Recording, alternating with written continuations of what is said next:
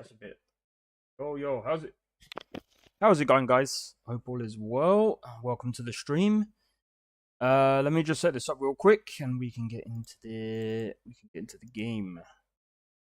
So there's this. It's a bit of a black screen at the moment because I need to hop back in Skyrim. Save, come on, man. Oh yeah, that should be. Hey, cheers for the sub. Cheers for the sub. Right. So as you can see, we are currently doing a couple of things. But yeah, welcome to the stream, guys. Oh, let me just pop up your chats real quick so I can see exactly. Yup. Wait a minute. Am I seeing this right? 6. Dude, I've only just started the stream, bruh. How's it going, guys?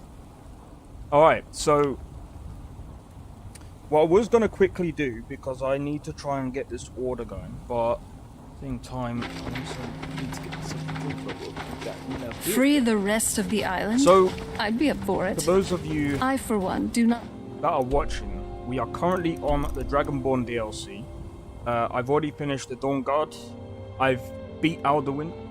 Alduin was pretty easy, but I think that's because I over-leveled myself, and basically, yeah, we pretty much got a lot of things going.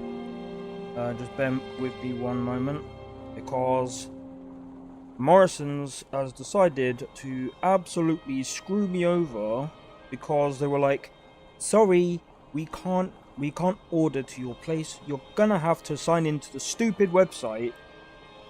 Whoever designed your crappy app that way, you're very dumb. Okay, that's all I'm gonna say.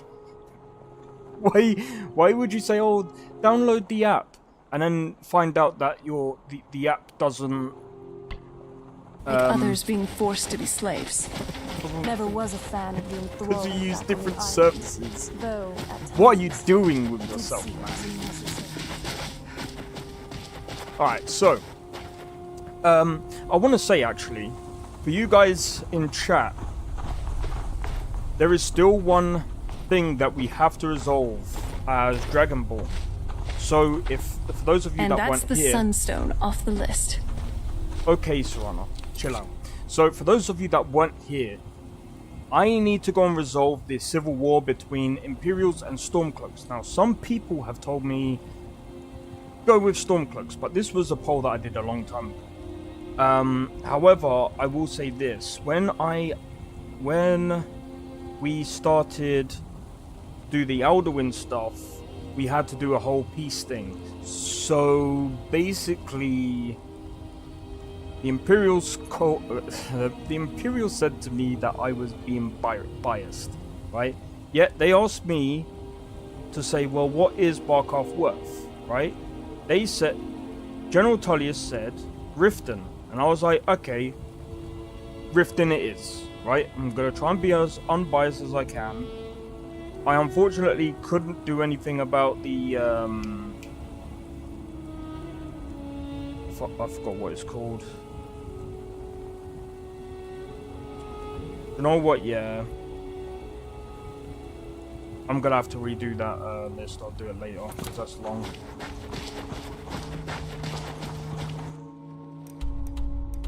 But yeah, when they were talking about calf waste, and I was just like, you know, I just don't believe you, dude. Okay, so there's a couple of things that we need to do. Is these two as well, but I think... Wait, how much... What was the second... Did we get the second word of power? Not Dragon Rend, it was Bend Will. We have indeed got that one. So, I'm not entirely sure. So if I go over here and go to that stone, would I be able to... I should then be able to... I should be able to... I forgot what it's called now. I should be able to break... Hey, Green Bomb, how's it going? I'm gonna be honest. I hope that you guys are enjoying. I've been trying to find the right moment, but here, yo, I got this likes. For you, dude.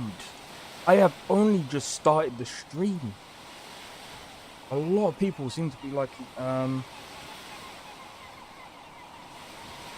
me do this for the full. Hey, cheers for the sub, man. Much appreciated. I'm going to be honest. Those of you that have just come in, and for those of you that are just subbed, I'm going to be honest. I might end up leaving, depending on how big this channel gets. If I get to about 1,000 subs, I might leave the giveaway that I was going to do originally for the 500 because I've blasted way past that. You guys have been so crazy about this channel, and I love the support. I might end up making a bigger giveaway for 1,000 subs. So I might end up doing I might end up giving away 2 of my favorite games of all time. But then again, I'm not entirely sure. Hey, the Warriors, how's it going, dude? Hope all is well. Before live stream, go here. I'm gonna pin this real quick. You guys have been amazing, man. I have to say as well, like, I think because a lot of people like Skyrim already played 40 out. Bro, I've been looking for you. You're addicted Got to that something game I'm supposed now, to innit? deliver. Your hands only. I was actually for a while. Let's see here. There's a new lady in charge of the orphanage in Riften. She asked me to hand out these notices to everyone I met. Looks like that's it. Got to go. Oh. I can adopt a kitten. Nice. Haven't found not one boring fetch quest yet. Yeah. Do you know who else was? By the way, I want to say this. You know when people were saying Bethesda can't write good stories, blah blah blah. You know who was writing that? Do you know who wrote Baldur's Gate 3, or who was part of the writing process? The dude that was behind the dude that was hired by Bethesda, or should I say ZeniMax? I think it was ZeniMax. Mogul, I got those special poisons you asked for. Why don't you say that even? Bro, that dude is amazing with his writing. The fact that they let him go was stupid. When was he hired? I think he was hired for Elder Scrolls Online. Far from ourselves. But I think when they were doing Baldur's Gate 3, I think that's when they hired him. I didn't want that. Bethesda, get that dude back. You need it. Had many good writers on it, they did. Victory is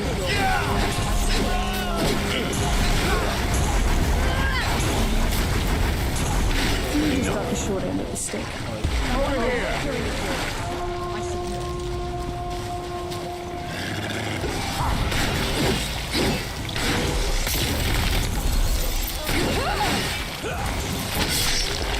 Oh, right in the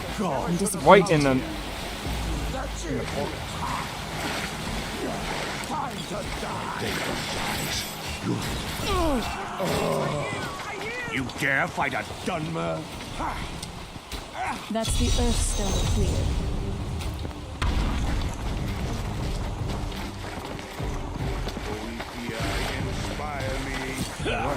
I think the issue is not the writers, it's the restrictions that giant companies put on the devs. No, I can tell you what the problem is with Bethesda. They've just got too many people in the kitchen. Like I said it before and I'll say it again. They have way too many. Way too many. Because the thing is, they have quest designers and they're their writers. The problem with that is, when you're doing a big game, like for example, Baldur's Gate 3 was a AAA game made by an indie studio. I mean, Cyberpunk was also indie. Cyberpunk's indie because CD Projekt Red, they publish their own stuff. Larian Studios also does the same. But here's the thing with that. Do you know why they're pretty good? Because they have a good workflow. That's what it's about. It's all about the workflow. And the thing is, I with wonder Bethesda, what this they've cryptic prophecy crammed could in- mean. I've definitely... They've crammed in so many quest designers to the point that one of the guys who's left and gone to do this other game basically said what the problem was.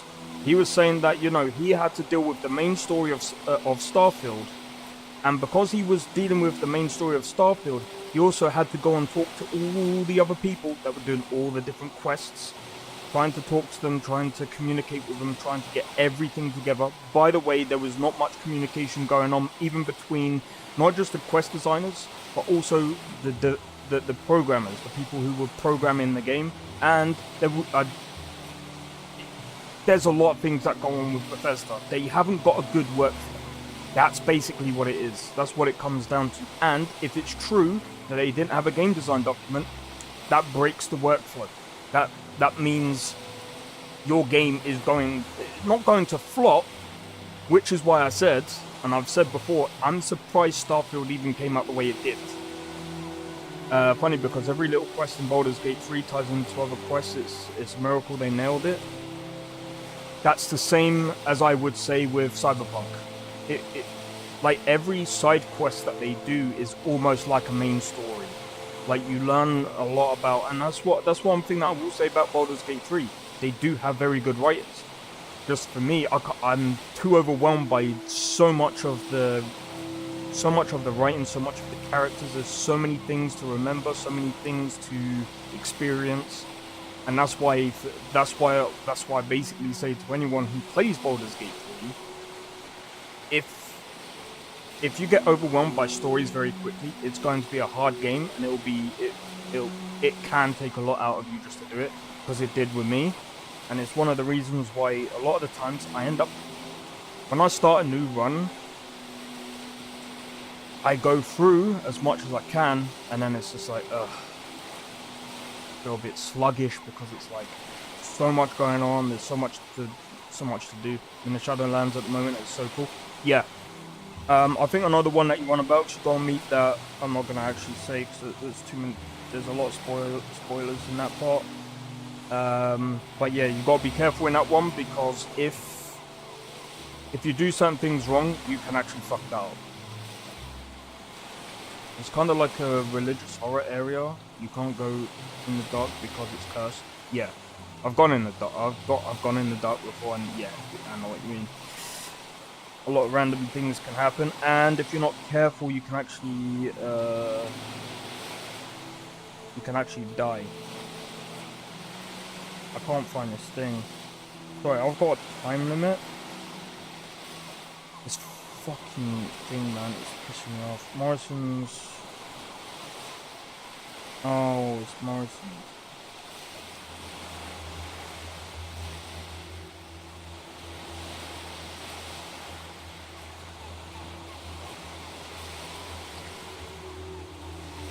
It's fucking.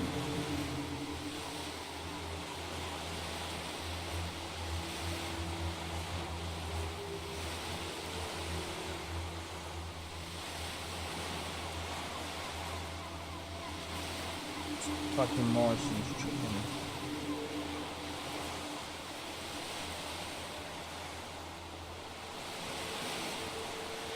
I gotta basically copy everything over and go.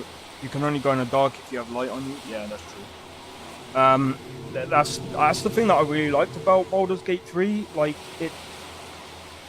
there's a lot of detail that has actually gone into that game, and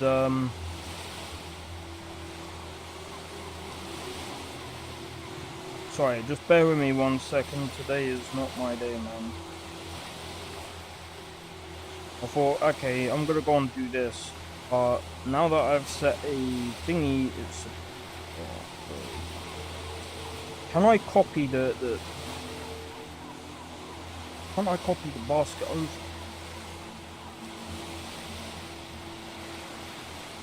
Now, is there a way? I don't think there is. I should have done this like. I can't even copy the basket. But what the fuck? that can wait till later. But yeah. Right, I Never need to seen work it out where before. to go next. So I want to go up here. We've got the water stone to do.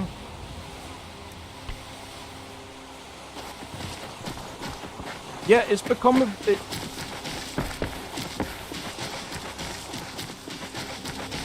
I like the game. It's hard to put into my top 5, if I'm honest. And people might see it as why that game should be so far for this. Yeah, it'll probably be in like my top 10, maybe top 15.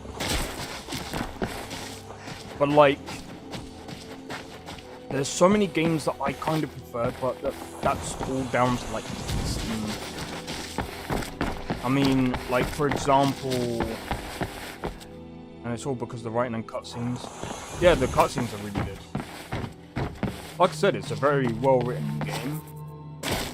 The gameplay is not too bad as well. Some people might not like it because it's like my brother was asking me about Baldur's Gate 3. He was like, "Is it third person or is it top down?" I said it's top down, but it's like a classic RPG. And he was like, "Yeah, I'm not into that." Some people just aren't into that kind of stuff. While I respect it, and I do actually like top-down stuff at times, but it just depends on what the game is and how it handles it. I knew it. I'll send your soul as a gift. You're dead. Time to die. He just did a backflip and still died.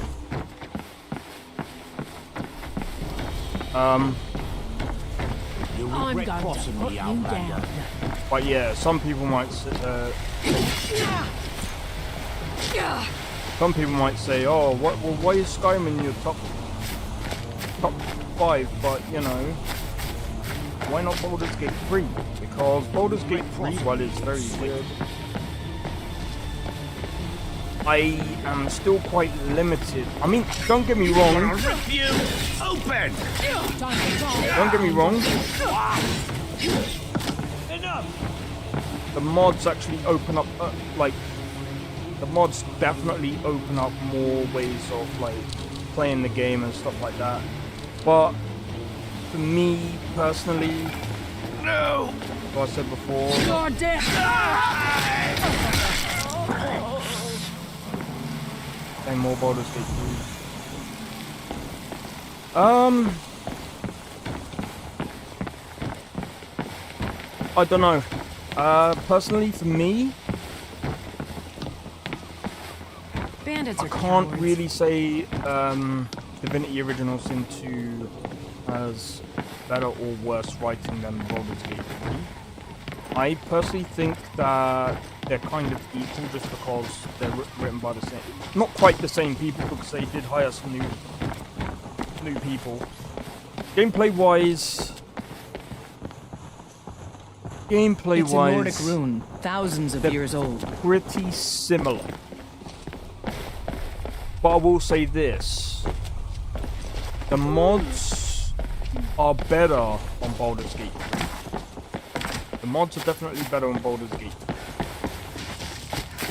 But there's quite a few things that Divinity Original Sin 2 has over Baldur's Gate 3, and that's the crafting and some other better things, some other better aspects. Yours good is dead. Baldur's Gate 3 has better Indecisive. it has a better character creator. Weapons action. I sense it. Kill him. You're going to feel this.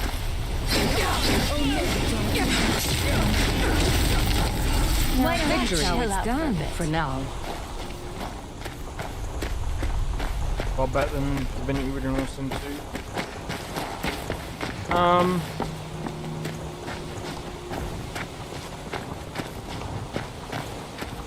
Oh no, I find some of the voice acting in Baldur's Gate 3, I think it's more of the audio. Some of the audio is a bit weird. Very, very weird. Like,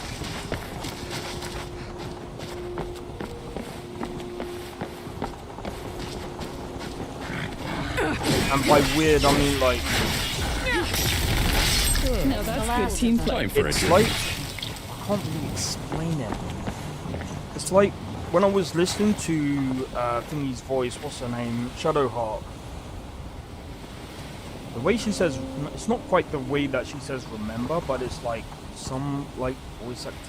Some of the audio levels are a bit weird, but that's probably just me, because when it comes to like audio and stuff, I hear things a bit more. You know what I've always wanted?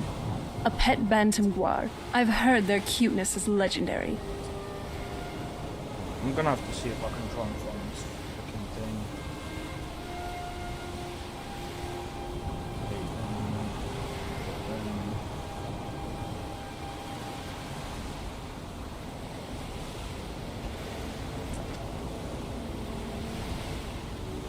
This freaking website.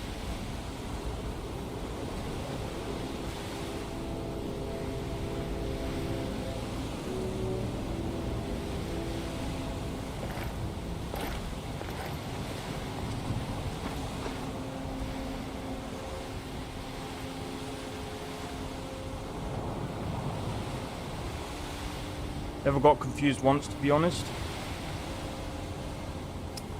I think it just depends on the route that you take.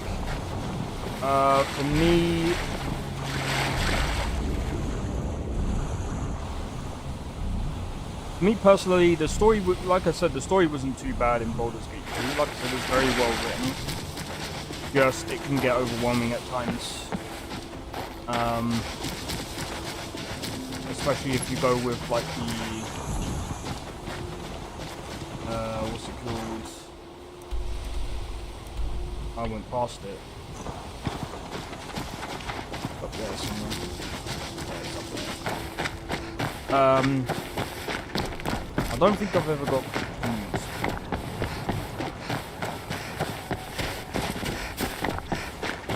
But yes, it was a pretty good classical RPG. It definitely adds like a new coat of paint, is what someone said. And it's pretty much a really good experience, especially if you play with friends as well. But that's kind of the same thing as Divinity Original Sin 2 as well.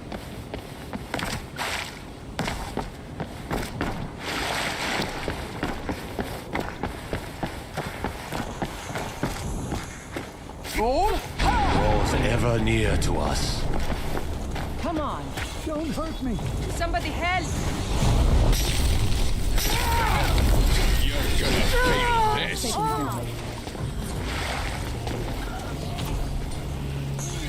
Yeah, do as many quests as you can. Someone I think do you'll something. enjoy it, pretty much. Like, it's a pretty good, like I said, it's a very good experience. Because you kind of get to witness Baldur's Gate. I mean, if you play Baldur's Gate 1 and 2, I've never played them before, but I know if... Oh, that's the cool voice. I'm trying to... This is supposed to break. Why isn't it breaking? Is there a bug? I will say there's been some funny buggy moments in Baldur's Gate 3 as well. And some books have secrets it doesn't tell you. Yeah.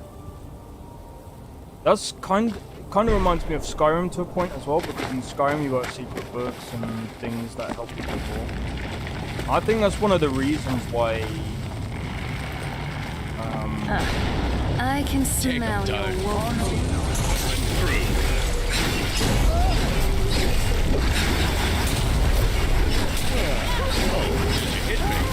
Well, that's taken care of. That's how a true Nord fights. I've done it. We broke every single stone.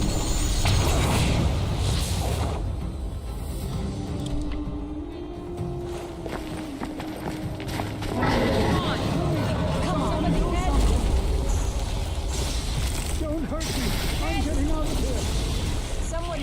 something. Yeah, I will.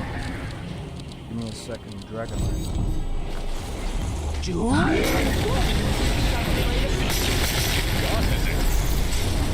Come down here and fight, coward.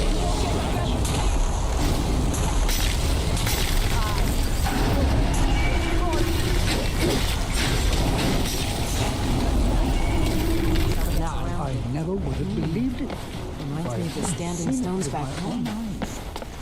Yep, just like Skyrim. That's why Skyrim's world felt so You're alive. getting pretty good everything at this connected, dragon dead fighting business. bodies. Yep.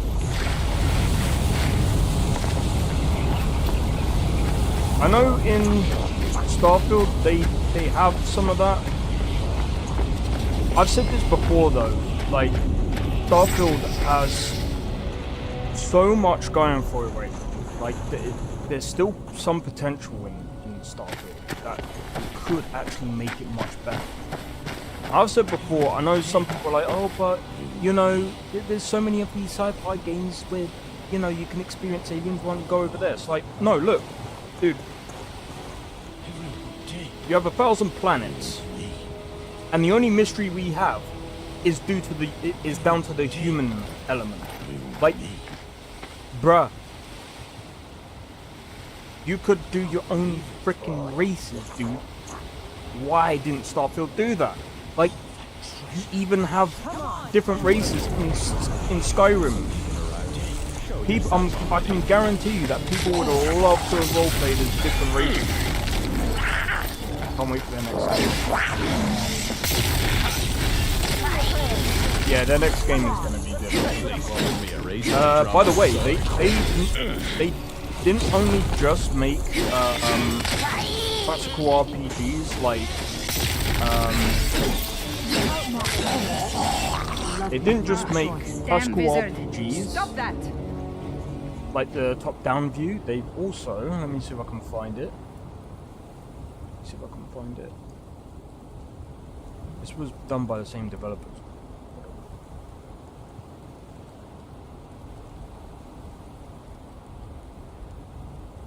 Okay, so they did have a publisher for this one. Let me bring this up. Oh, I forgot. Hold on.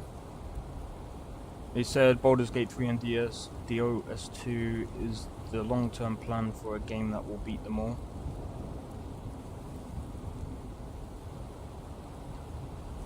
Wait, what do you mean? I mean, here's the thing. So they've also created a game called Divinity 2 Developer's Cut. So I'm gonna be honest, I usually wouldn't recommend this, but this is a pretty decent game where it's basically third person. Build your very own ultimate fighting creature. Conjure the spirits to bring life a creature made from body parts you have collected during your battles. They said they are planning the biggest project ever, but it won't be their next game. I'm going to be completely honest.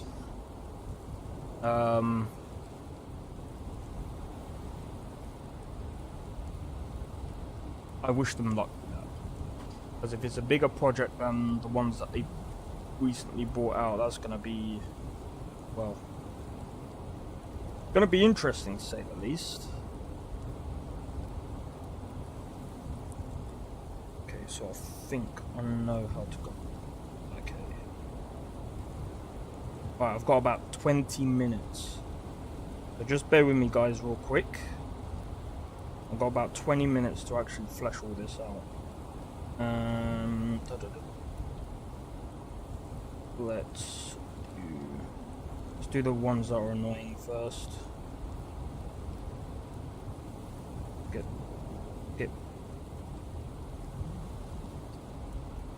But yeah, so like I said, with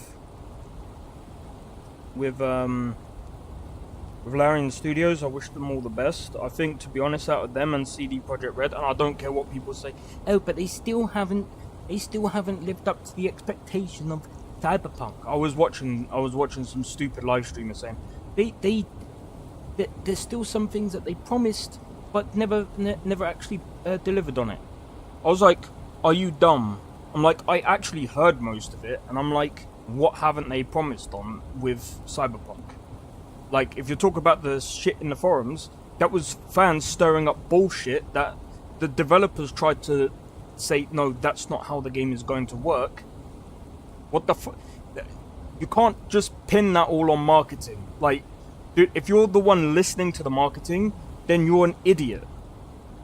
Like, I'm sorry. It's like if someone advertised, oh, it's like when freaking McDonald's or some other company markets their product, it's always going to be overstepped anyway, because that's how marketing is. If you don't know what marketing is, get the fuck out. At the end of the day, most of it is bullshit, okay? If you think that people are gonna, like, if you're listening to some marketing bullshit, you should know, well, I'm not gonna listen to it. I don't listen to marketing stuff. And they went, well, if you care about this stuff, then you would. I'm like, no. Why should I care about what they're gonna say in marketing when it could all be, like, full of shit? Like, dude, we should all know that salesmen are the biggest bullshitters on the planet, dude. Hey, Dandy, how's it going? Hope all is well. We just talk about a couple of things, and in fact, let me just quickly. Right, so I got that. Right, I need to go and find blue, active, fresh.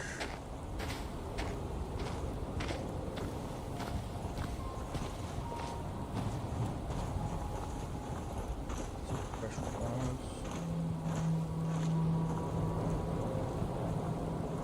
And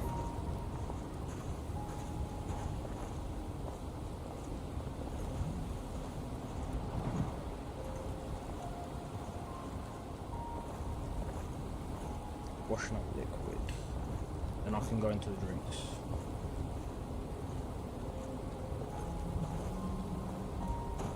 But yeah, I'm gonna be honest. Like, people are like, oh, they overstep their boundaries. They're saying this and that.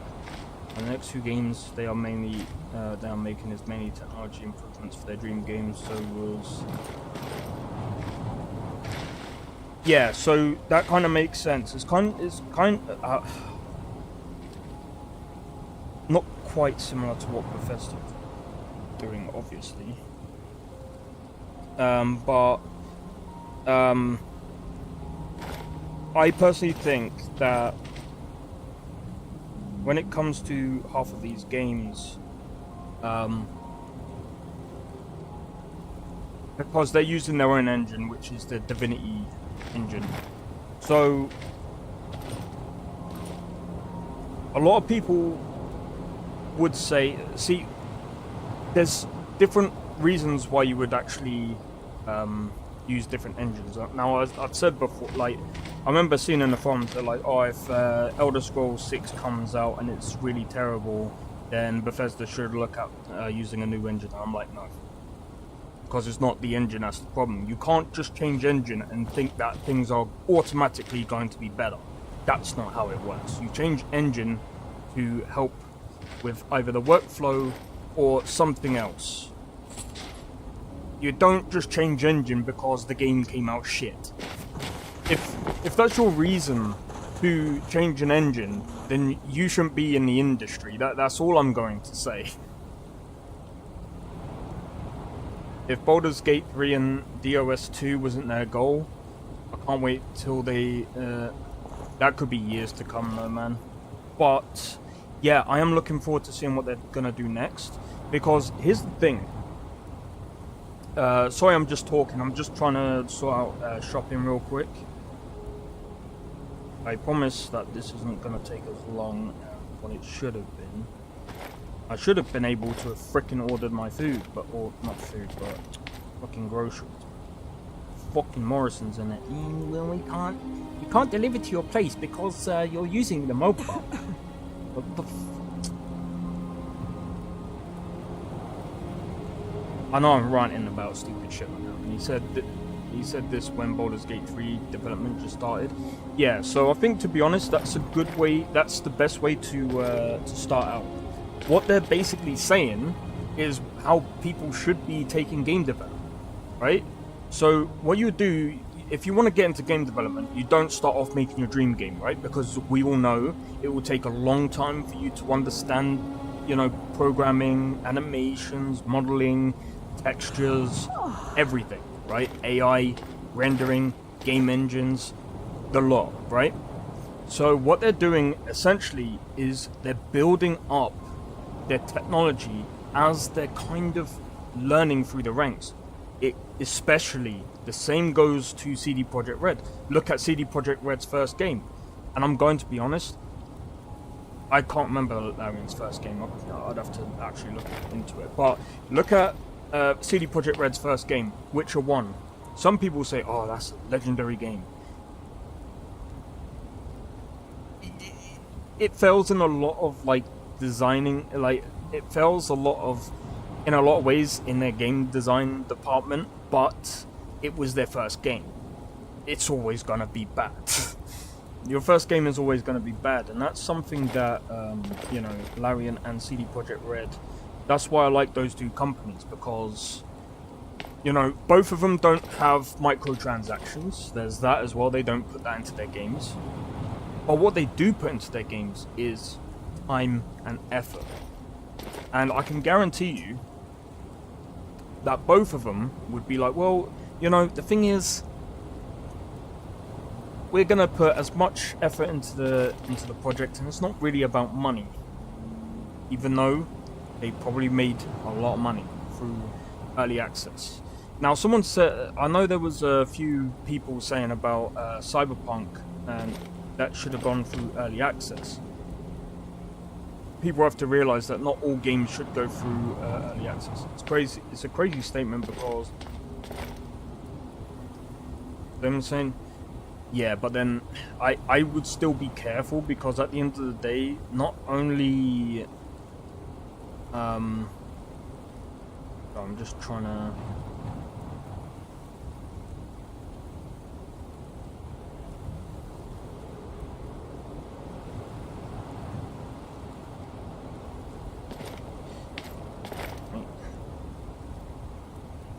Tango.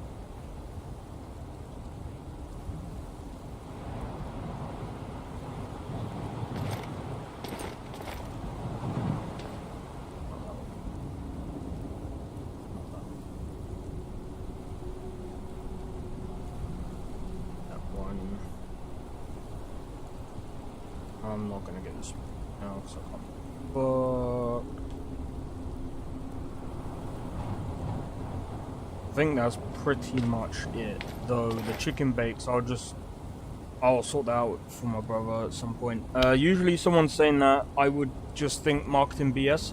No, you're right. I think it will be good. I think it will be good. I think if anything, they're... Sorry guys, I really do apologize for just talking here, because literally I've got to find this freaking stupid supermarket decided to fuck me over. I swear, the fucking dumb. I can't find the chicken bakes because they won't let me fucking search that sheet. There's something else that I'm missing here. There's something else that I'm missing here. I don't know what it is.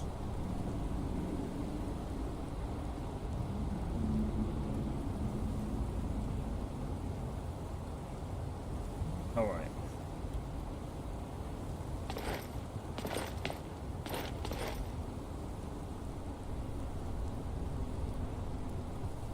Do you know what? I'll add that one. God damn it. It's only... The next game is apparently a sci-fi one. Okay. I'm gonna have to wait and see for that one.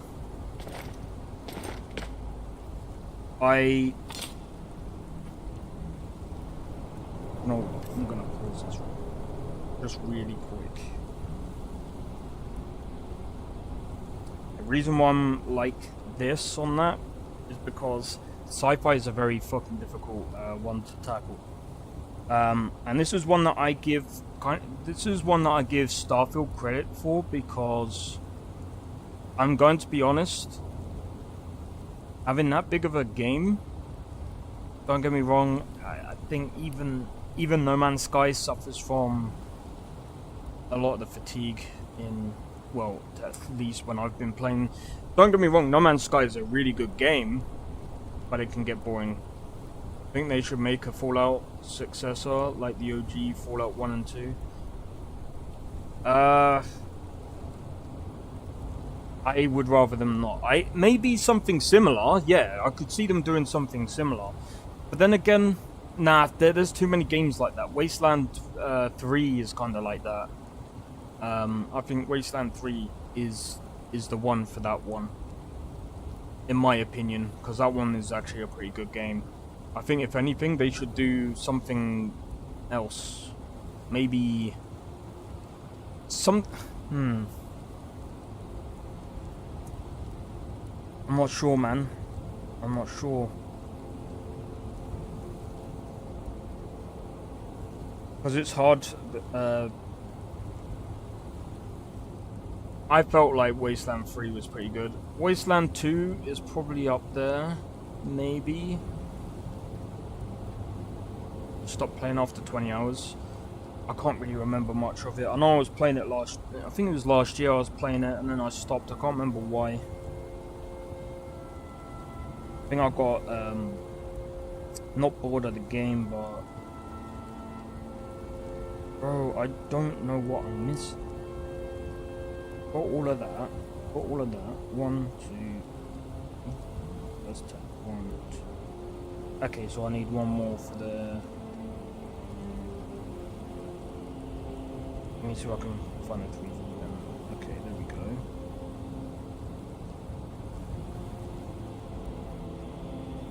Smoked salmon, I can't be fucked with that.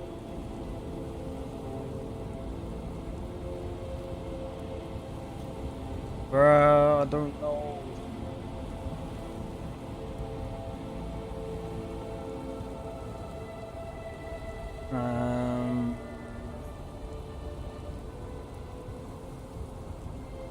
Do you know what I'm gonna go with? I am gonna go with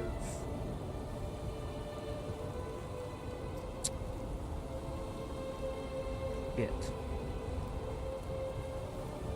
I'm gonna have, do you know what? I'll book another slot later.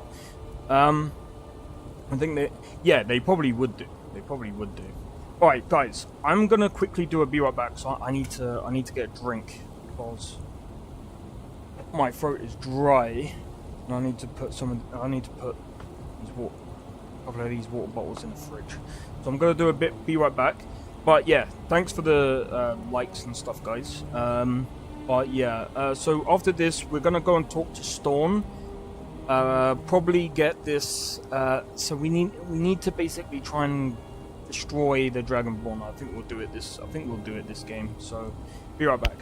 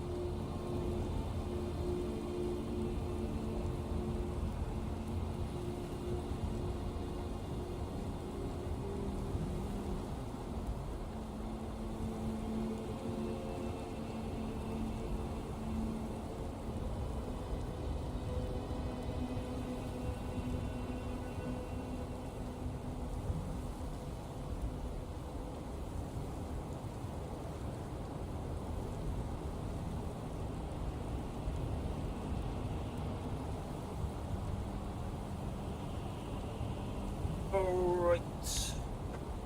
I am back. Oh, right.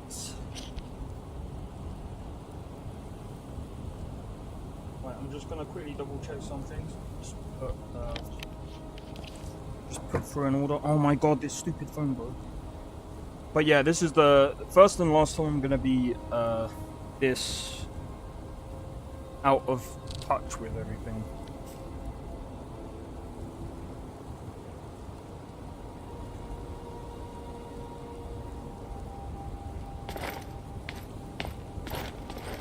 Right, your order has been placed successfully.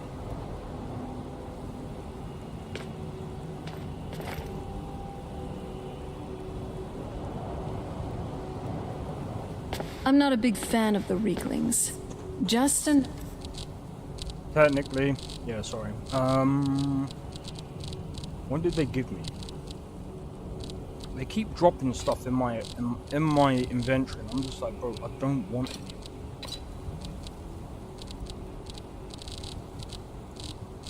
Like, have you seen how much is in my inventory? Like, do you really think I need all this? I like that one, but I'm gonna... I don't know if I need... They're I'm gonna filthy keep the type of rest. goblin. Alright, let's go to store. Let's go to store.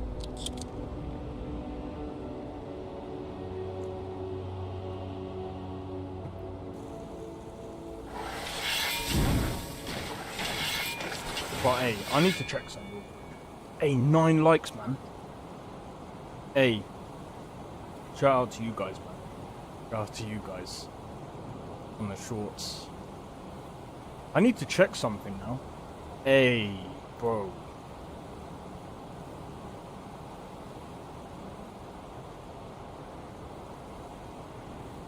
Did I set everything up right on the shorts? Yeah. I did, but not. I didn't do the. What? Oh, I know why. That's my bad. Skyrim. There we go. Sorted it now.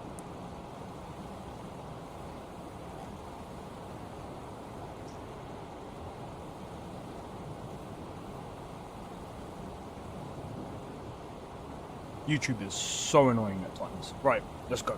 Let's continue. Right, so we have to talk to this guy. So the dragons have returned. Well, the Skull have survived worse. Hermaeus Mora. Old Hermamora himself. So he is the source of Mirak's power. Of course. We have many tales of Hermamora trying to trick us into giving up our secrets to him. And now he comes again for what we have long kept from him. What are the secrets of the sky? Ancient lore, handed down from shaman to shaman since the All-Maker first gave source time to the Skull. How to talk to the wind, how to listen to the earth. These are our secrets. Nothing of power or mastery. Why would Hermaeus Mora want your secrets? We know him as Hermamora, the demon of knowledge. It is in his nature to hoard secrets to himself. Their value to him is of no consequence. The very fact that the Skull have kept knowledge from him has merely increased his desire to have it. He said it's the only way he'll teach me the final word of Mirak's shell. So it falls to me to be the one to give up the secrets to our ancient enemy. I do not know if I have the strength to face him. The Tree Stone is still corrupted. The land is still out of balance. But with the other 5 restored, it may be enough. It will have to be. You mean you'll give him what he wants? Yes. The Skull also tell of the day when we must finally give up up our secrets when Hermamora finally wins.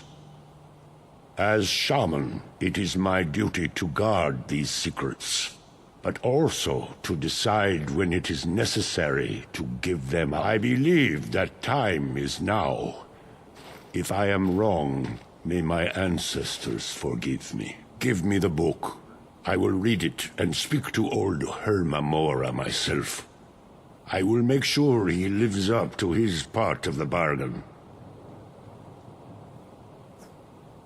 I hope you know what you're doing, dude. That is my hope as well. I am trusting that you will make this sacrifice worthwhile. Father, you must not do this. Nice that clothes. book is wrong. Doesn't it feel evil. better to be able Against to move everything you have freely taught and me my whole casually? life. I must, Freya.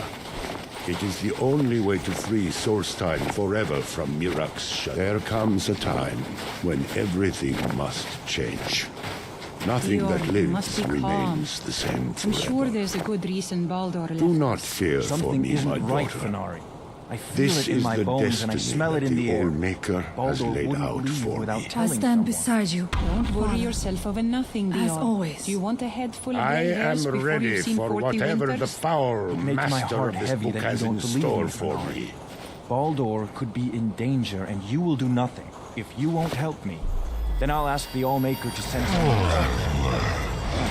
The skull healed of their secrets to me.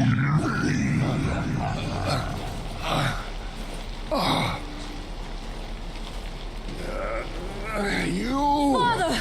No, stop!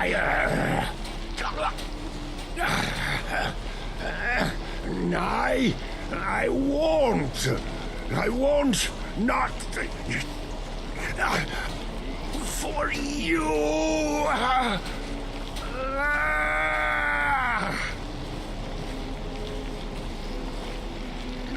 Do something! You know, you're like a fine wine. The more of you I drink it, the better I'll be. In return, I keep my promise as befits a prince of oblivion. I give you the word of power that you need to challenge Mirak. You will be exactly, either a Dandy. worthy opponent or his successor as the tides of fate decree.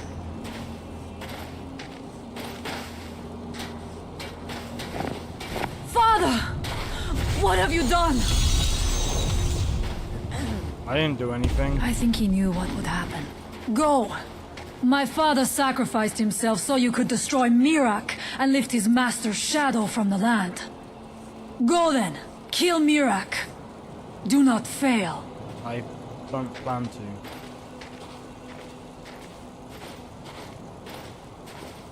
That was fucked up. I don't understand this one thing about Hermaeus Mora, because I know I'm kind of slowing down a bit, but like, was it necessary to kill him for knowledge? Like, he couldn't have just Goodbye, asked. old friend. We will miss you, but do not worry. Freya will guide us well, thanks to you.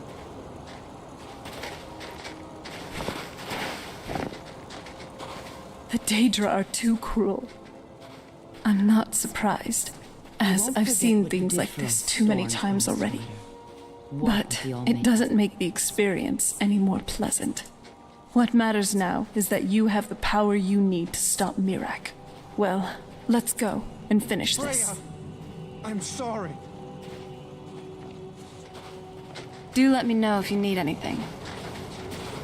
I have to say this about this mod, and I'm actually starting to like it now. He has, like, he's just reacted to the death of Thingy, No other companion does that, man. Professor, wake the hell up, dude. What is this?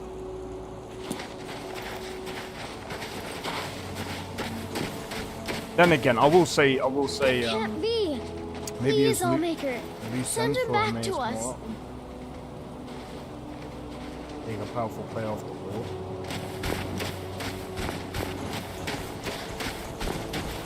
He's Daedric, isn't he? He's like the, well, as the guy said, the demon of knowledge, right? And he takes it's his power or right to essentially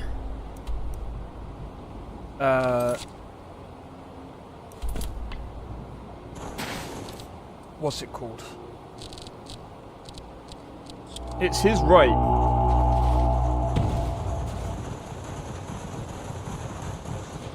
It's his right to hoard the knowledge for himself, and it kind of sucks. Not in a way that I mean, it sucks that that's what he had to do in order to get the knowledge. I think, you know, it's a hard thing to go into. But we gotta read this book now.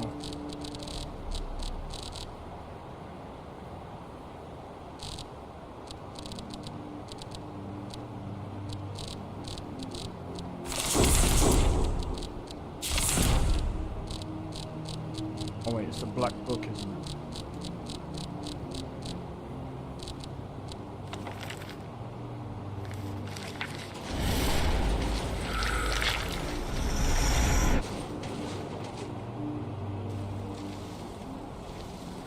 So, I kind of wish there was a way to kill Hermaeus Mora. I need to learn to save. I'm gonna keep.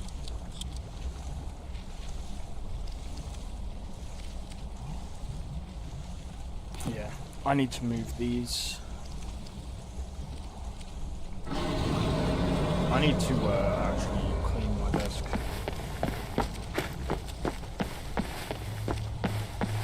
Go reach the temple. Oh, I remember doing this. Oh, this is gonna be so irritating. We gotta go through all the chapters. I will say, I love the concept of this, you know. This is something that I really do like about a lot of Bethesda games, is that they have some really good concepts and things that... This is what makes Bethesda Bethesda, right?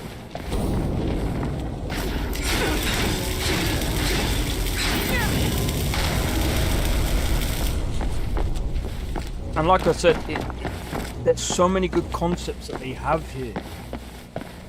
The problem that Bethesda has is delivering.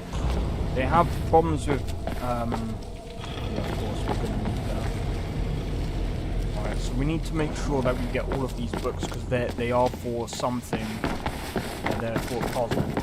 But yeah, it's something that I really do like from Bethesda is there's quite a lot of things that they have. There's like, again, some really, really good concepts here. Something that I hope that they expand on at some point. One reason, again, why I'm glad that they're kind of taking their time with Starfield is it's a learning experience, right? They've had two different types of learning experiences so far in their development. If people don't know what I'm talking about Fallout 76. That was a learning experience for them. And I would still say that Starfield isn't as much of a disappointment as Fallout 76 was. But I will say this, Fallout 76 did have a lot of other things. They had quite a lot of things going wrong for them in that type of development. Because the problem with what they're doing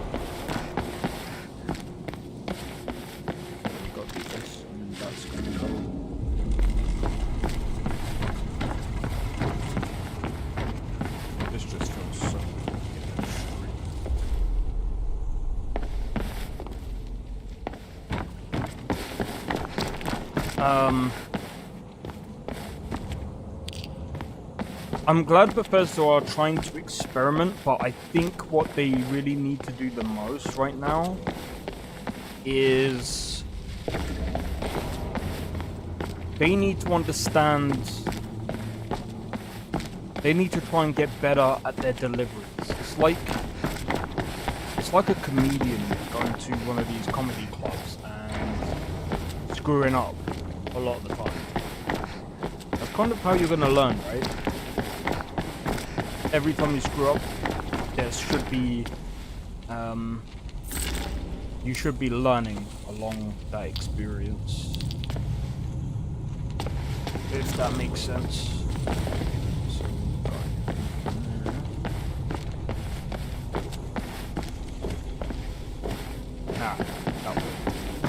So, as I was saying with Starfield, considering it's their first franchise that they've ever done in a long time,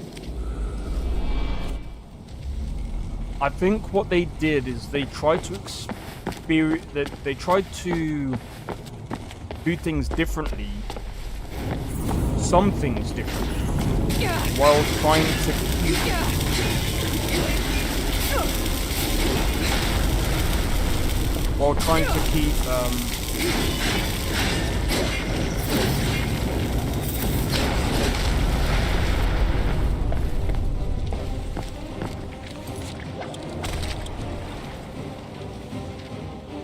to keep the welcome back, dude. Welcome back.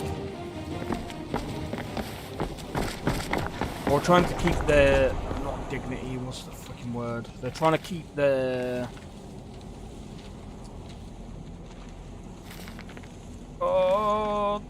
I forgot what it is. What they tried to do with Starfield, sorry, was what they were trying to do. So, hold on. Why am I finding it hard to get my words out today, man? So with Starfield, they tried to do some things differently, trying to get themselves out of their comfort zone, but again, the delivery is just not there. So I feel as if that's something. How this is weird. And this one's gonna fucking close as well. Oh my days! I feel weird.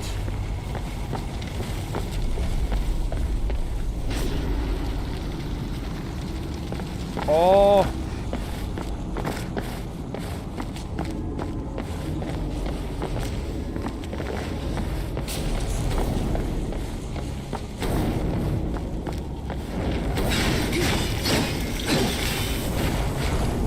Get up! Get up!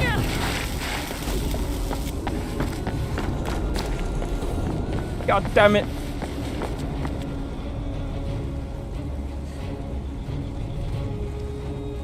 Have you not got enough food or water? Yeah, no, I've got decent health potions and stuff. There we go. Or if you mean real life, no, I've got enough stuff.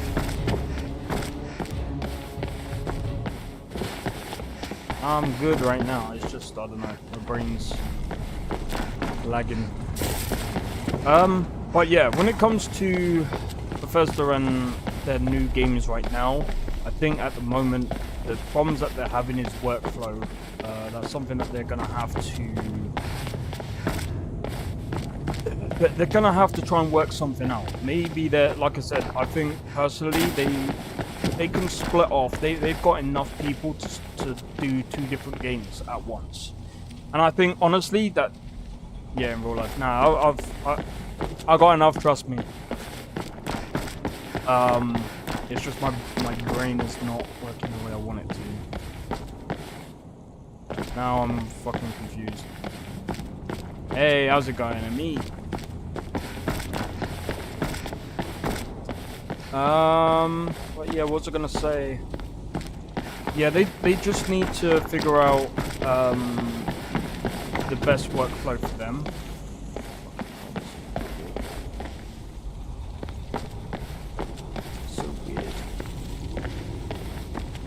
can't remember where to go. There's something somewhere that I have no idea. Ah, that's fair enough. Oh, that's fair enough. How's it going?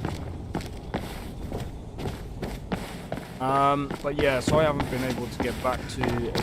I've got so many people messaging me to the point that I'm like, got so many people to get back to. But yeah, I'm just trying to figure out where the hell do I go.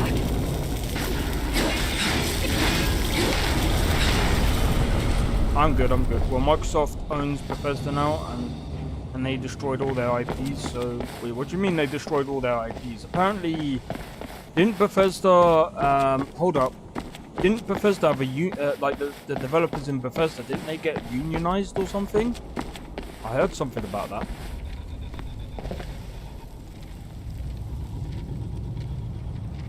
And that's just a fact. Microsoft destroyed all the good IPs they had.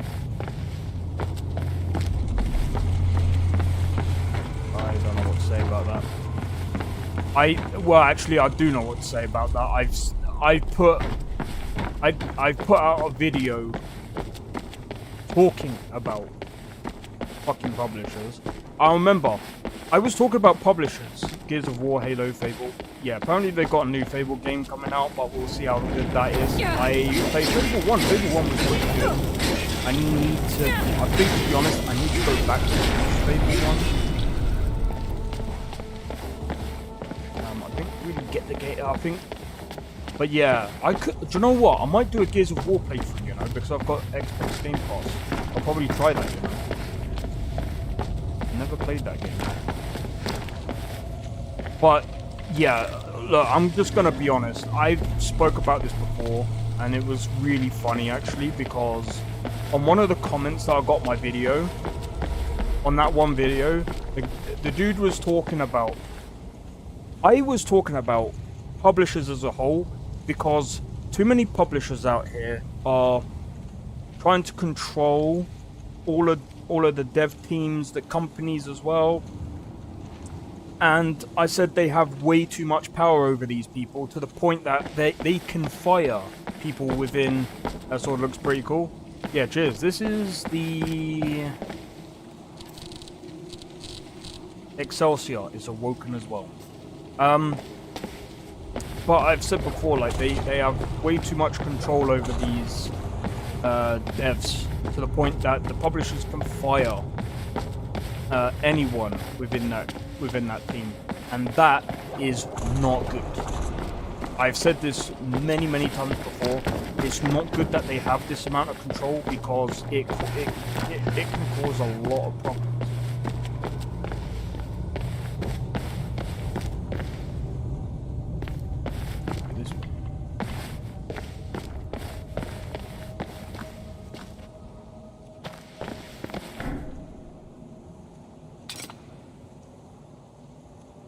Interesting. Microsoft ain't a publisher, they own Bethesda, so they can fire everyone if they wanted. Nah, I didn't get it. Yeah, I mean, technically Microsoft is still a publisher. They work as a publisher, they have dev teams, they also do their own software. It's basically, what do they call it? I think it's technically classed as a conglomerate, because it basically is a company that can do everything at once, and they have different teams and stuff like that. So they are still a publisher. They're just why am I not applying for them? I'm going to be honest, because it will most likely fuck with everything else that I've got going at the moment. In the UK, I don't know what it is, but they end up screwing the working man.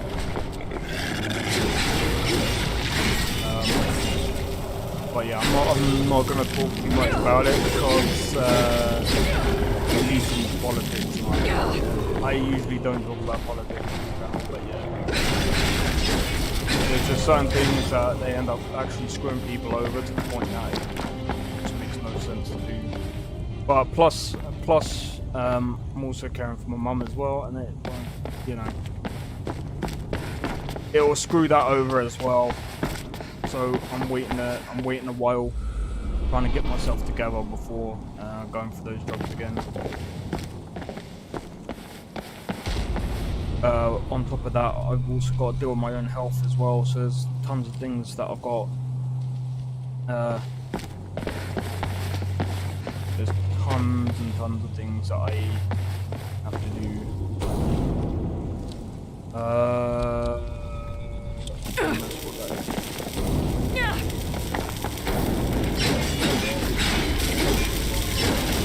Come on.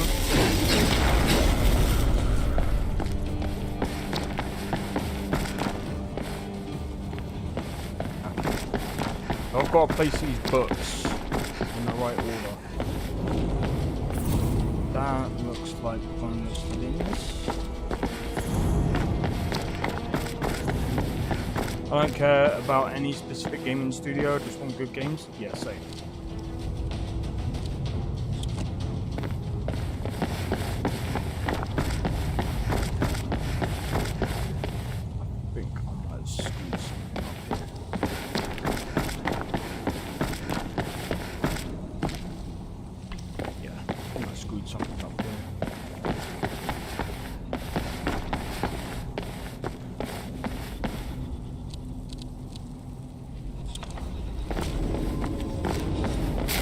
Oh, I'm so dumb. It even says it on the book. Right, boneless limbs. What's this one?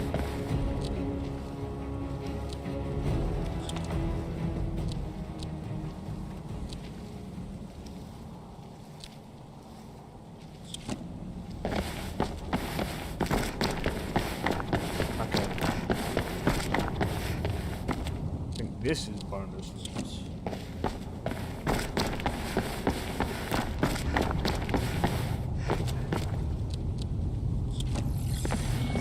Hey! Got it.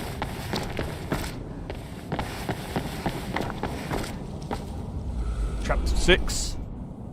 But yeah, I remember one of the comments on that video about me talking about publishers. There was one dude who was saying, "Oh, wait until May. All the stocks for Steam are gonna go down," and I was just like,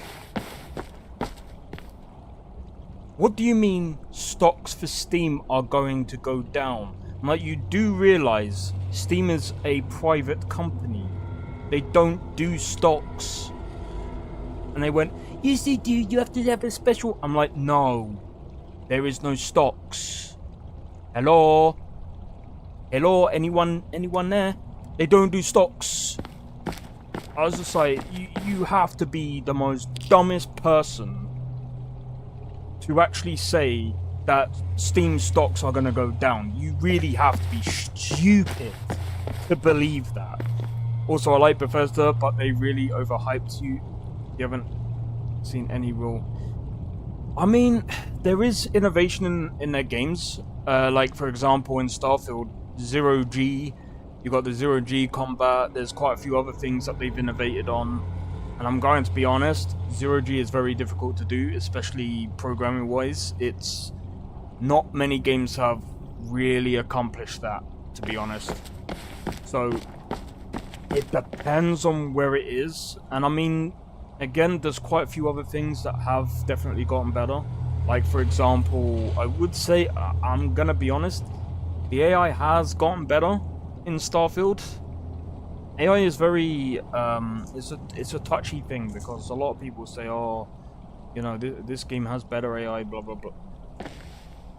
I'm going to be completely honest, it's hard to do AI, especially, like, I know people will say about, you know, Red Dead Redemption 2, where the shops open at certain times, blah, blah, blah, blah. Starfield is a little bit difficult, because the thing is, you've got time overall. Like, for example, you've got like how time passes on different planets. Every planet has its own separate time. there's so many different things that can go on, especially for the AI, and that's a very difficult thing to really do. Whereas if you were to basically do one level, it would be different. I don't know, from Morrowind till now, there ain't much in the last 20 years. There has. Like, for instance, their first and third person character control is way better now than it ever was. It's a lot less janky than it was before. Like I said, the AI is definitely better than Morrowind. There's quite a few things that they have innovated on and has actually gotten better.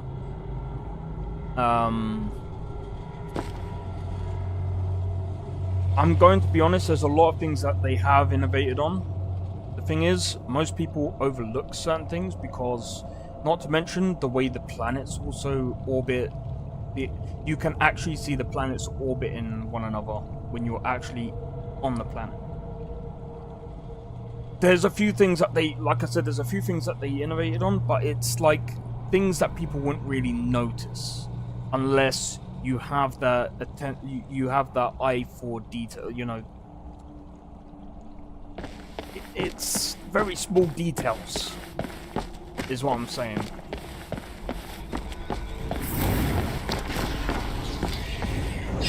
That's bad technology, not really innovation. That's technically innovation, because innovation is building up on something you've done over. It's not really better tech. Though their tech has gotten better.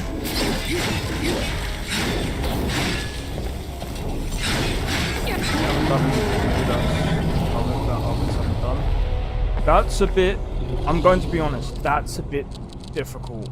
There's so many games out there that have already done pretty much whatever, but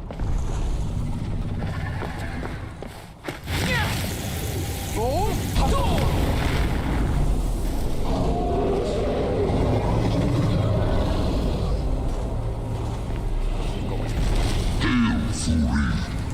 Your Thu'um has the mastery. Climb aboard, and I will carry you to Mirak. now we get to ride a dragon.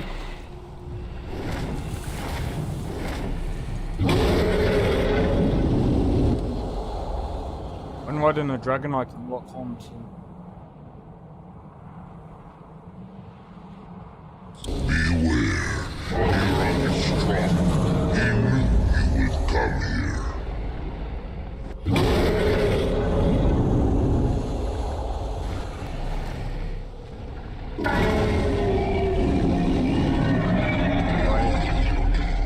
How? I can't remember.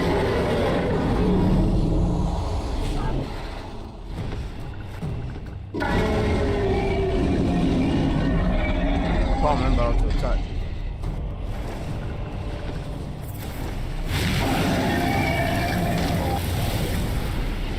As you command.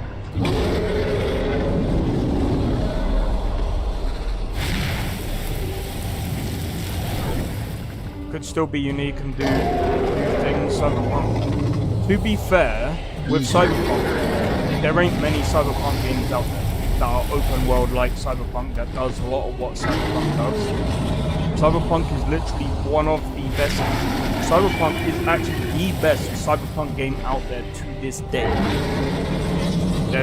I don't even think, I'm gonna be honest, when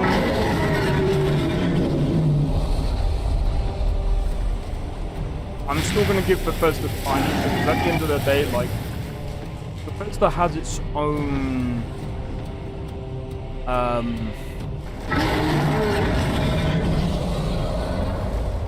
it has its own unique feeling, to be fair. I mean, the thing is, they don't. It's the same as music, though.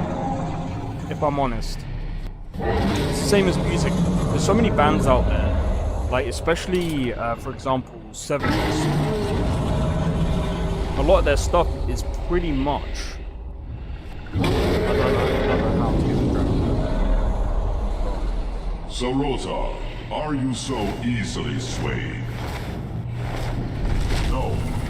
What the? We should greet our guest first. And so the first Dragonborn meets the last Dragonborn at the summit of Apocrypha. No doubt, just as Hermaeus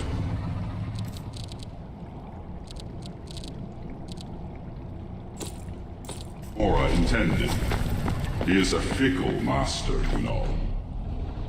But now I will be free of him. My time in Apocrypha is over.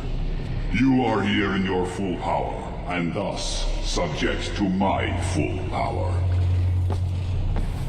You will die, and with the power of your soul, I will return to Solstheim and be master of my own fate once again. Crucigrel. I guess because they make the same games for 20 plus years, they are starting to feel old. Of course it's going to be similar, because the thing is, and I mean, like I said, it's the same as Seven Dust. Seven Dust from like the 90s till now, they pretty much sound the same, but it works for them, and it's fine. As for Starfield, the reason why it feels very similar is because a lot of the Bethesda games work near enough the same sort of way, but that's because that, you know, they most likely have templates that they're still currently trying to improve upon, and, you know, like I said, there's things that they need to improve on. They need to figure out how to get the combat, especially melee. I think they're still trying to work on like a better melee system.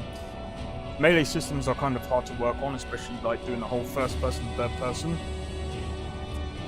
That's why Cyberpunk, I believe they said that they were gonna do third person, but they went to do third person. I'd be curious if they could make a good ARPG like Witcher 3. I'm gonna be honest. There's some people that don't really like the combat of Witcher 3. This is what I'm saying. So, I'm gonna be honest. I played Witcher 1. I haven't played Witcher 2 yet. Publish and dev are different. What do you mean?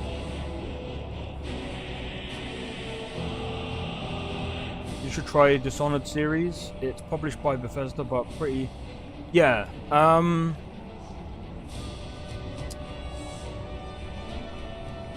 I think I've actually watched someone play Dishonored. Dishonored looks pretty good. Hold on. Yeah, no, Dishonored was done by, hold on. Dishonored was done by Arcane Studios, which is under Bethesda Softworks. So this is another thing as well. A lot of people blame Bethesda Game Studios for a lot of Bethesda Softworks games. They need to understand they're two different entities. They're technically a different branch of Bethesda. They have their own say over things.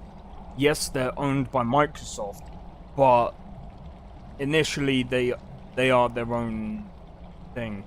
But yeah. Dishonored was made by Arcane Studios, which is under Bethesda, technically. Now under thingy. But like I said, Bethesda Game Studios, there's a lot of differences in a lot of their games. But the thing that they have this same sort of feeling to every single game that they make.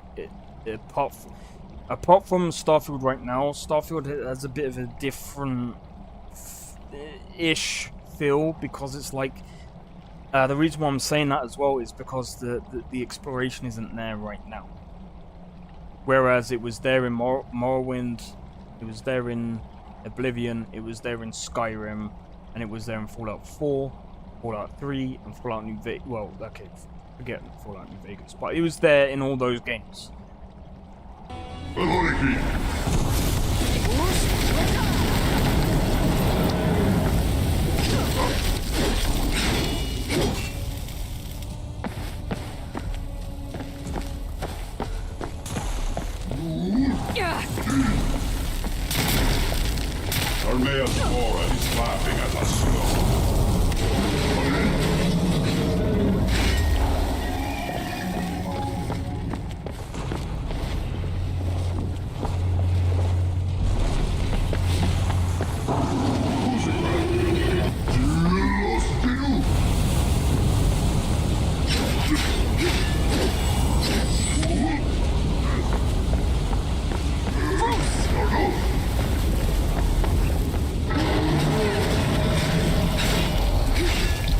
Look at my sword compared to his little...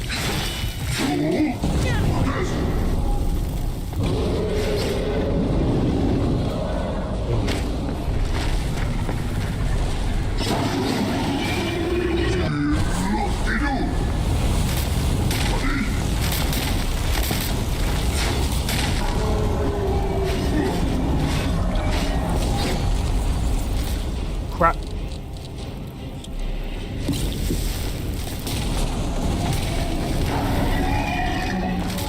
I always knew you were weak-minded, Sotar.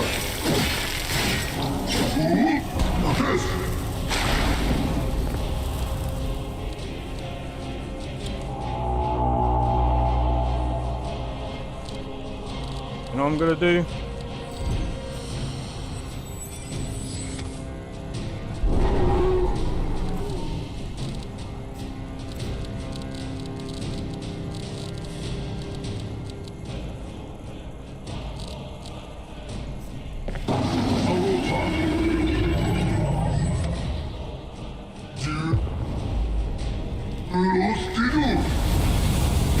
Help me out, followers. This is where I need you the most. Right, dragon aspect. I'm gonna have Incoming.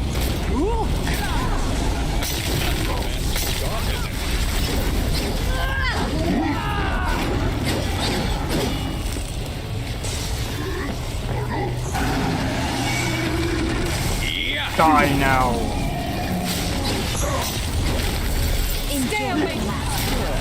Oh, did you hit me? Take that, skull. Well, you asked for it.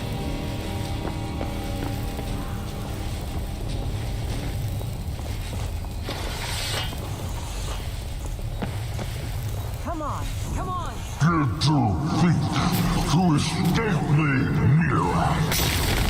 You can hide nothing from me! No matter, I have found a new dragon to serve me.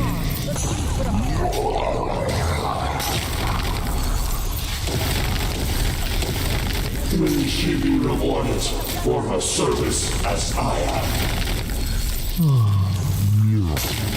Harder fantasy looks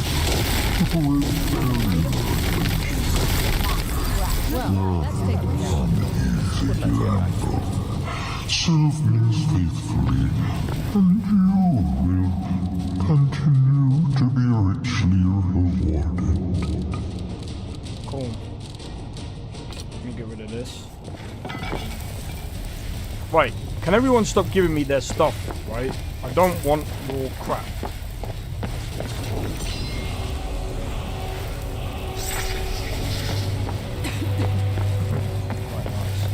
Right, we've done it. What's next? No.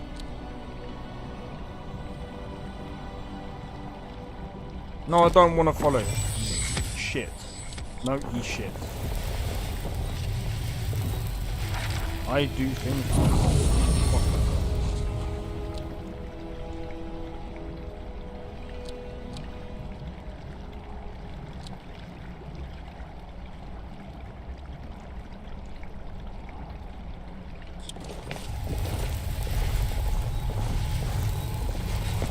The Tales of Serana and her charming death assassin. I'd actually want to read that. Okay.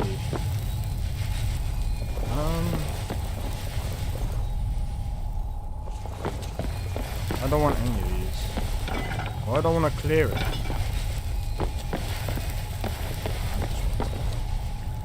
No! Leave me alone!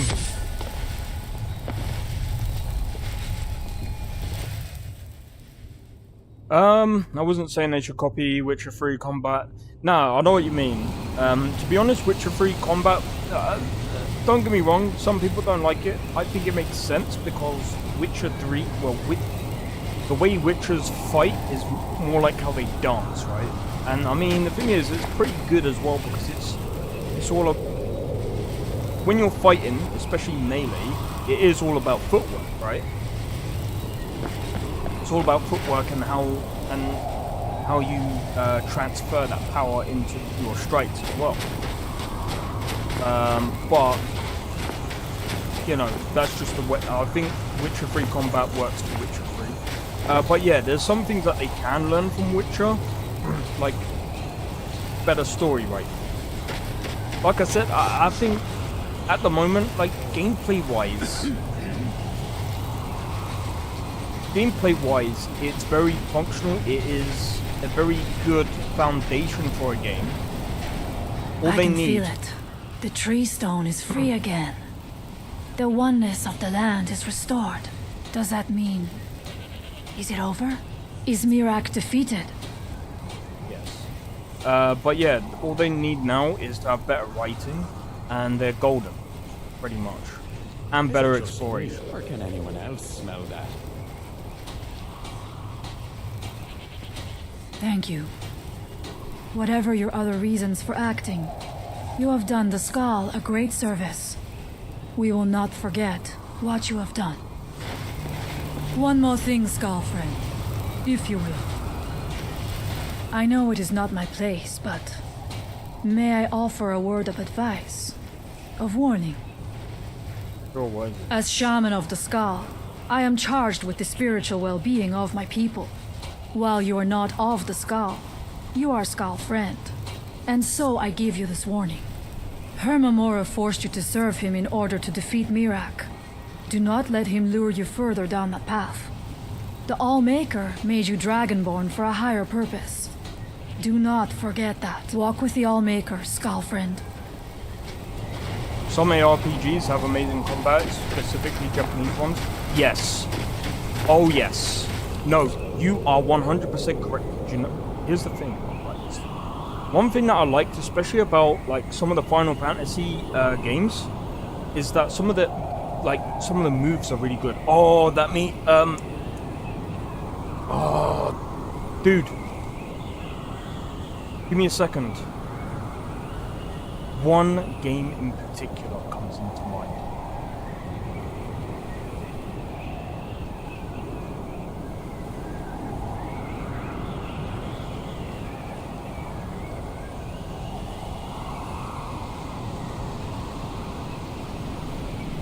Right, so I'm sorry about this, guys, once you're watching shorts, but I have to do it.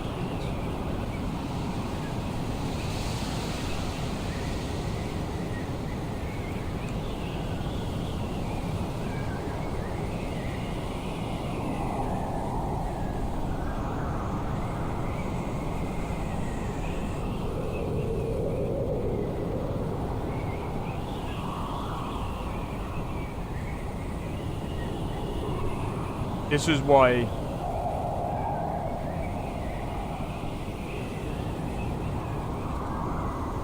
bro, this combat is crazy. This is why I say Dante smokes anyone, dude.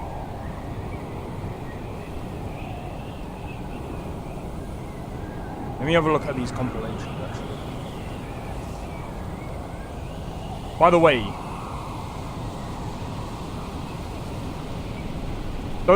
that's a motorbike in his hand, dude.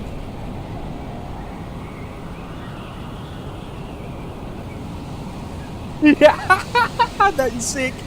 I love that.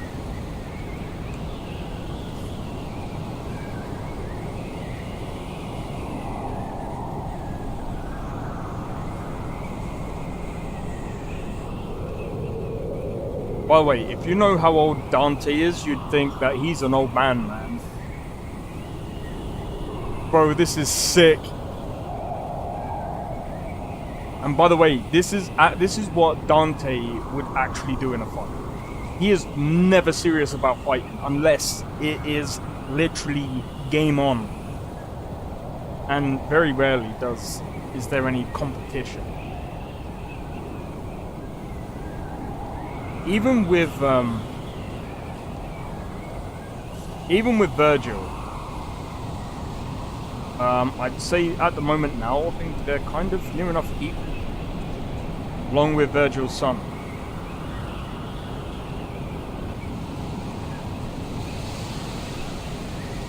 But this kind of combat, yeah. Dude, this is amazing. Capcom, I can't wait for you to do Devil May Cry 6. I need to play Devil May Cry 4 actually, come to think of it.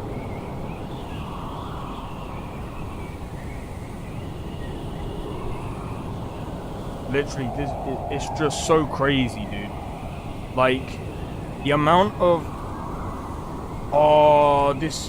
Do you know what? I'm probably gonna try and do Devil May Cry 4 actually at some point. I need to mix that probably with Witcher 3, I think. I'll probably do that after Horizon Zero Dawn, and depending on how Star Wars Outlaws comes out.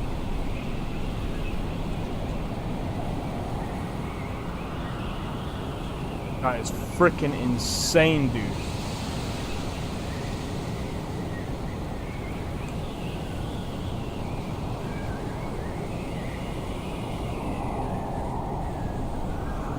Bro, that is freaking insane.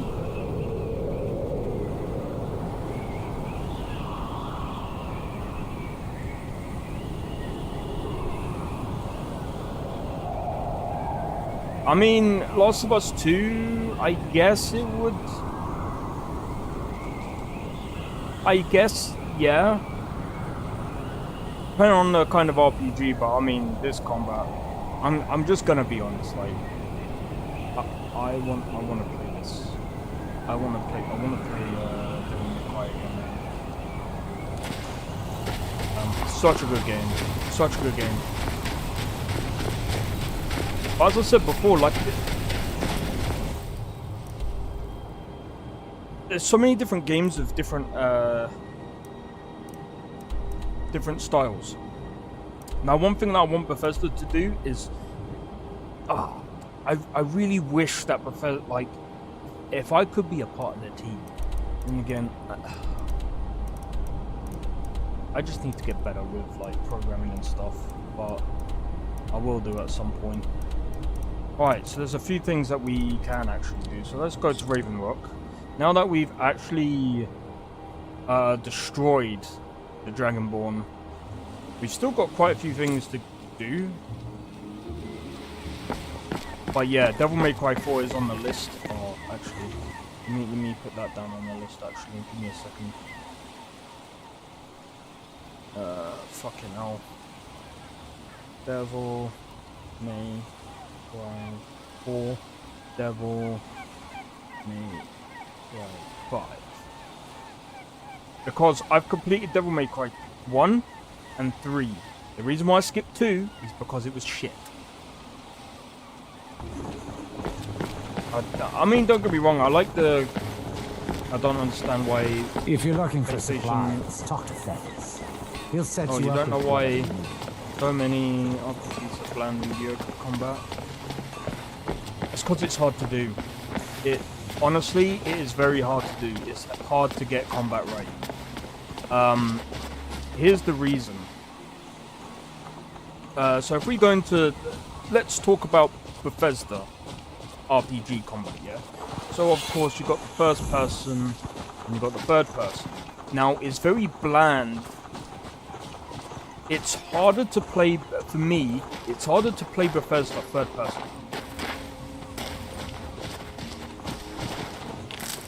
Let me gather some of these things. Wait, what's up? Many modders made Skyrim's combat amazing. No, they did. That's what I'm saying. So if we talk about Bethesda's vanilla combat, it sucks. It's very hard to play third person, at least for me. First person was pretty good. They did that very well. Now, I'm going to be honest. I'm actually going to try this because I've not really messed about with first person.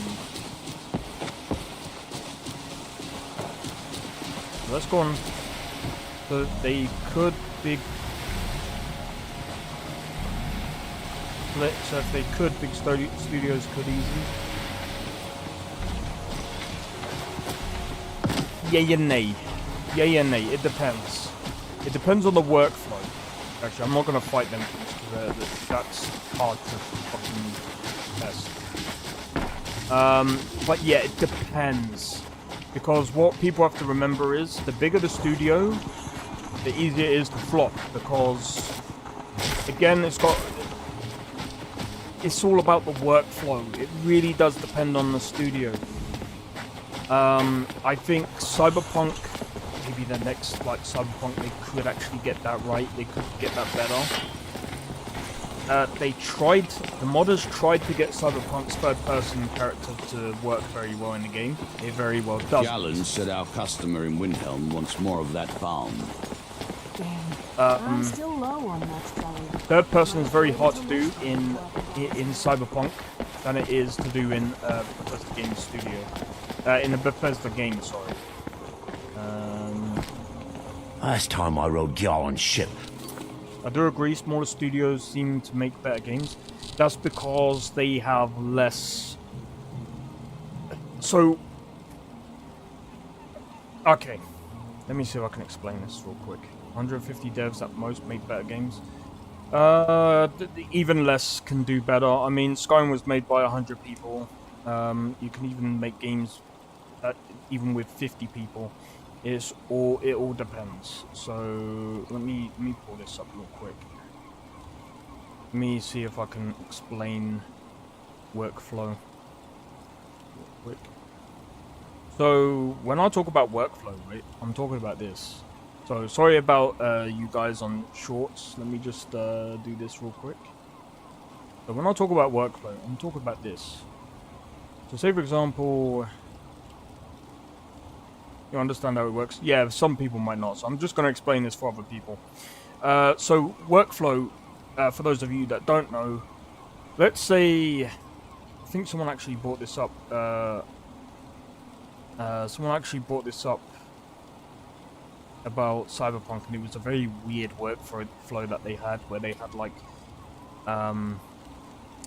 let's say this is a scene. They had like the modeling people. Then they moved on to do another scene. Then as they'd done another scene, the lighting people come in to do the first scene. And that's a really weird fucking thing. It's hard to manage 500 people for a specific vision for the game rather than 100. Yeah, I think that's why Skyrim, Oblivion, and Morrowind was done so well. As well as Fallout 3. So, let's talk about this. Let's say this is the concept or pre-production, yeah? This is development. This, let's say, I'm just gonna do this for, what's it called? I'm just gonna simplify it. Let's say this is alpha, beta, and let's say this is fucking, I don't know, whatever, yeah? So let's say you have the concept of the game. You're gonna have you're gonna have a lot of workers here. So let's say, nope.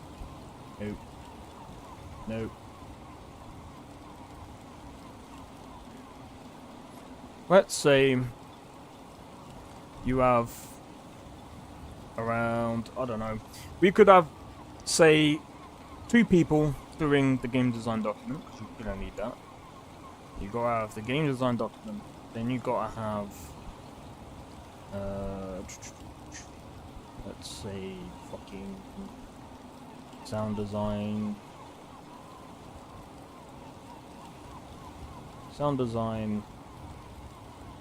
You gotta have modelers.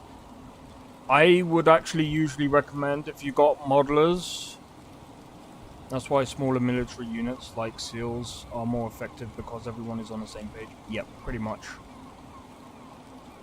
And I would say if you got modelers, at least have one of the modelers really good with rigging, so that way they can rig all the things together. Rig the characters, creatures, or whatever else you need. And let's just say this is, actually let's have that as a different color. Let's say this. Designers, quest designers, let's say this is audio. Let's just say there's 4 units in the thing, yeah? So they gotta have like a really good workflow. it's for everything, not just games. More people are just harder to manage. No, that's true. Even Todd Howard said that he's got better at delegating work to people. So here's the thing. Inside of these boxes, you're gonna have other teams as well, right? So you're not just gonna have... You will have like a lead, you're gonna have the leader to basically delegate work as well. So let's actually put that in there as well. But, they've got to basically go through all of this, yeah? So basically pre-production, which is usually game design document, getting a prototype done, figuring out what kind of game you're gonna make, right? So all of these guys have got to basically fucking do all that. Well, actually, the audio, technically, you can leave. It's probably better not to leave till last, but you're gonna need something for you're gonna need them to prototype the audio to make sure it sounds right, make sure the levels are good. This audio is a total different thing because you have to learn about mixing, mastering, and all the other stuff. Game design, like I've said before, you need a game design document, you have to get a prototype, you have to get so many other things. Also, they're most likely going to be designing quests as well, so you're going to need quite a few people for that. And again, there's going to be leaders for these kind of things, there's going to be other teams. So, let's talk about maybe like the modeler's workflow, right? So first and foremost, they got to figure out what kind of software that they need to make models. Let's say Blender. Yep, even with music, could you imagine a band with 20 people? I mean, this isn't a band with 20 people, but Slipknot. Have you seen how many members they have had? Yeah, it's crazy to get all that many people in that one. And most of the time, they don't really write music together. They go off into little groups, and then they make music that way. And then they put everything together, and it sounds freaking amazing. So yeah, so think about orchestras do that as well. But yeah, so if we're talking about workflow, let's say Blender, because that's how most people do things now. So they got to go Blender, and they got to texture things. Some people might not use Blender, they might use, I can't remember the freaking thing. So you can use Quixel for some textures, you can use other software to help with that. Then they got to go, depending on what the model is, they then got to rig it. They got to do the topology, well, actually that's with the textures as well. There's the whole topology and all of that, whatever fuck. If it's a character model, they got to rig it. Then they got to animate it. Then they got to pour it into the engine. Then they got to make sure it works, right? And they got to do that for every single model that they put into the game, right? They got to make sure the model works. Then the people that do the lighting or the shading, then they've got to make sure that they make the music together, just perform their part. They still have band practice. They still have to get together for band practice to make sure that everyone is in tune and everyone's playing the right parts and whatever. So that they still have to do this similar things to that would be held 20 people to create a song together. People have done it before. I'll go into the whole songwriting bit in a bit. But yeah, so that's one workflow for the modelers. Audio, I'll talk about that later. Game design, quest design. So when you make a quest, so let's say you make the quest here. You make a quest. You then gotta make sure, like with all the other people, depending on how many people are designing quests, you have to make sure that that quest is all aligned with other shit. Then it goes through like testing. Then there's some other bits and pieces, and depending on how the test goes, then they got to put it through. Basically, they got to go back, depending on how the test went, and they got to go through testing again. Then it will probably go to someone else to make sure that the quest works properly. That's fucking hell. Doing all that is a fucking pain. I don't even do that on my own. I don't do that shit. Do you know why? Because I'll do one quest and I'll test it myself. to. As long as it works, that's all good. If that quest leads into another thing, then you gotta make sure with other people it fucking works with the other quests. It's like, yeah, too many people. This is why I said too many chefs in the kitchen spoils the broth, and that's what Bethesda is dealing with technically. And yes, there's a lot of drama that goes on. I'm gonna be honest. Like, I remember sitting in the office when I was doing game testing. Dude, you don't want to be in the office like that. There's some environments that you just don't want to be a part of. But yeah, I bro. In any case,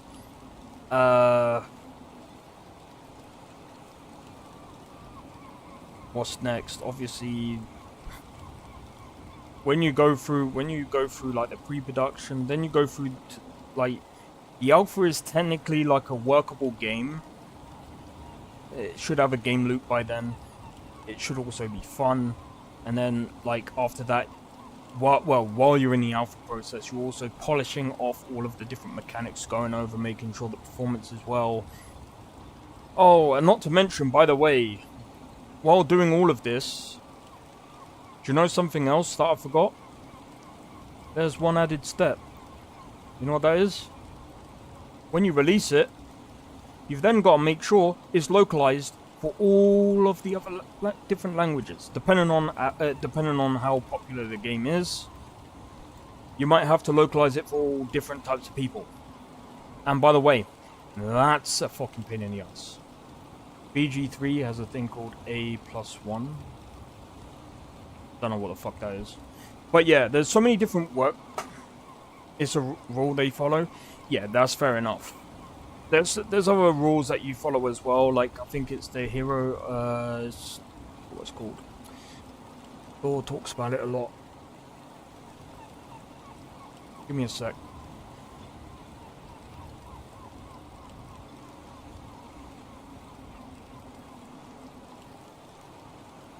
Where was the fucking link? I'm gonna be honest, going through all that is a nightmare. So, also, with audio, by the way, so, depending on the production of the audio and how it goes, it's not always the same for every single studio. So, what I mean by that is, technically you can master and edit things at home. You've now got you've got tools at home that help you with making the audio. Specific rule for game development: always assume the player will kill all the important characters. Yeah, that's something that Bethesda used to do, but they stopped doing. And I think it's fine. I mean, the thing is, you don't always have to do that, really.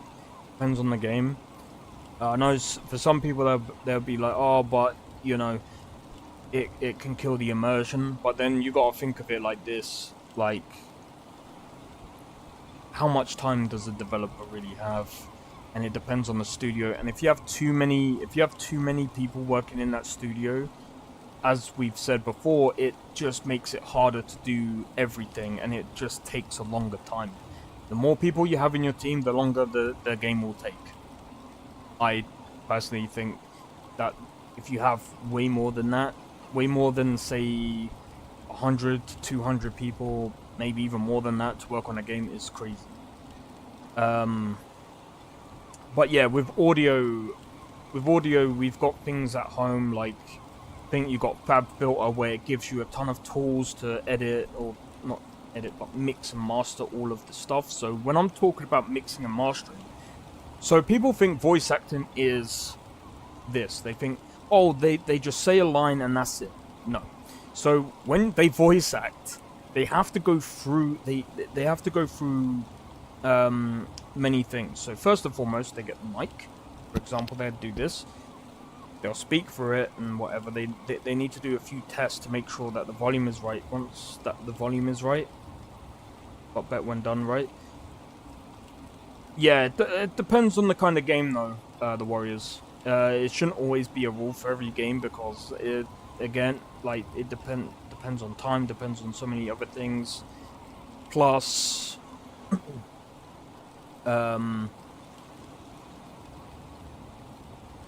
there's so many other things that that it can depend on as well. But I'll go into that in a moment. But yeah, when it comes to audio, you have to. It's so hard to do audio, especially like you have to think of where is the player gonna be and stuff like that. Does the voice need reverb? But I think usually what they'll do is they'll record the voice raw, and then I think depending on where the player is, the audio will basically reverb on its own or have some form of echo, delay, whatever. It depends on. I mean, technically you can do this in the engine. Unity allows it where, like, if you're in certain places, it can change the. It basically edits that sound wave or the file, should I say? But yeah, when it comes to like music and stuff, it's pretty much like you have to mic things up properly. When it comes to the music side of like games, it's pretty much the same as doing music. Like it's the same as doing any type of music. It doesn't matter what kind of music you listen to, whether it's game music or whatever. It's done the same way. So I'm gonna be honest. So one of the things that I've learned, especially in audio, and I'll demonstrate it here for a minute. You know what I'm gonna do?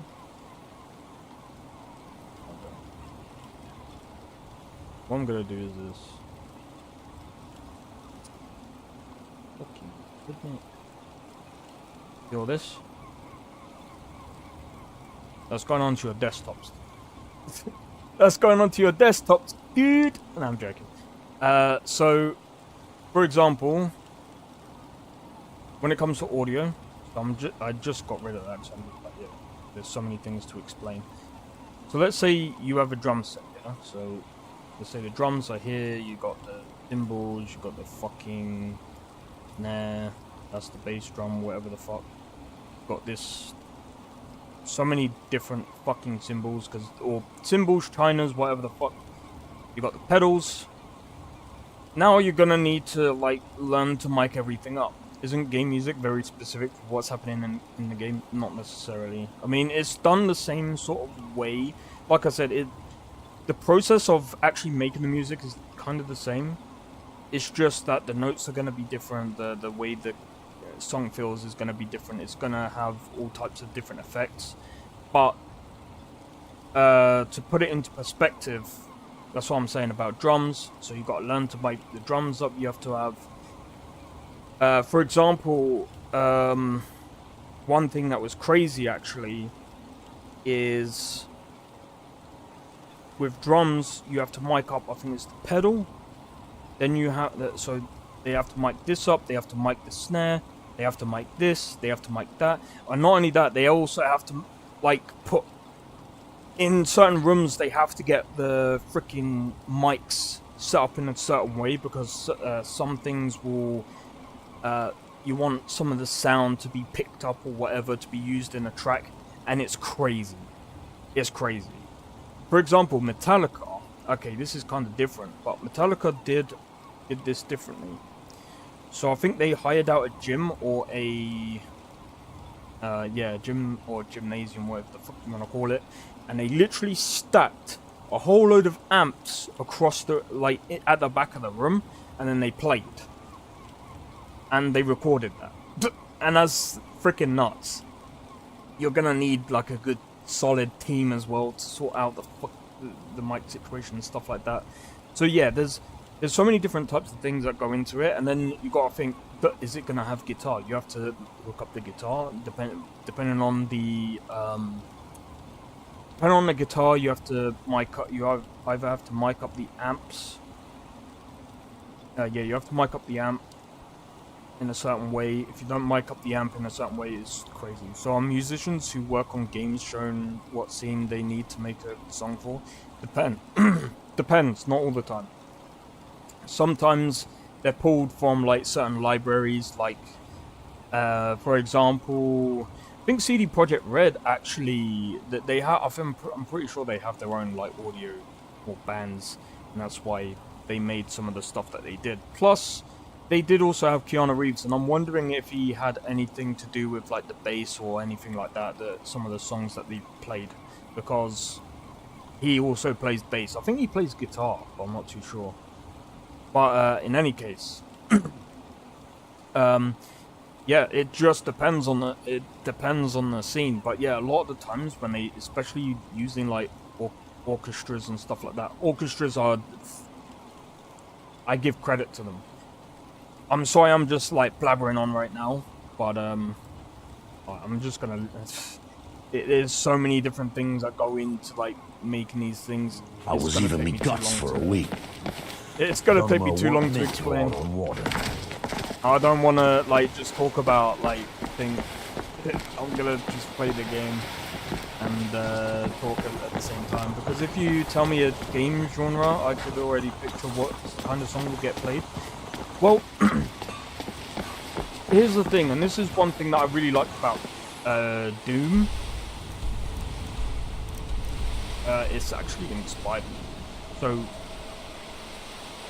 what the dude did was something that I've never seen someone do before. The way like he's transferred some of like sound waves from like a guitar and stuff. God, it's crazy. You can pretty much do that with. The wrong town to settle, Outlander. So I need to find this guy.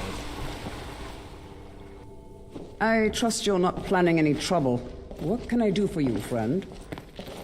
You look able to venture outside of town. A few months ago, I had sent an important folio to the first edition bookshop in the Imperial City to be rebound. They sent it back to me recently, but it never arrived. Was it? Like Doomlaw is always metal, heavy metal sounding. That's because it's supposed to sound like very gory. Yes, the strident squall, or something like that. The damn thing sunk right off the coast of Solstheim. Can you imagine? One of the sailors survived. Poor thing crawled all the way to Raven Rock on his hands and knees. Before he died, he told the Redoran Guard about the wreck and warned us that it was going to be crawling with reavers. Thank you. You have no idea how much it hurts losing such a precious heirloom. Safe travels. On behalf of House Redoran and as Counselor of Raven Rock, I bid you welcome. Thanks. Alright, let's go on. Gotta admit, I love the No Man's Sky soundtrack. To be honest. Like I said, sometimes, you know, they will hire someone to do, like, these sound things. I was starting really to does doubt depend. Really does depend on so many You kind of different took a long aspects. time over there. But is it done? Yes. Like for instance, like a lot of my songs, I mean, a lot of the times now, we can use...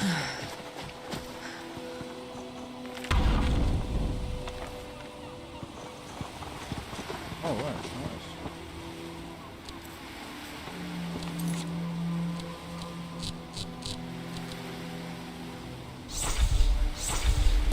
Right, we can do these two things.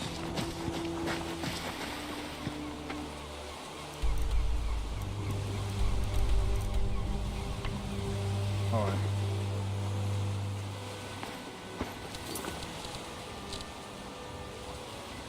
Record Strident Squall, where's that?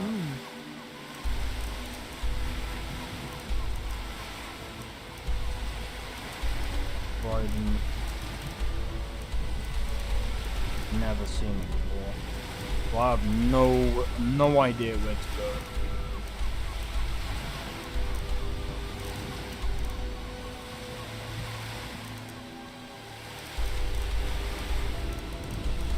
We'll go over here, we'll do this one first. And Dev, kinda. Well, I mean, I am both, technically. It's freaking hard to do both.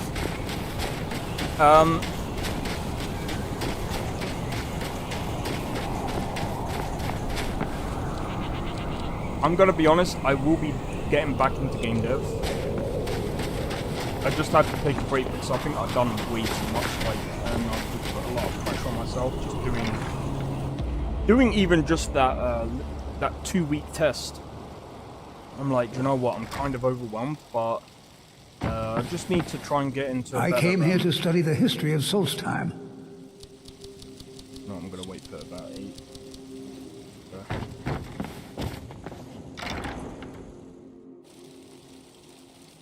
I'm most likely gonna try. I need to order my guitar. I am in no mood to talk, outsider. One of the Skull has gone missing. Who's missing? It is Baldur Ironshaper. As our only smith, Baldur is very important to the village.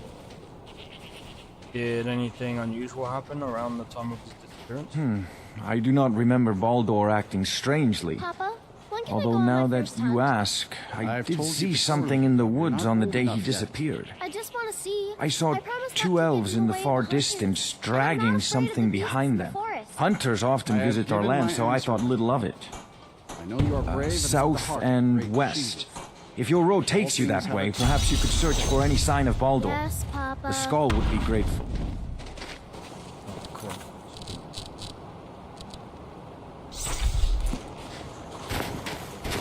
Let's do it.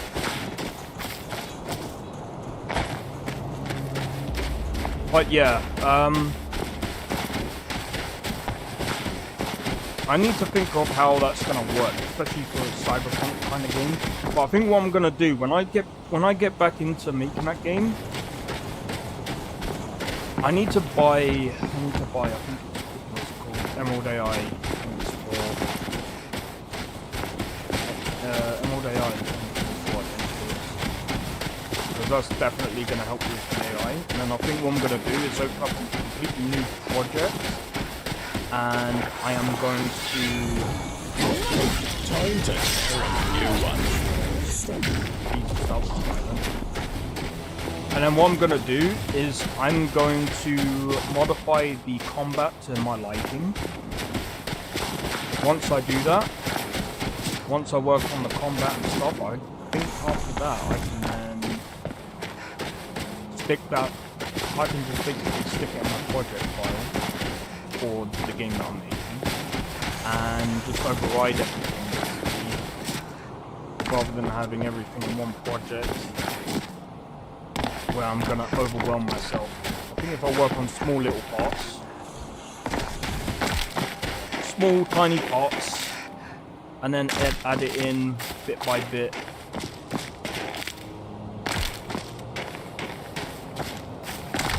Since I've already got pretty much everything in order according to the way I've designed the towns and stuff. I do need to do a few other things actually, come to think of it, which is going to be the... I need to do like some elevator kind of system. Maybe adding more on top of it.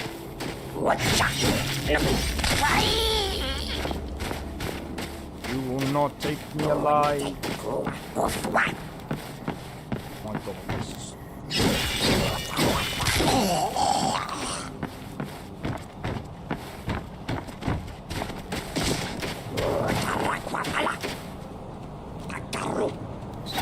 Ouch!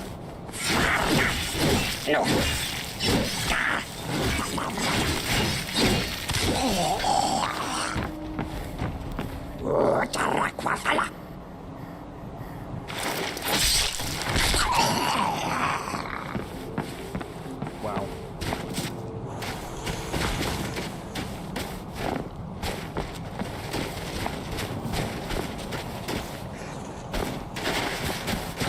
But yeah, there's so many different things that I want to play through as well, so it's like I'm just trying to...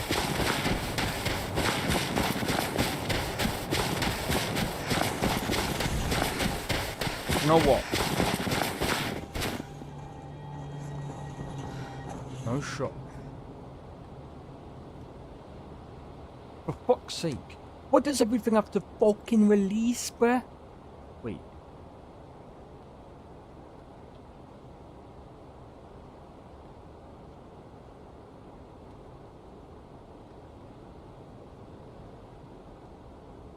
Where can I get it?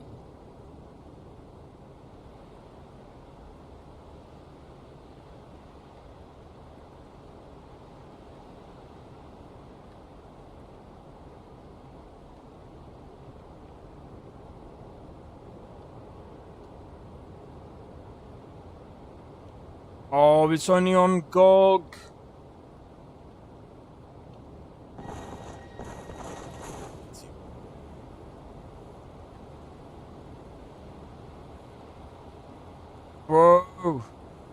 I don't have Fallout 4 on GOG.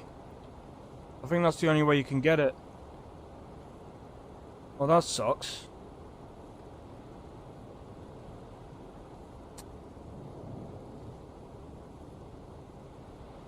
And they've got a website problem right now. It's on GOG, so it's like let me put this up on the screen in a second.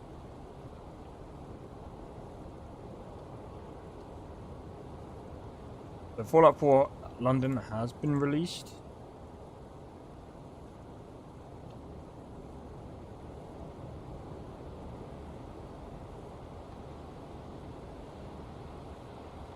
I will try and play this, but getting it on GOG might be a pain.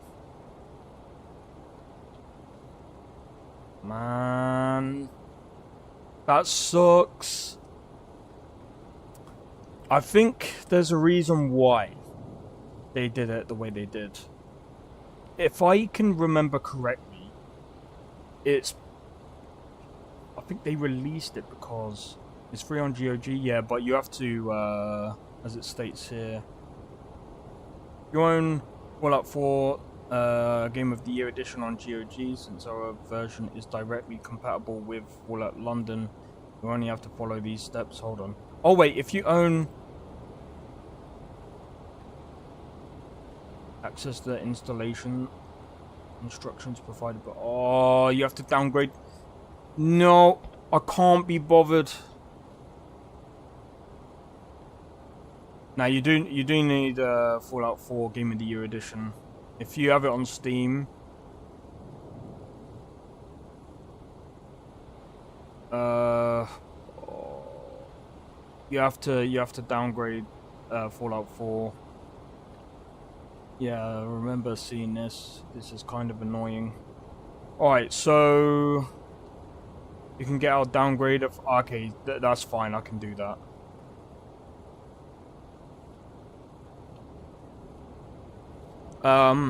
Okay, so ensure you are using the pre-next gen version, notes down below. So basically, get Fallout 4 Game of the Year edition on Steam, downgrade it on Steam, then you can play this game. Then you can play Fallout London. I tell you what, I will try and do that, okay? I'll try and sort that out at some point, and if I can, I'll add that into the game thing. I did say that I was going to wait for Fallout London to get it, so I will do that. Let me just take this off real quick. There we go. Bring that up. There we go.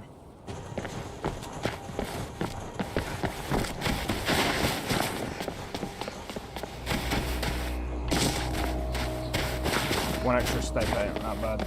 Yeah, no, it's not that bad. It's just annoying. It's not their fault, to be honest. It's That's really close not enough. their fault. Find another way around. Steer clear Now, of unless this you're cabin, looking for a or fight. you'll regret. Best walk away. Move along. Never should have come here.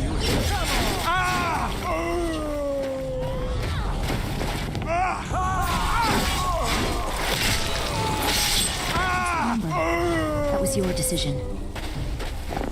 But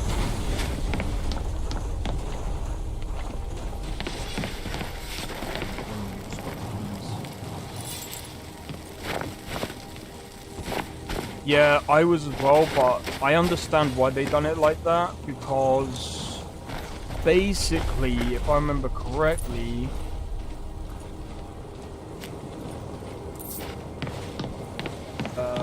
they used like the previous version of Fallout 4.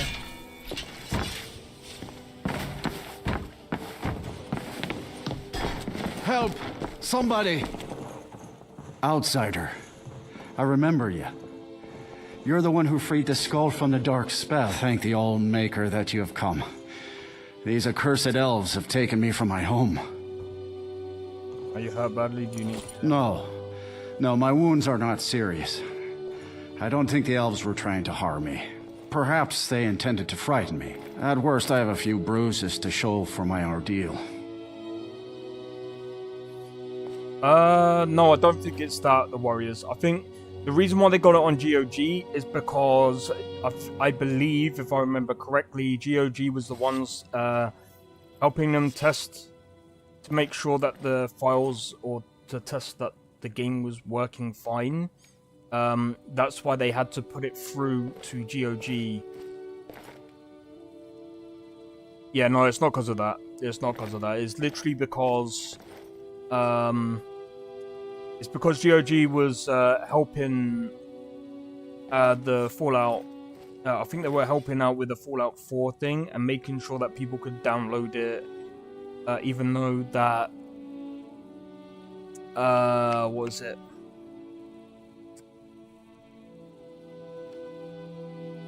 It's something to do with the new version of Fallout 4. That's why it was released on GOG instead of Steam. I do not know this word, Thalmor. But if you mean the elves, they were trying to learn the secrets of forging Stalwart. Yeah, trust me, it's got nothing to do Their with the leader, copyright thing. an elf named Ankarian, has a map. He says that it shows the location of a hidden source of Stalrim. Stalrim, what's that? Enchanted ice. As hard as iron and as cold as death. Stalrim can be forged into deadly weapons, but the art is known only to the smiths of the skull. Where can I find this, Ankara? They have a ship. They took me there and showed me the map. You will find it on the northern coast of the island. Please, do not let Ankarian make his weapons. Kill him or let him live. But take the map from him. It belongs with the skull.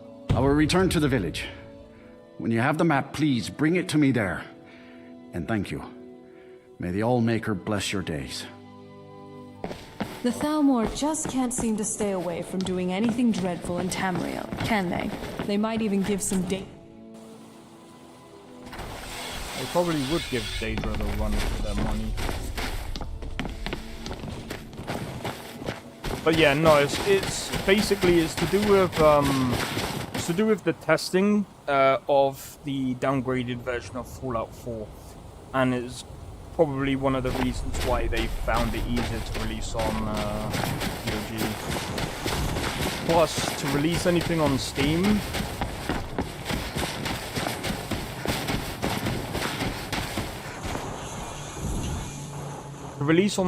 especially as a free game. To be honest, I was starting to doubt for a bit there. You kind of You took have a to long pay. time I with think it's that. like you have to pay $100. But is it done? You don't get that back if if it's a free game. So it's kind of pointless to do it that way, if that makes sense. I understand Endor is free, and they probably did the same thing, but it makes no sense. It makes no sense to do a free thing on. Plus, I'm wondering if people. Oh, actually, the reason why Enderal doesn't say Elder is because it's a completely different game. It's technically a game within the creation tools that Bethesda basically provided. So they basically made a completely different game to Elder Scrolls. It doesn't really have any ties to should have helped make music for Fallout London. Nah, they probably got much better people for that kind of thing. My music is very different.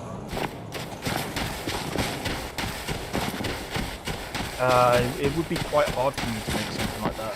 I have to be in a mindset to do it. But I know what I'm gonna do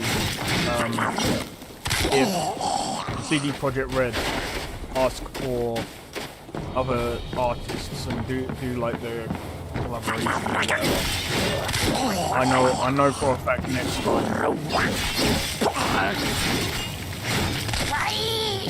next time they do it, I am going to compete in that competition.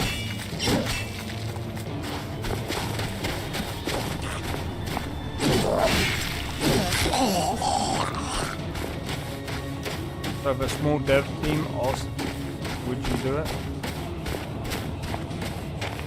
I've if it's something I can see myself doing, and I feel like I would add my song, if my songs would add to their game, and it would sound really good in their game, yeah, why not? Come on, let's see what you've got. Oh, that's taken care of. But I'm trying to, like, this is why I'm trying to get my 8-string. This is why I'm trying to get the 8-string guitar. I'll probably put it, like, after this, I'll probably put.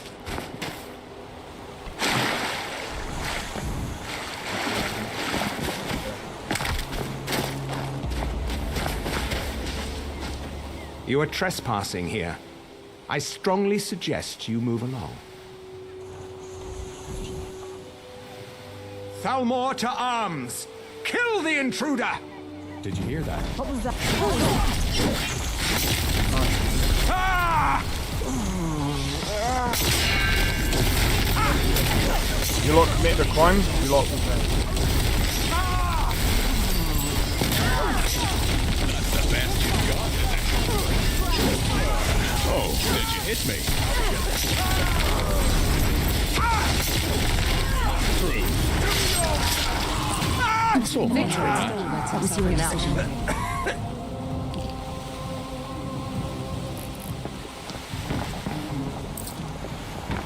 They were poor. I don't like the Thalmor. That's why I decided to kill him. But yeah, no, I think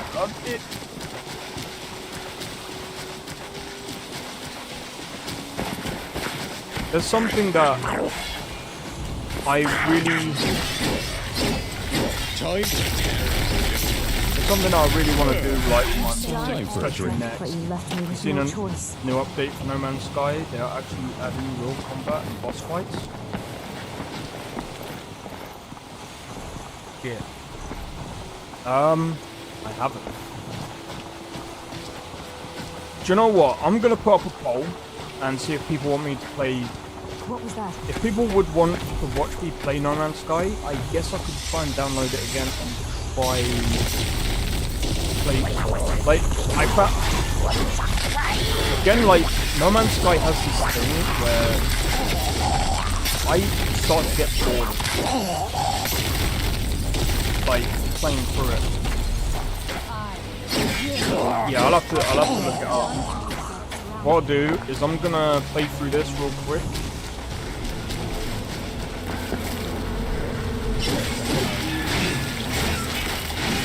That was a bit of fun, but let's get back to it.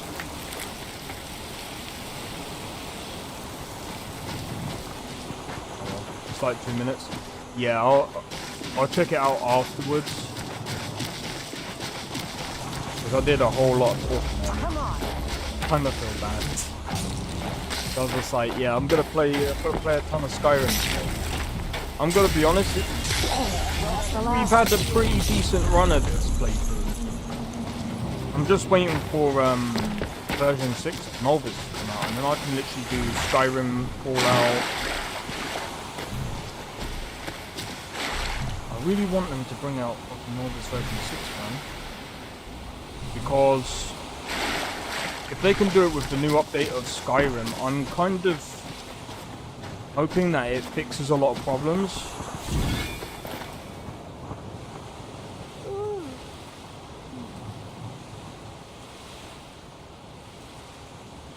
Oh, I forgot Morrison's do this thing. Fuck them, man.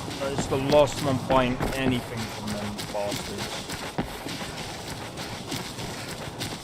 It's the first and last. Did you hear that?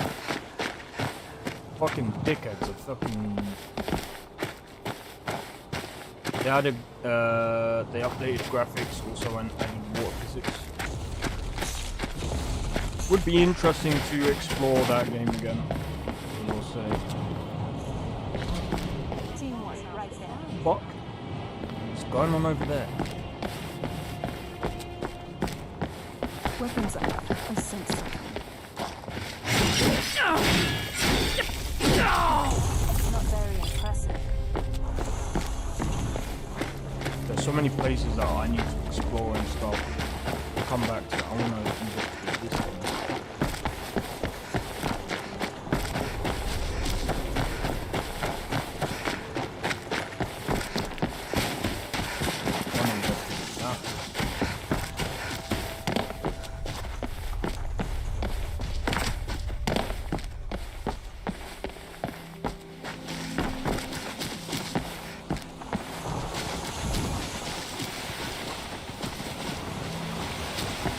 But yeah, that does sound interesting because one thing about No Man's Sky for me, and one of the reasons why I stopped playing it, is because I got bored. Like, there is a lot of stuff to do, but it's like, after a while, it just becomes Glory this... only awaits Oh, it's a those volcano! who triumph.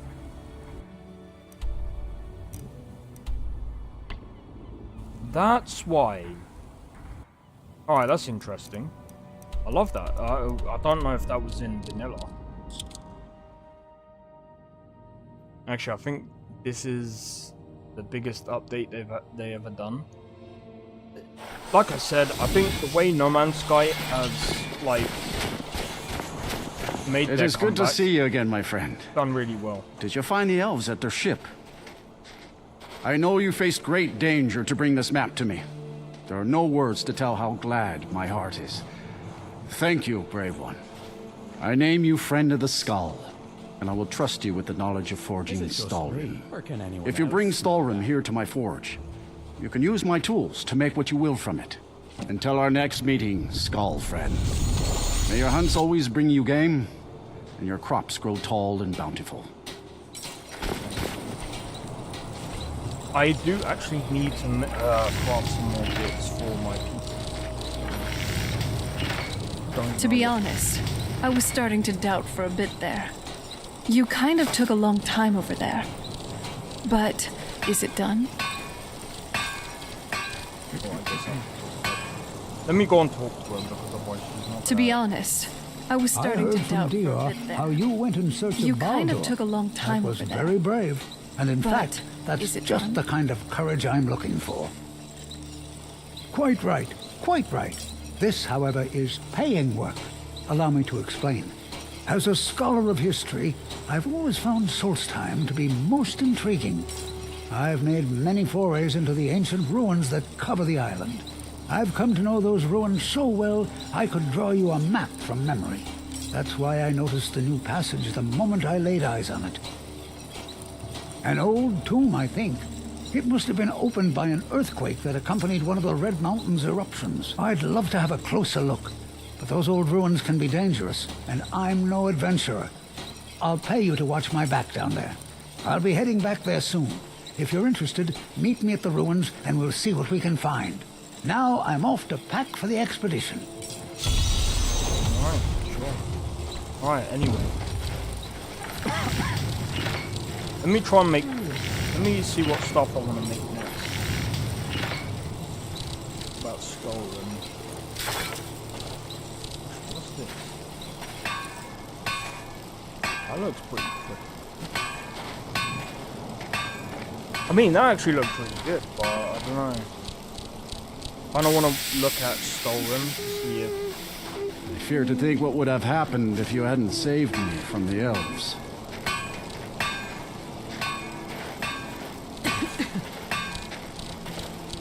The weapons of the skull will never be dull, as long as Baldur Ironshaper tends the forge.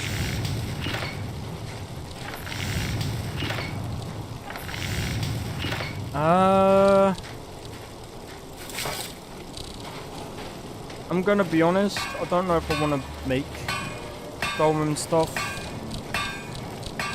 Kinda like the look of the other one. I like the Stormcloak stuff. The Stormcloak stuff looks pretty cool.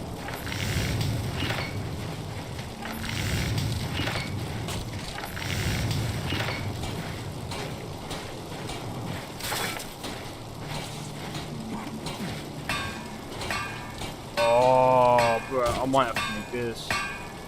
2 gold ingots, 2 quicksilver ingots, 3 leather strips, 4 leather.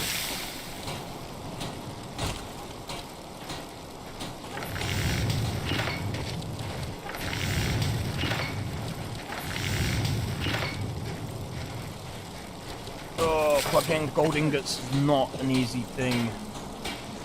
My mother was Skal, but she left the village and I was born in Skyrim. I'm relieved that you were able to save Baldur. I admit, well, the dragons are a constant danger, but so far they have taken little interest in our Here village. to think. Thank Take a the look. All-Maker for that.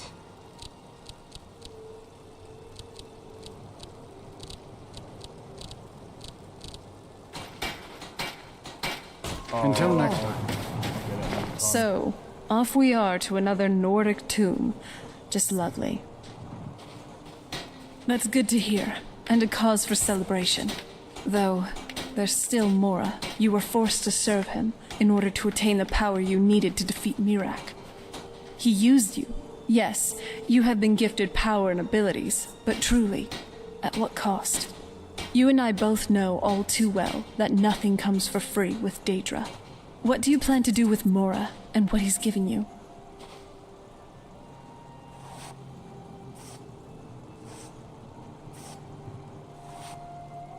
Great, but if I could suggest, don't use his gifts, if possible. We don't want to draw unnecessary attention to ourselves. I acted a bit rashly earlier, when I said we should stick it to him. It's not entirely possible to fight Daedra, even with a lot of spells and arcanic know-how. Probably best to stay below his purview. Now, let's get a drink. You deserve it, Dragonborn. For saving the world as much as you do, you definitely need one. I actually do in real life. I'm joking. The shipbuilding is better now also. I would like to see it.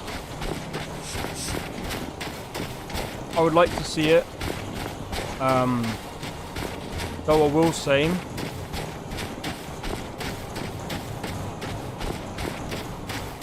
I might... Okay, right. If I play No Man's Sky again, I'm gonna do this. I'm gonna do a whole space game rotation, right? Starfield, No Man's Sky, Mass Effect 3. Yeah, I'll do that. I'll probably also be playing Skyrim about that. I've definitely never seen it before. So that's probably what's gonna happen. Just to give you guys a heads up on it. So that would be good.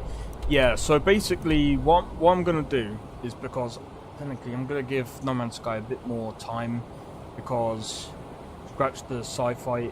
Yeah, pretty much. So basically the plan is, once the Starfield DLC comes out, I'm gonna basically be there. And not only that, I'm playing Starfield anyway because I'm helping V2 with his collection and basically testing out Starfield, making sure that the mods work and everything like that. So before he puts out a patch or whatever, or when he puts out the new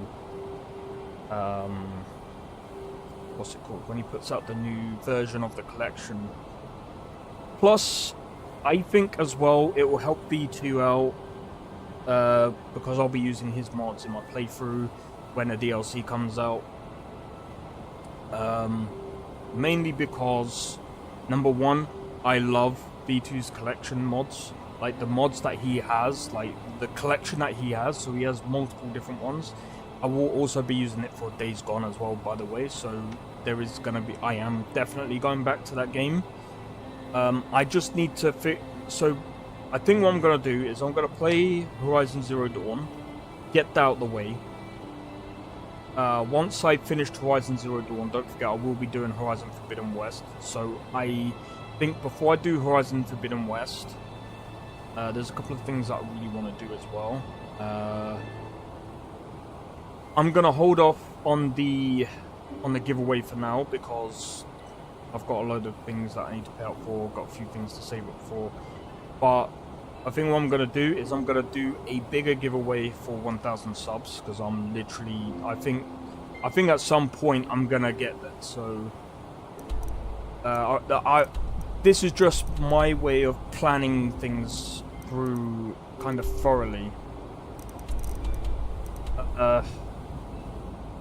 I also need to play Devil May Cry, so I need to figure out how to basically clump everything in together. And pretty much... Where's this place that he's talking about? Is it down there? So yeah, I think that's what I'm gonna do. As well as I will be still playing Skyrim, so that's still gonna be in the game rotation because I'm going to be honest. There's a couple of playthroughs that I want to do. So I think if I do like a whole 4-game rotation throughout the week, plus the weekends are going to be for mostly like community games, I think. So if there's more people that want to play, say for example, like I'm probably going to do Phasmophobia Sundays. So I think there's going to be that. I'll do Phasmophobia Sundays because that's got kind of a nicer ring to it. I need to go down there somehow.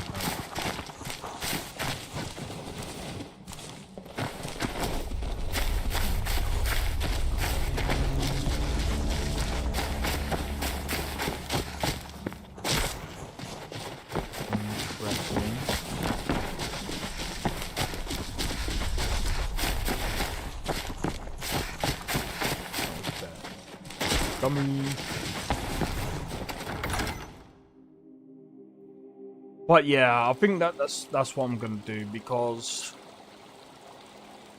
I kind of wanted to do Witcher 3 alongside Cyberpunk because I didn't want to do another game playthrough of that. Good thing I decided sure hope to play the Baldur's trip Gate here was 3, worth that's it. gonna keep me busy for a while. Yeah, that's what I mean. Like, I know I did start at Baldur's Gate 3. Remarkable, isn't it? This tomb has been hidden for, well, who knows how long. I've had a look around, and the only interesting thing I've found is this inscription here, and a switch below it. It's thousands of years old. Who knows what we might find? Now, I'm not sure if you can read the dragon language, but this seems to be a riddle of some sort. A sacrifice will bring you closer to that which you seek. I wonder what it means. It means this. Mind your step. There seem to be some corpses strewn about on the floor here.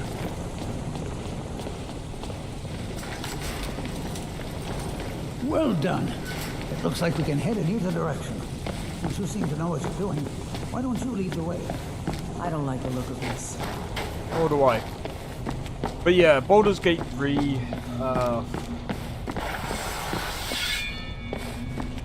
while it's really good, there was a bad... Oh, I think I know the one that you're on about. I think I know the one that you're on about. That kind of shocked me.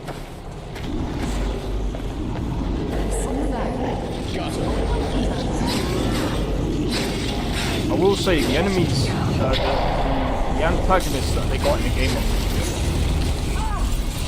I like how they've actually put them into the game in like random spots.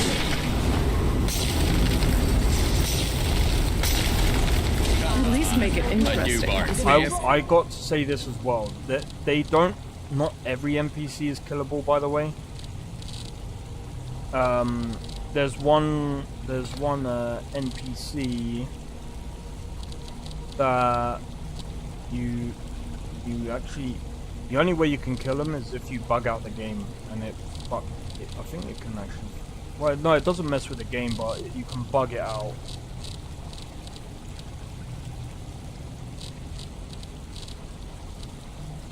But yeah, other than that, like I said, the game is really good. The game is really good. Got that. Oh yeah, the cups I need to do up. Bro, I don't know what. Oh wait, hold on. Get rid of that. I'm keeping that because I like the look of that.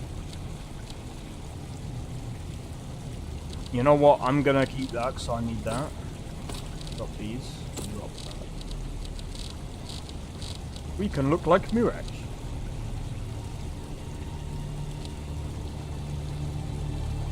You can have more than one summon creature or reanimate zombie. Ooh. Hit harder You than sure that. you don't need this?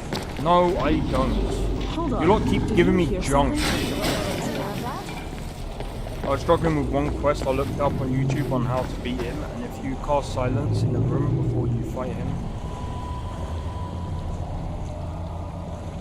Ah, yes. I think I know the one that you're on about.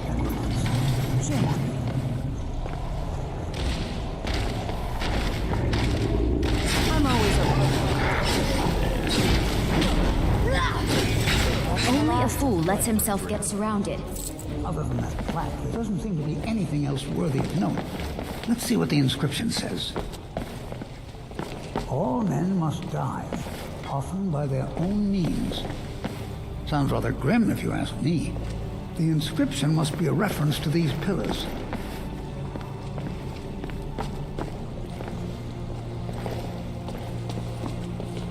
Three pillars surrounding a central one. Perhaps they're connected somehow. They also have glowing stones of some kind at the top. They look vaguely similar to drawings I've seen of objects called impact stones. Well, see what you can figure out. I'm going to inspect these pillars further to see if I've missed something.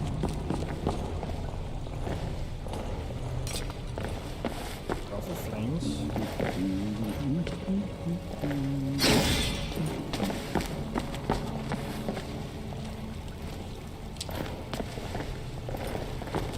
Okay, give me a second. I gotta figure out this puzzle. Staff of Flames.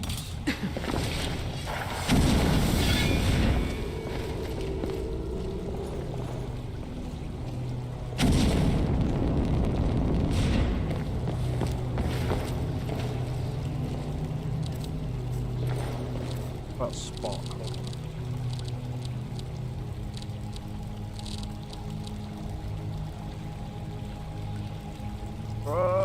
I don't know.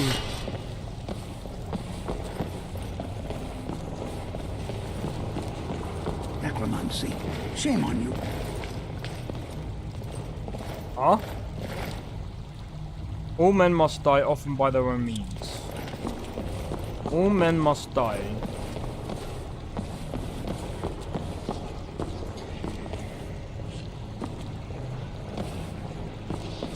All men must die by their own means. This is a little creepy. All men must die by their own means. I also reloaded the save and beat him. Yeah, see, that's another thing about Baldur's Gate 3. Sometimes you might have to look things up as well. Make it easier on yourself. And yeah, save scumming is what I would recommend doing, especially in your first time in Baldur's Gate 3. It's not only because of the bugs, that's another thing as well, by the way. I've had a few issues with the AI and I'd sometimes... wager that the statues are the key to opening the chamber beyond. Valok. Don't think I've ever heard of him before. I don't know.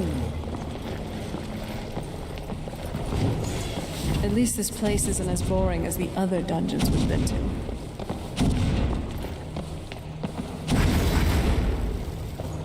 Perhaps a different form of attack will yield better results. This? Maybe it. Ah, that's the trick. Does this Tharston know what he's doing? Hold on, hold on, hold on.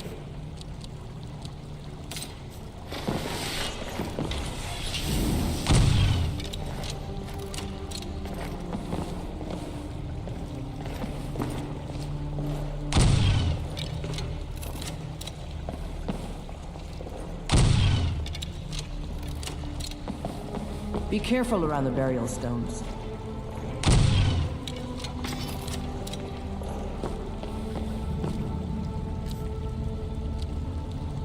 Well, they intentionally made it easy to quick save for a reason. Well, there's that, and plus, it's also bugging in some parts. There you go. Now let's see what The game mysteries await can us in the crash next as well, room. so that's another reason why. It's kind of like, if you play the Bethesda game, and you know what crashing is like, kind of the same thing with Baldur's Gate. Sometimes it's better to always save. You can actually break parts of the game. Well, So much that's for taken that. care of. I'm not saying the game is Let's like have a broken, closer but there look at is. these runes. If you're These runes losing have a fight, faded a bit, trying from but before I with better believe strategy, I can yeah, translate there's the that as well. inscription. The writing describes a guardian who defeated someone named Mirak. In fact, if I'm reading this correctly, You just remind me. I need to remember to save.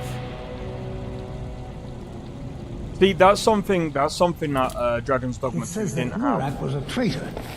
Most interesting. There's probably an egg Dragon's for one Dogma of 2 these was so sarcophagi. freaking annoying. Let's get with the moving. save files. I can't believe you can't save multiple different files. It's like this.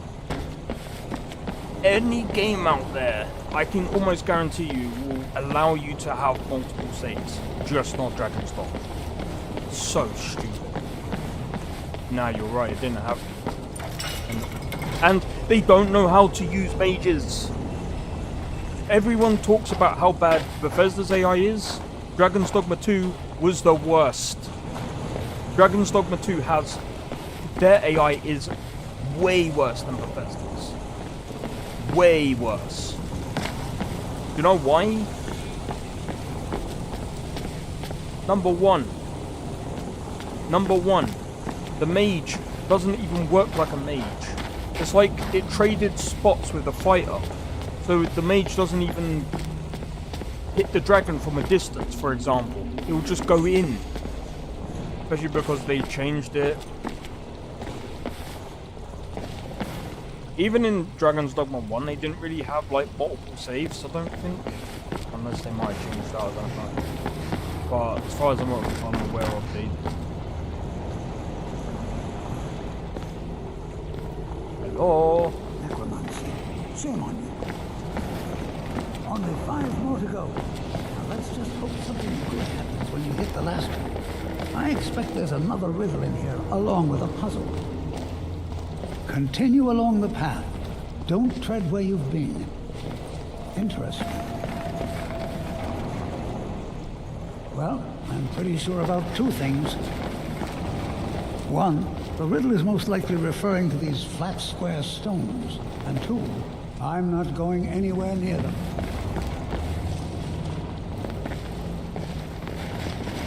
Careful there.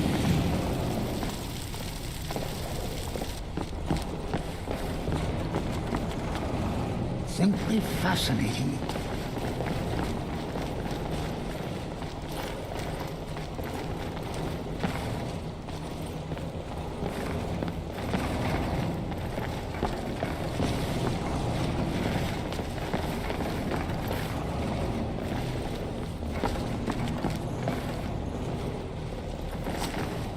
God damn you!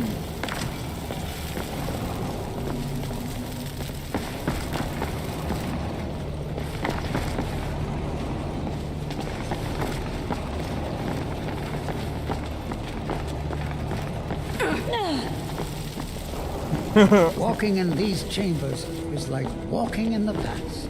I don't understand. What do you want me to do? Inscription on this tablet reads, continue the path, don't tread where you have been. No new game option and you couldn't delete the set. Yeah, that was so stupid. Oh, and not to mention the warriors, every time you died, what happened? You lose health. You lose health every time you die.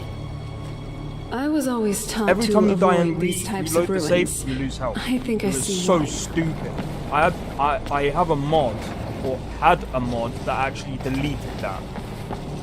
It was so dumb. I'm like, bro, you can softlock people from doing that. And someone was like, well then, you don't remember that? Oh yeah, dude, I noticed it very fucking quick.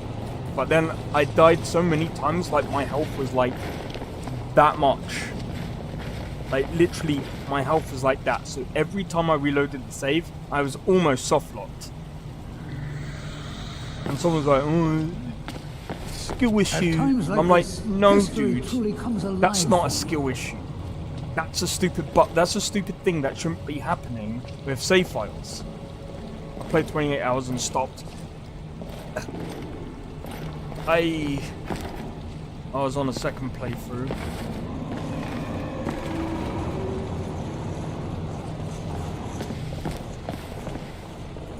I don't really fucking understand this fucking puzzle.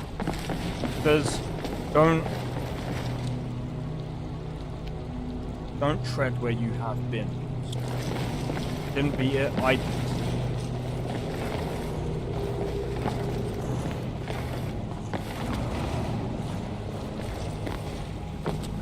Wait, do I have Let's be extra careful. What do I need to do?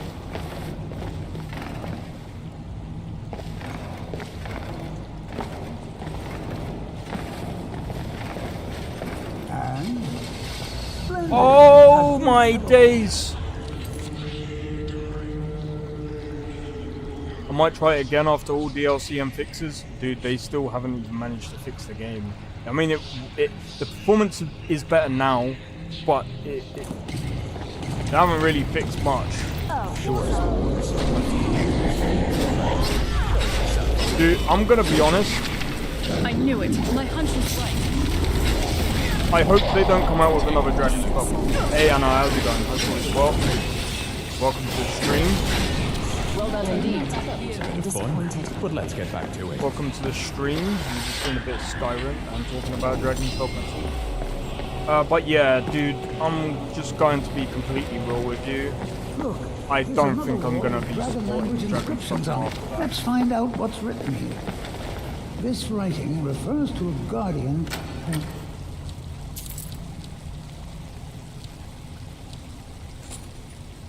inspired both men Streaming and is dragons. going well. Thank you I very wonder much. if the guardian was himself a man or a dragon.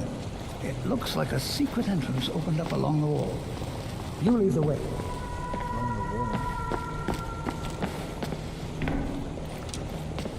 This is clearly in the same tradition as the Draga tombs of Skyrim.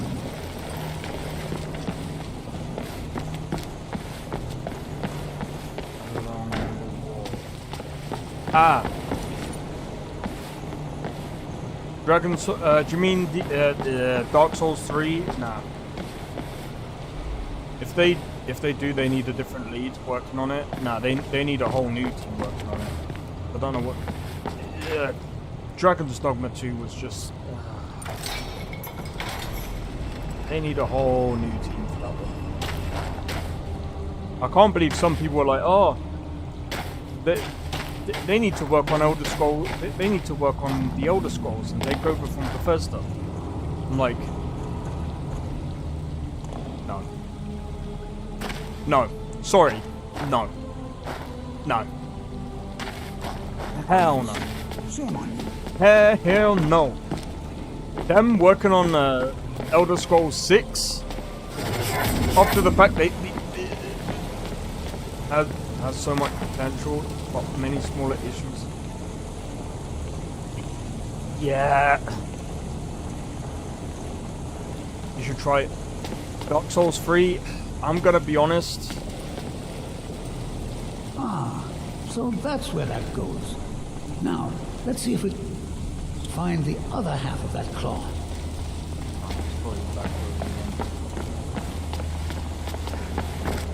Probably one of the things we need to go back in there. But yeah, nah.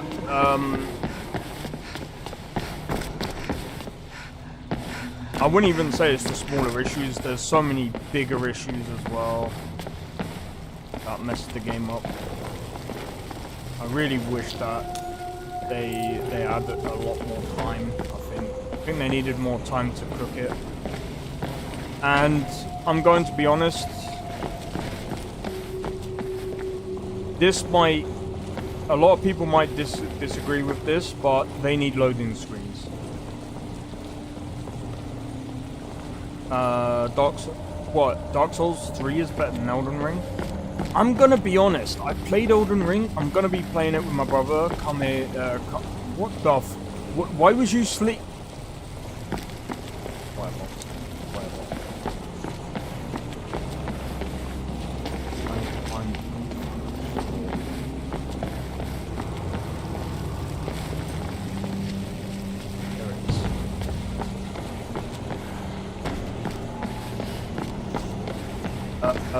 Right, I'm gonna go back to what I was saying originally with Dragon's Dogma 2. Yeah, it needed more time, and the story. I'm gonna be honest, the story was fucking trash. Like, I'm sorry, it makes no sense. Like, the one thing that I really still hate, the one thing that still rings in my head, and it's mostly because of Dragon's Dogma 1. I said, while playing Dragon's Dogma 1, oh yeah, they can fix many problems. But like I said, in Dragon's Dogma 1, they had a really, really fucking shit prison scene. This place was quite a find. You was arrested because you pulled the king off the daughter when he was strangling her. So he sentenced you to prison. The daughter comes down, gives you a key to get out, and says sorry. And then do you know what happens next? You get out the prison. You say hello to the guards, and you can keep running straight to the king that put you in the prison, and he gives you a quest.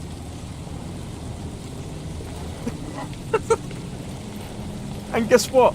Dragon's Dogma 2, I said in that fucking live stream, do not stop doing these prison scenes because they're shit. What did they do? Oh, I got a great idea. You get to break this guy out of prison, not only once, but twice, because a guy doesn't want to follow you the first time to get out of the prison. Stop making games, dude. Whoever designed that quest, the 2 quests throughout those 2 games, stop. Off the design team. Get the fuck.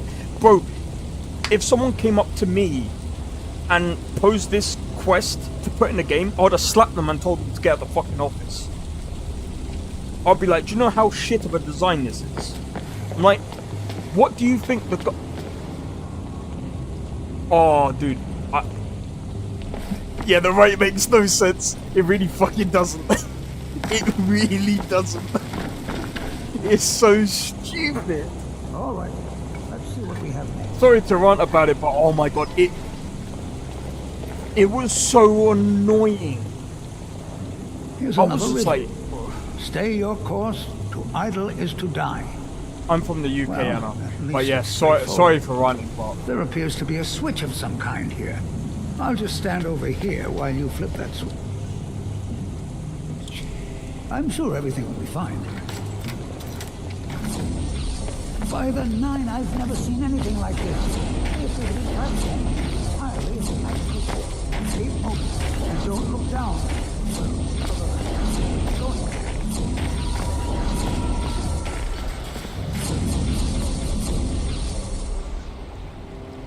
yeah, we were hyped up about it. Hey, from the US, nice. Don't be sorry. We was hyped. But I was worried. I'm gonna be honest, I was worried, and it turns out I was worried for the right reasons. I knew that they were gonna do something with a prison scene. I knew it. I just knew it, and I was just like... And it's worse in a second. It's just as bad in a second, because the guards don't even care. They said, oh, you need to hide away from the guards. Do you know how many people I spoke to? By the way, don't you consider using artwork on your stream? I've already got artwork on my stream. I've already got all of the overlays and everything sorted on my stream. So yeah. In terms of death cults, The Dark Brotherhood does have some sense of order and benevolent conviction. Yes, but I'm gonna be That destroyed. looks like They quite keep a job. pissing me off. Is there something moving down there? Just me? Or are these platforms a little faster?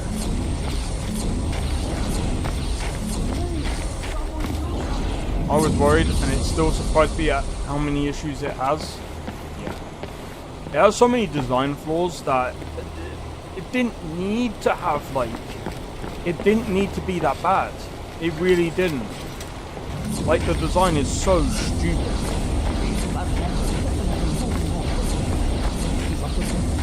Did you hear that?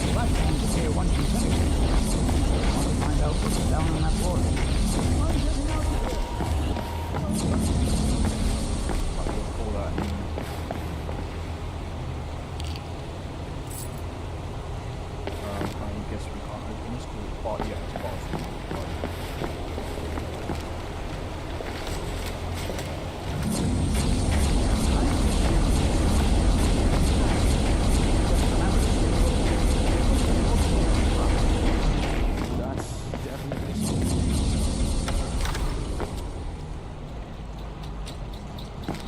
The design flaws are extra stupid because they make no sense.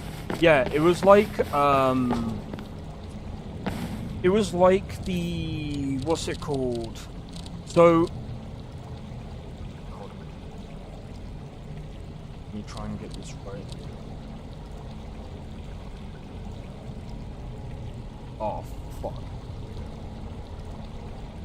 Oh, the Hall of Stories.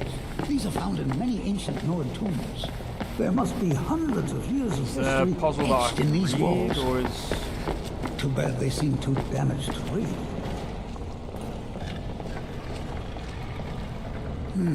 That's actually... Looks like it needs some sort of key. Maybe those half-claws you found would fit in here if you put them together. It seems these rings can be moved. Perhaps there's enough undamaged text in these etchings to tell us the combination. Yeah, there probably is. Even the spawning of enemies every 5 yes. seconds. Here's something. Yeah, that's fucking The first stupid. one has to do with a breeze. I'm gonna be completely honest. The second one mentions the night sky. The and design moon. flaws that they And have. the third has something to do with fire. It also seems to mention scales. That's all I can make out from this etching. I'll check the rest and see if there's anything else. You keep trying out the combinations. Alright, let's try this. Bit of a chill in the air down here. Let's try this first and foremost. Yeah, it's always the same type of goblins. go. I didn't It's go always to the same first type second. of enemy Let's see as what's well, like bandits. It got boring, and I mean, even a Dragon's Plague, if you look at how they designed that as well, it was very fucking bad.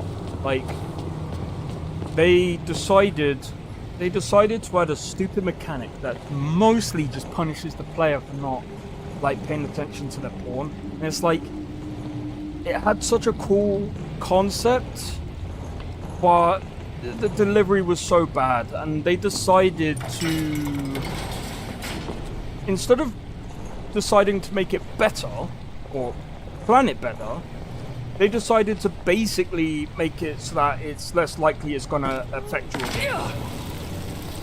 They should have just taken it. At that point, they should have just taken it.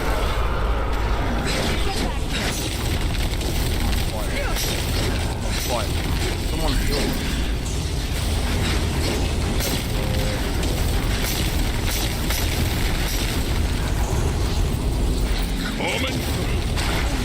Coming through. Oh, this takes me back. That's but a scratch.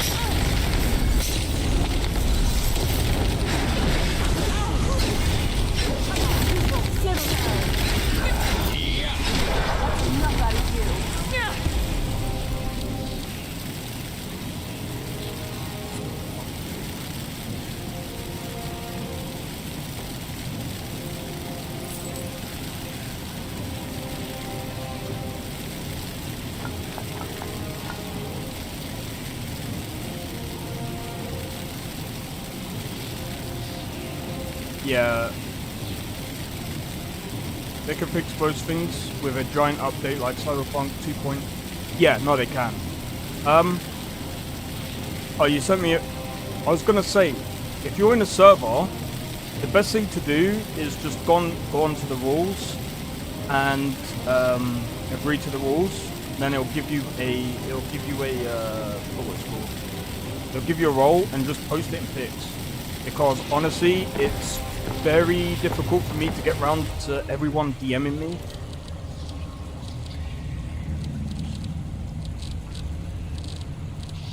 Like literally, it's hard to even get back to a lot of people that have actually spoke to me.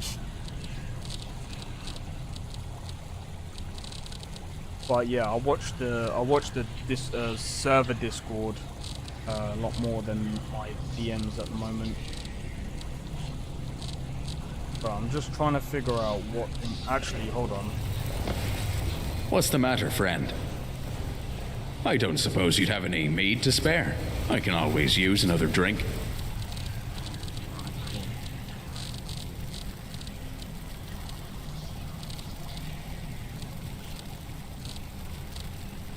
Right, I'm gonna hand that to you because I'm gonna be honest.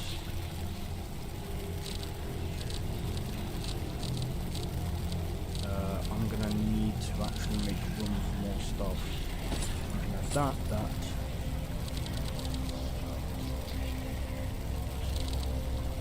That's too much.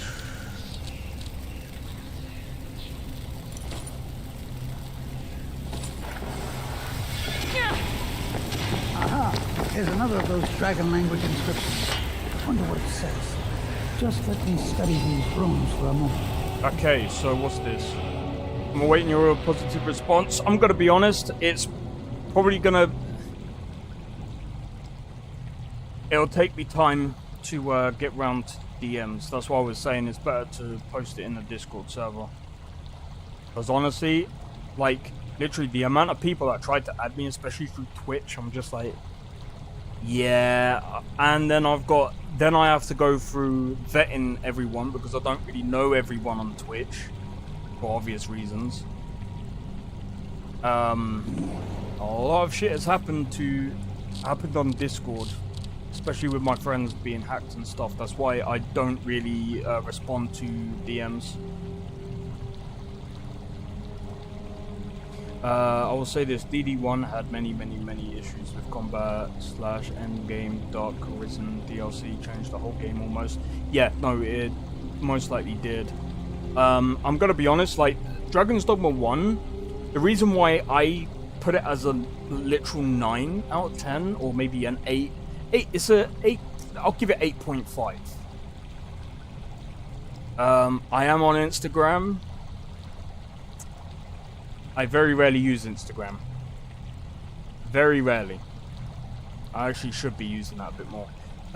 The only reason why I gave Dragon's Dogma 1 that high of a rating, despite the story is still better than Dragon's Dogma 2.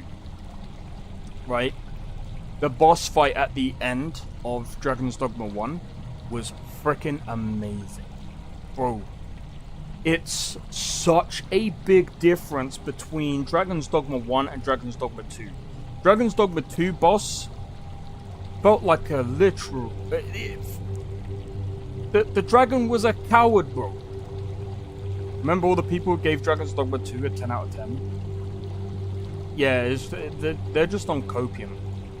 Some people are like, oh, they should take over from Bethesda. Fuck off. Fuck right off. Saying Capcom does a better job than Bethesda. Do you know something that Bethesda does better than Dragon's Dogma 2? Than those people? Everything. Even the story of Starfield is better than Dragon's Dogma 2.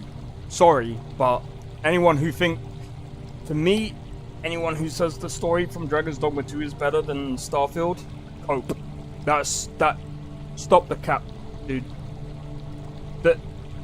Look, Bethesda has its own problems, don't get me wrong. But over time, especially with other games that they've done, like Skyrim got better over time with DLCs. Fallout 3 got better over time with DLCs.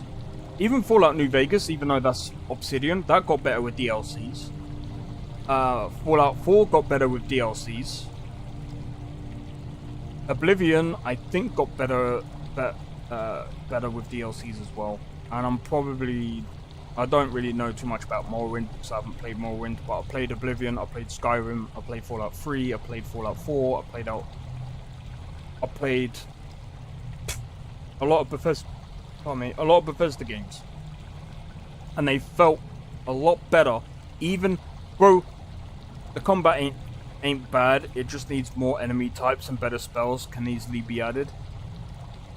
Dragon's Dogma 2, with mods, because I'm gonna be honest, dude, I would honestly suggest playing on thingy. I won't be able to do it right now. Like I said, I'd have to like figure out my account again, and that'll take me a long time. Here's another I mention don't even of think I'm God. even logged into Instagram right now. I'll have to do it literally after the stream. It says that he was loyal. and his Where reward was an honorable where death. is this coming from? fascinating. Oh, it's because it's blend. It's because it's blend. How amazing! A real dragon priest. In all my years as a historian, I never thought I'd see anything like that. I suppose that was Valak. He must have had this entire place built for him so that he could maintain his vigil, even beyond death. Indeed. I knew that the dragon priests were thought to have been powerful men of great will, but I had no idea. Well, I suppose I've seen everything I came for, and you kept up your end of the bargain.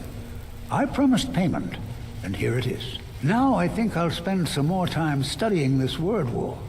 What a book this will make. Always told the old So guy this to go guardian home. the whole time turned out to be a dragon priest called Valak the Jailer. And he just so happened to nearly defeat Mirak back in the day. The enemy of my enemy isn't really my friend, seeing as how he tried to kill us and all. Now, let's look at our rewards. 1,000 gold. This place huh? is all I'd hoped, and Wait, much you more. tell him to go home? On top of the piles of gold I didn't even know treasure you. we I'll found return to within. my studies. This trip was worth it, and he just so happened to nearly defeat Mirak. So this guardian the whole time turned out to be a dragon priest called Valak the Jailer. And he just so happened to nearly defeat... Now, 1,000 gold, huh? All 3 words for a new dragon shout, on top of the piles of gold and treasure we found within. This trip was worth it. You know something? Serana has the Serana voice actor has actually grown on me quite a bit. Reason being is number 1, he actually reacts to how much, like, literally whoever did this mod is crazy. I still want a Dragon's Dogma 3. I think the franchise can be still amazing, can still be amazing given the right devs. Yeah, but I think they've kind of killed off. Well, I wouldn't say killed off. I mean, they might be able to get more support for their game, but I'm going to be honest, it's gonna take them a long time to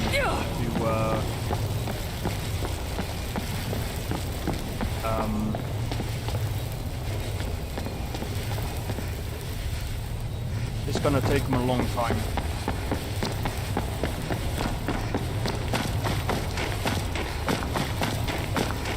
Basically, get back the trust to make that third game. Think of it like Resident Evil games. Some are bad and some are really good. The thing is,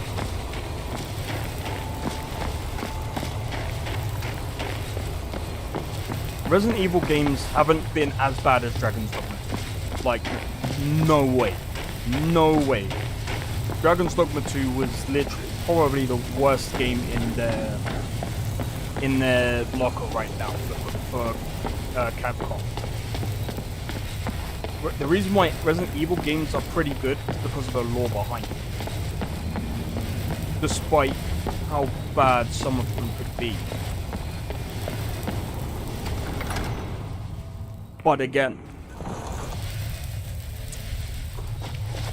it's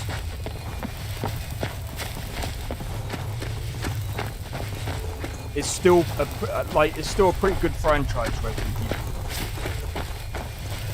Dragon's Dogma, I think they need a bit more time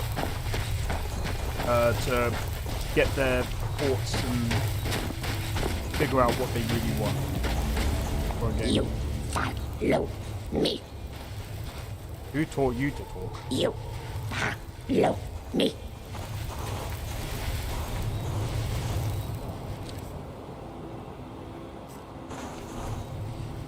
Give me a minute.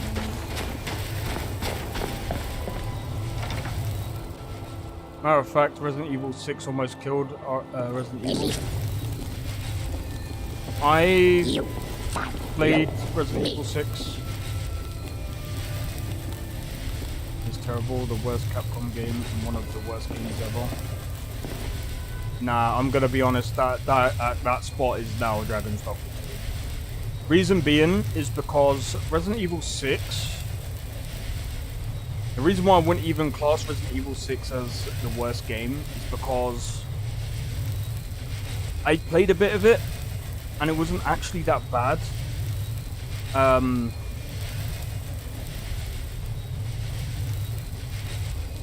Yeah, but they've got like Resident Evil 7, they've actually revamped the series.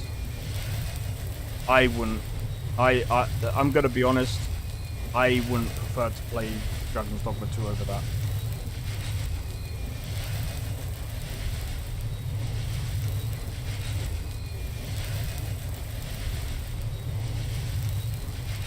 Actually, no. Resident Evil 6 isn't their worst. I forgot about this game. That's how fucking shit it is. Do you know what game is actually... Do you know what? Dragon's Dogma 2 is on this level, actually. Umbrella Corps. Umbrella Corps. And Clock Tower 3 are one of the worst games in that Capcom have. Best Dragon's Dogma 1. Okay. Lost Planet 3. I ain't even heard of that game in ages. Devil May Cry 2. I forgot about that game. Some people would actually say, yeah, Devil May Cry 2 was actually pretty bad. Clock Tower 3. Dino Crisis 3. That's another one. You wanna know what I'm talking about, so... This is the first Dragon's Dogma, by the way. 400,000 copies, pretty good.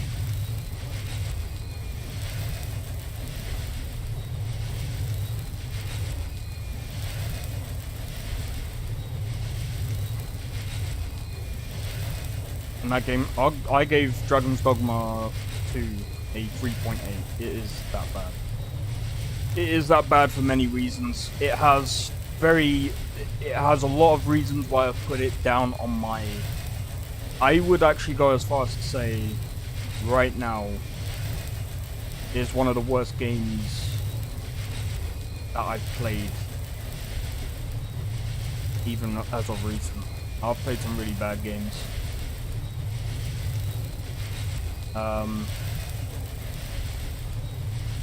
Just based on the Umbrella Corps, yeah, that game fucking sucks. No, it's a fucking 3. You know, I'll even go back into my thing. It is definitely a fucking 3. Definitely. After I combined everything together, it's a fucking 3. Like, another reason why I gave it a 3, because of this. Give me a second. You played through it. If it was that bad, you would never have beaten it. I've beaten some really bad games. That doesn't make a difference. I've played some really bad games. Sometimes I play through it because it was fucking bad. It was that bad. I felt like it. So here's another reason why I've given the score I did. Number 1. this is one of the reasons why. Yeah, I was doing a second run mostly because, to be fair, one of my friends was using my pawn, so I was just like, you know what, I will make sure that I fucking get the best as I can from it. These patch notes are fucking shit. They're very bad. Like, look, when you compare it to patch notes like, hold on. Where is it? Patch notes were fucking bad. Nah, it's a total free for me. I'll even go into my review. So, good part, combat is good, dialogue isn't too bad, And then I had to edit. I had to drop my score. I can't remember what my score was before. But I had to drop the score again. So after getting a magic archer class, I am disappointed in the fact that there is no dodge button. There you go, that's one of the reasons. You have 2 buttons to run. 2 buttons. You know what the buttons are? B, and you click down on the left stick trigger. Stupid controls. Very stupid. The aim was also bad. It was, I'm going to be honest, it was one of the worst archer features I've ever played in a fucking game. One of the worst. The AI is bad. They don't follow your commands all the time. Now, some people will go, oh, but have you checked if they had Dragon's Plate? No, none of them had Dragon's Plate. They don't follow commands all the time. They're very fucking shit half the time. They also fall off cliffs. They still do now, even though they tried to patch it. They still fall off cliffs and die. The optimization is still pretty bad. Forget the microtransactions because they are dumb.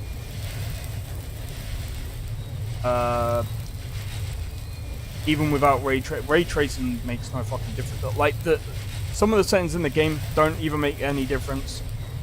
How the game plays is fucking bad. And mechanics, the save system was a complete disaster. It is. Not only if you save, save file was corrupted. Other reports of people's accounts being banned. There were other people's accounts being banned because they fucked around with something, and there's some other bullshit that went on with that. If you tried to fix a solution, but if you die and have, say, 200 HP left. Wait, hold on. But if you die and have 200 HP left, when you die, it will revert back to last save. Oh, I know what I'm talking about. So basically, if you die and say you had 200 HP just before you died, you then basically spawn with that same amount of health. Very stupid. The save system was fucking trash. The reason why I'm giving it a 3 is because, number one, the designs are so fucking backwards. Very fucking backwards. The AI was trash. One of the worst bits of AI that I've seen in AAA gaming. Alongside with EA's fucking football pieces of shit AI code. Number 3, the Dragon's Plague was absolute dog shit. That was a completely pointless mechanic that they had into the game, mostly to punish players. Very dumb. Like I said, there's a reason I gave it a 3, and it stays at a 3 right now. If they do a 2.0 update, I don't think it'll be... I honestly can't see it being as good anyway. They've got so many problems with the game, it's unbelievable. I don't know if they can ever fix it. They might. If they do a DLC that maybe fixes everything, I might change my score. But even then, that'll... Help, Tribekin. Even then, that'll probably be about 5. Tribekin live all places, all of world within great water. They could fix the many smaller issues, yeah. You strong. Help, Tribekin. What's going on? We family. We strong. You stronger. Are you saying you want my help? Run. Prize beast. Run. Bull Tribekin. chase away. Bilgamak, fear. You bring, he follow you. Yes. Bilgamak, prize beast. You find, he follow. Bilgamak, love meat. Give meat. He follow. You go. Okay. And add new classes and stuff like that. I'm gonna be honest, dude. The only thing that's saving the game for me is the mods. That was one of the reasons why I was doing another playthrough. It's because of the mods. I was trying them out, and they're actually pretty good. I'm not gonna lie, dude. People say, "Oh, but it's like Bethesda." Oh no, Dragon's Dogma is fucking worse. To even have the, for me to even come back to the game.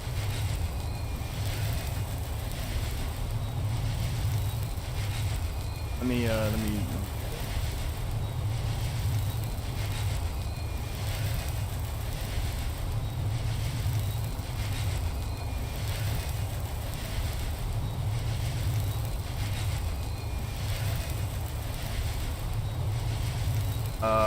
Let me see if I can find this one mod because it's fucking good. It is so fucking good. Okay, so there is a mod right now where you can actually, bro, these modders have actually fixed the game for you. This is hilarious. Like, honestly, got all these mods right here that, by the way, does a better job than the game itself. If Dragon's Dogma 2 wins Game of the Year, I will literally... You know what, I'm not going to say anything, because if I end up promising stuff, I'd have to do it, because... Knowing how stupid people are and being like, oh no, but it's Game of the Year, it's definitely Game of the Year. No, it's a fucking 3, dude. I'm giving the game a hard time because, dude, like, oh, don't even get me started with that crap. It's so bad. People have to put shaders. Well, I mean, people do that. Skill maker, there it is. Create your own skills as sequences of animations, melee attacks, summons, lightning, explosions, and other magical or physical effects. Dude, this is amazing. Well, it got like. Dude, if this wins, then it means that this year has been shit. That's what it means. It means that this year has been crap for gaming, because there's no way. If we put Dragon's Dogma 2, if Dragon's Dogma 2 came out last year, you really think that's gonna win Game of the Year? Put it in even, dude, this game wouldn't even. Oh. The game is not 10 out of 10. Whoever fucking said that, that's some type of cap right there, man. Like, literally, there's so many things. I will say this. The mods have actually saved Dragon's Dogma 2. Now, Capcom should go over to Dragon's Dogma 2. No, sorry. The developers. No, I know it came out this year, but I'm saying if it came out last year, it would have got absolutely. It would have got literally crapped on. Literally, by every other game. It would have been. It would have been so bad that it wouldn't even be Game of the Year. It would be in the most disappointing games of the year. Some people will, you know, of course it definitely deserved that. This doesn't deserve Game of the Year. Not with how bad the fucking shit is. Unleash the power of augments. Augments no longer limited to 6. Both Arisen and main pawn can have any numbers of augments. Okay, cool. Monster in fighting.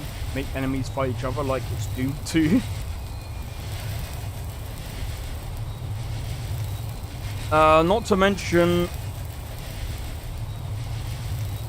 if a Valve comes out and it comes out swinging as well, And Valve might even beat this game. Easy. Immersive levitate. See, look. It takes modders to actually fix your damn game, Capcom.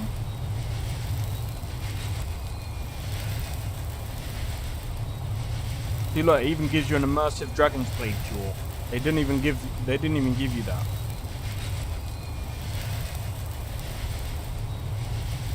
And like I said, with that skill mod, you can add your own class and stuff. There's so many other there's so many good ones out there already where you can already change your class. So I don't even think, even if Capcom were to release different classes, it'd be completely pointless because the people have already made better classes. Also, I actually had to add a mod that allowed me to dodge no matter what freaking character or class that I was. Imagine that. Imagine that. I'm not trying to be funny. Bethesda does have a lot of these other flaws, right? But they don't have stupid flaws like this. Tekken 8 also launched this year and got 10 out of 10, considered the best Tekken ever. But that's what I'm saying. There's no way this is fucking getting game of the fucking trash. Dragon's Dogma is a 3 out of 10. I'm sticking with that. That's what I'm going with. I might be harsh. Don't get me wrong. I might be harsh.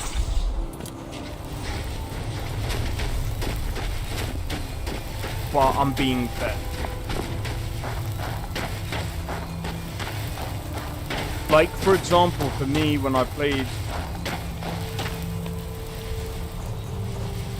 some other games as well out there, like, fucking hell, I need to remember what that was really fucking bad.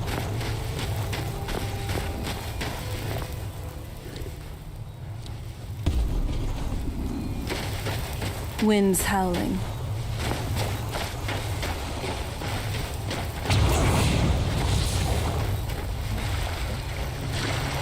I know if you get too far out of Helldivers 2 launch this year, despite the PSN login drama. Oh no, there's worse drama than that now. There's worse drama surrounding Helldivers 2. I don't think it will win. I don't think it's got any chance. I don't think it's even gonna make a fucking comeback after all the shit that's gone on with them. Bro, that's fucked. Helldivers 2 was probably a good game. What drama was that? So there's been quite a few bits of drama going on. So you got people complaining about the nerfs. A lot of people are complaining a lot about some of the moderators because one of them accused a couple of them of, you know, the worst thing that you're not really supposed to say on fucking YouTube. Then you've got the other freaking thing. Oh crap, what was it? Well, the PSN login was part of this same drama, but it is technically the same thing, where it's banned other countries from being able to play. The ones that... But they're all fighting with the community is literally fighting each other. Moderators. Yeah, but if you look at Hogwarts, look at what happened to that. That game was pretty good. But because of the drama that surrounded that game, it got...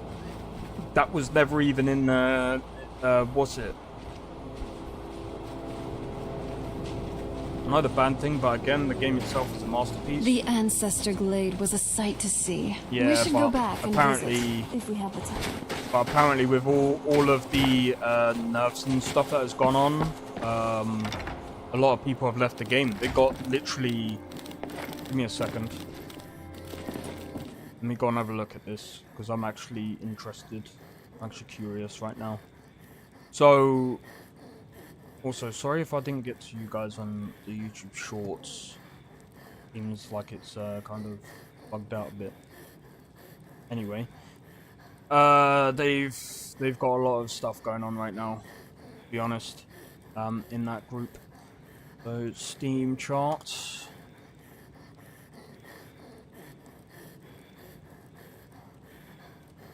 See, like they're not even. Where is Helldivers 2?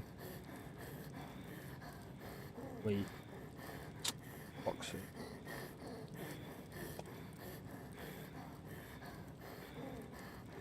All of that got nothing to do when you were playing the game. Yeah, but it's... Look, I'm just going to be honest. With a lot of the drama that's been going on with the game, it does affect the game. Any kind of drama can affect the game, by the way. The game lead designer could be a serial killer, doesn't make it... That's not really the point. The point is, any kind of drama around any kind of game, it can affect it. That's just the way it is. And I mean, if you look at the numbers, like that is a fucking... That is bad. Like, people will say, oh, but it's summer, a lot of people ain't playing games now, but it's all political. Everything is political nowadays. Even fucking games. It sucks, really. But, like I said, to be honest, it wasn't just that kind of drama with the moderators that's even killing the game. It's the nerfs. Numbers are like that because it's banned in 100. Well, yeah, there's that as well. There's that, the nerfs. There's so many different things that are affecting the game right now, and until Arrowhead Studios and PlayStation Studios come together and try and sort something out, of course it's going to be like that. Well, not really. Like I said, a lot of people are leaving the game because they're getting bored.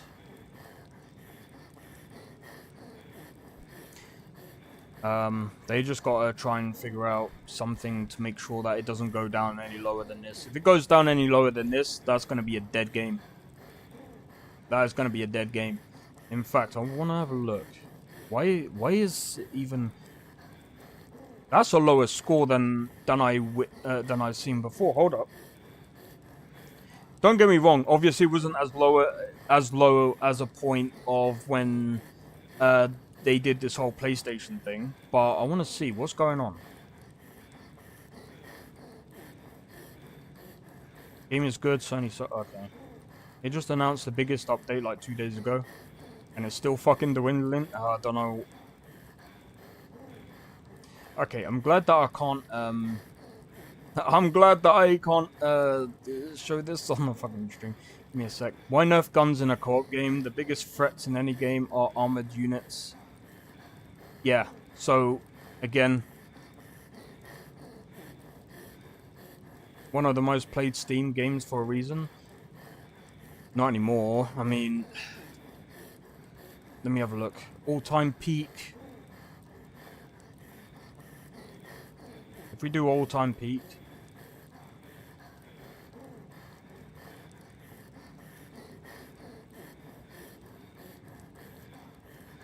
it doesn't even beat Fallout 4. I mean, yeah, it's in the top 30. Well done, because it was a really good PlayStation. It was a very good game. Don't get me wrong. I'm not saying Helldivers 2 isn't a good game. I'm saying it's a good game, but I think with... Fuck, yeah, no, what happened to that game, dude? What the f...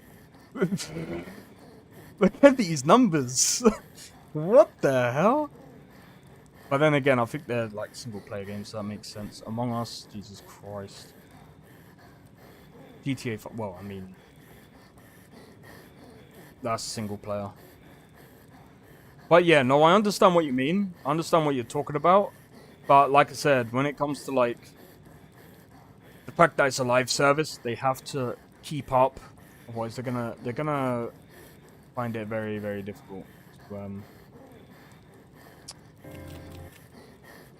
They're gonna find it very difficult soon to just try and keep up with everything. Pilgamak, Treibkin, missing red grass. Need for God speak dance.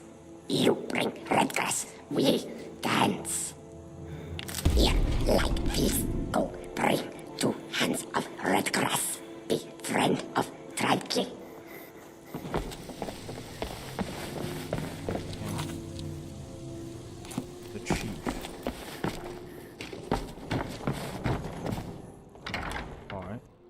do that then. But yeah, nah. Like I said, I completely understand.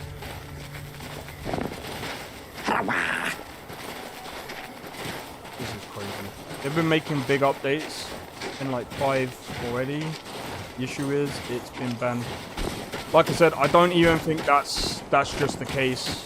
A lot of people have left the game, mostly because of the nerfs. Like there's a lot of people I've been seeing it in Reddit. A lot of people have been kind of getting bored and kind of annoyed with a lot of the nerfs that have been happening across the game. So a lot of them have basically decided to drop off because even when did it start? When did the thingy start? That was about, hold on, May. Hold on, I need to try and remember now.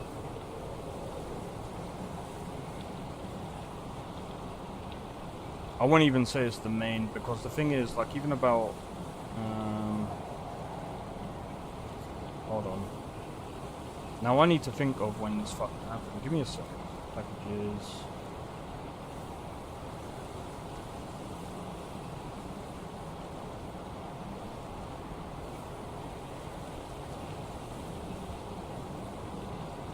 Okay, I need to figure out where the fuck this is. Okay, so it might have been dwindling as well with that, but I think it's because of a multitude of different things. And I just remembered, yeah, because some of the countries, if I remember correctly, they banned some part of France or whatever the fuck. So if you're in a certain part of France, you can't play it. Well, if you had the game to begin with anyway, you could still play the game, but if you got the refund, then you can't play the game. It's really stupid. I don't get how the fuck that works, but it is what it is. But then, even then, even June, because if you think about it, it happened over, what? I think it was roughly April time when it started to dwindle, and then it dropped back up around June. And I think because of these fucking nerfs and stuff, and I think this is what I'm talking about here, it's dropped by like, that's a fucking massive drop. Especially in the space of like 3 months. Yeah, so that could be the main thing. That could be the main cause, but I think as well, with all the other stuff going on, they've definitely made the game in some way. What the fuck am I supposed to do?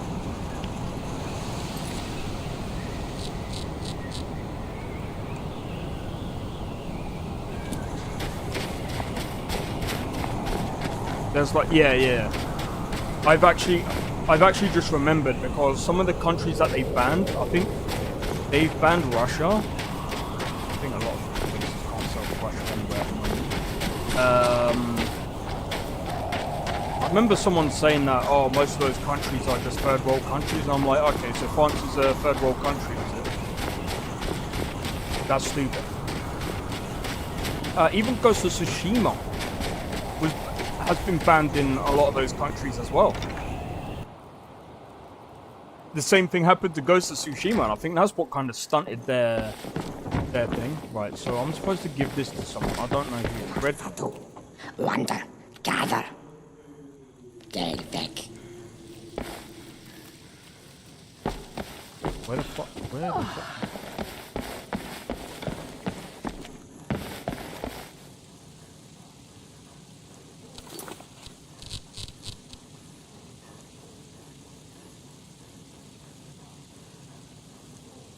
If loving you was a crime, I'd be guilty as charged.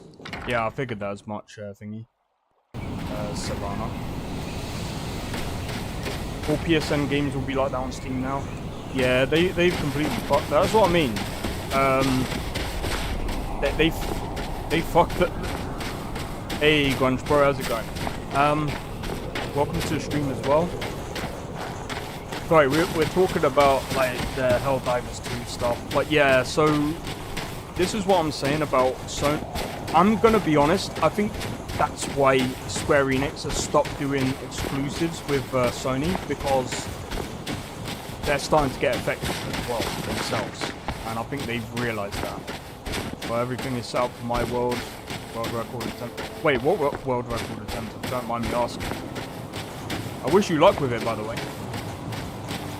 But yeah, Square Enix doesn't really need Sony, if we're being honest.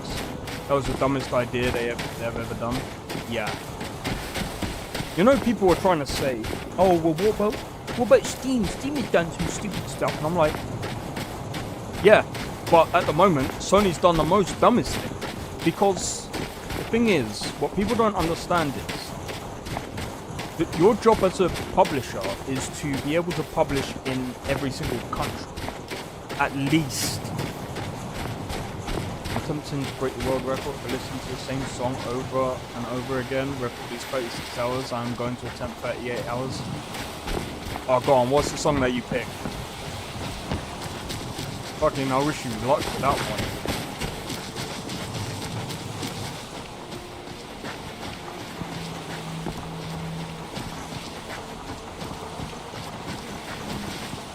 I'm guessing that's with no break either. That's gonna be a pain. Oh god, that one. You know what? There's some songs that you can actually do to break the world record. It won't be that easy to get rid of the Rieklings, Gruva.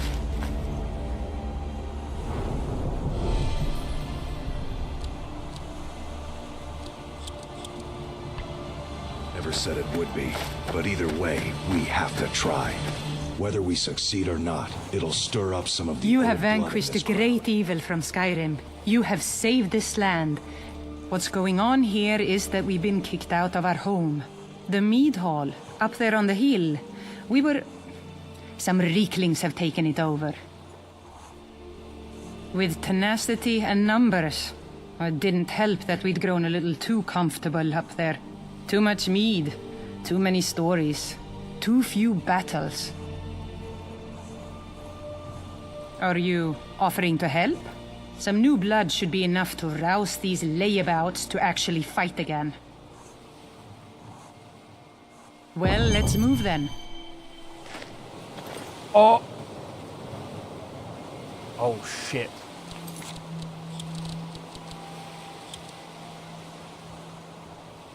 I've got to go all the way back here.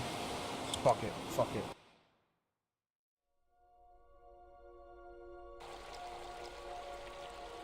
I didn't realise. That's why you got. That's why you got to pay attention to these things. No sleep, can take bathroom breaks. We'll be playing vanilla Skyrim because it's a very long game to complete. 100% at around 200 plus hours. Yeah, that's what. I'm gonna be honest. Just be careful, man, because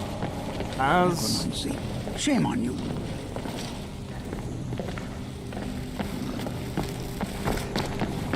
Yeah, I don't mind.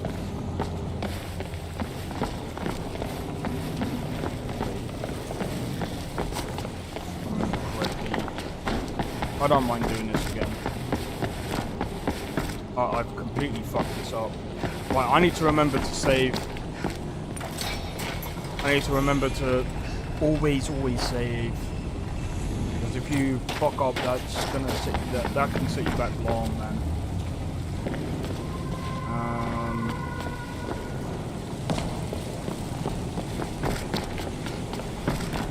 don't remember how this goes. I've got to go this way, up here, this way, down here, through here, this way. This. Boom, boom, boom, boom, boom, boom, boom. Here we go. Over here.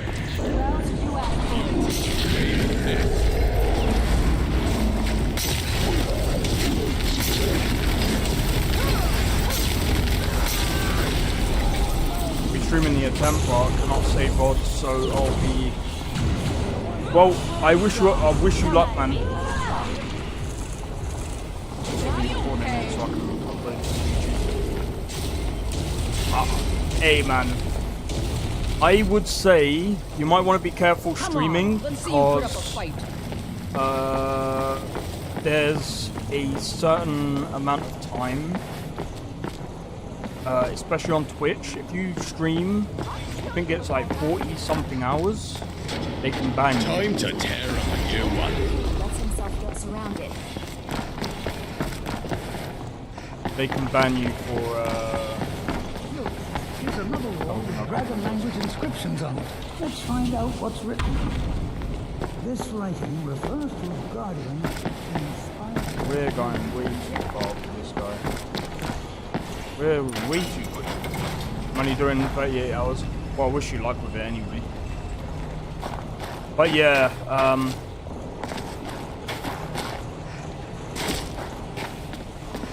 also EA being stupid. Oh, we've got a good idea. Why don't we replace all of our workforce with AI? Are you dumb? They really think AI is that good that they can start replacing their freaking people with AI? Are they actually that dumb?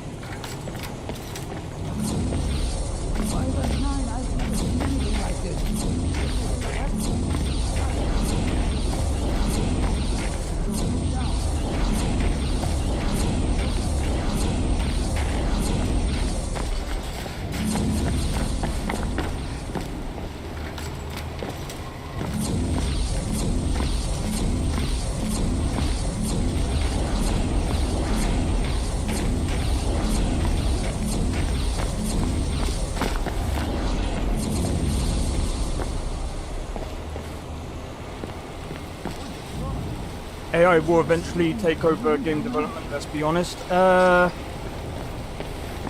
Wait, who is replacing their human workforce with AI? I'm glad these platforms EA. are here once you finish them. It won't take over completely. It won't be able to. I hate this snake. The thing that AI is good at is precision, and it's a very good tool to make things precisely. What AI can't do is anything creative. It can't, okay? Because what people don't understand about AI is this. It's what you feed it is what it'll be good at. Now, the only way you can do that is to have a human behind it and basically monitor it. Because it can't do it by itself. Because I'm guessing this the other one thing will as be well. even faster. Just remember to stay focused and move. Here's the other thing about AI as well. If AI goes in a certain loop where it tries to learn from itself, you know what's going to happen? It's basically shitting where it eats. So it's always going to come up with shit. You can't get AI to program for you because it's crap. It will always come out as crap. It can help, however, with programming, teaching you the basics of it, yes. Programming for you, no. Because the problem with AI programming itself is someone else is going to have to come in and curate it. And that's even if it starts to develop high-tech code. No. You can't now, but like I said, who knows in 100 years, it won't be able to. It would still require a human to do it because it's still going to be shitting where it eats. That's just facts. Because it's the same as procedural generation. It's what you feed it, it's an algorithm. Right? AI is a tool to be used to help. That's what it's going to be good for. That's what it will become, but it won't be able to replace everything because it can't. Like, if you understand anything about AI, it's not. It just can't. Importantly, anything creative, it can't really do. It would actually need to be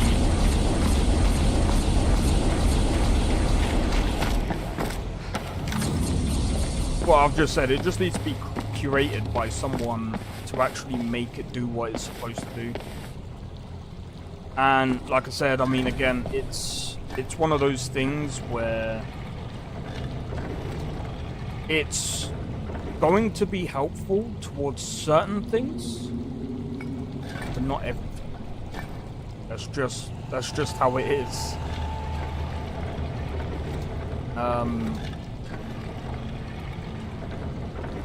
You know how in Mass Effect 1 and 2, with, I can't remember her name, that AI, that is basically what it's gonna be, in my opinion. If it's gonna be like anything, it's gonna be like that. It can help, but is it going to take over completely? No, it won't be able to. What AI will do is make game development 100 times faster. Depends on how you use it. And require less people. Depends. If you're going to get... I've said before and I'll say it again. If you use AI to program for you, even in 100 years later, you're still going to need someone to reverse engineer that shit. And it will make it even longer, because if there's problems and it's going to take that one person or a couple of people to reverse engineer it, it's going to take longer. So it depends on how you use it. If you use it like to literally take over everything, it's going to take longer, because you're going to have someone that will go through everything to then have to rewire everything completely, because the AI isn't going to be able to wire everything the way it needs to be. It needs that the human element to make it worthwhile. If you use it as a tool, yes, it can make things quicker and may require less people. But like I said, again, there's so many things it depends upon. And again, if you're using AI completely, it's going to cost you a lot more, and it's going to be a lot more difficult. A lot more difficult. Because here's the other thing as well. Just before I go into this boss fight, the AI will not be able to do this, and it's called commenting.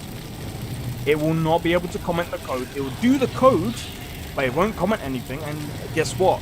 If you're a programmer and you already know how much you hate some people when they don't comment their code, AI is going to be worse. Way worse.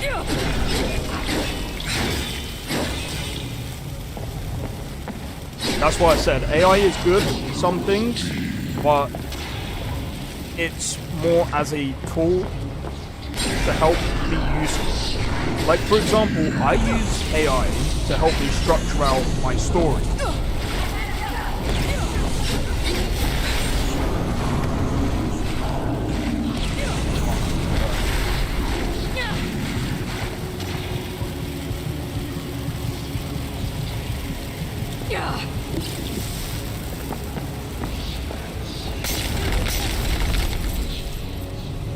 But yeah, like I said, it's a good tool if you know what you're doing. My problem with EA is if they start doing that, I think they'll start. I mean, they've kind of already lost.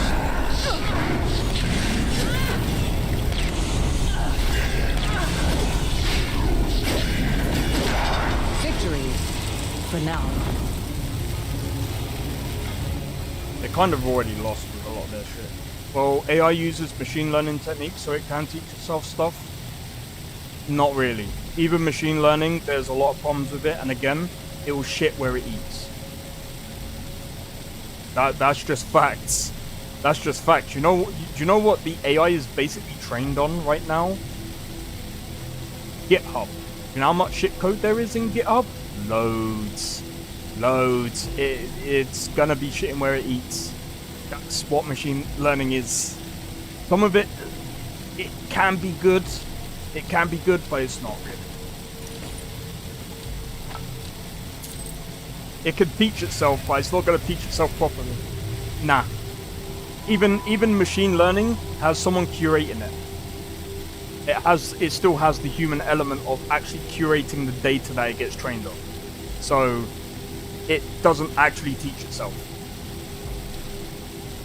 Someone else has also spoke about it before, and yeah, it doesn't actually teach itself. It technically still gets taught by a human. I don't know why they called it machine learning when it's really not. It's so fucking... It's like these... It's the same shit that I give the UK TV license shit. It's false advertising. It's not really that. I need to get rid of a few things. Let's get going. Yeah, can you take some? I'll be sure to put it to good use.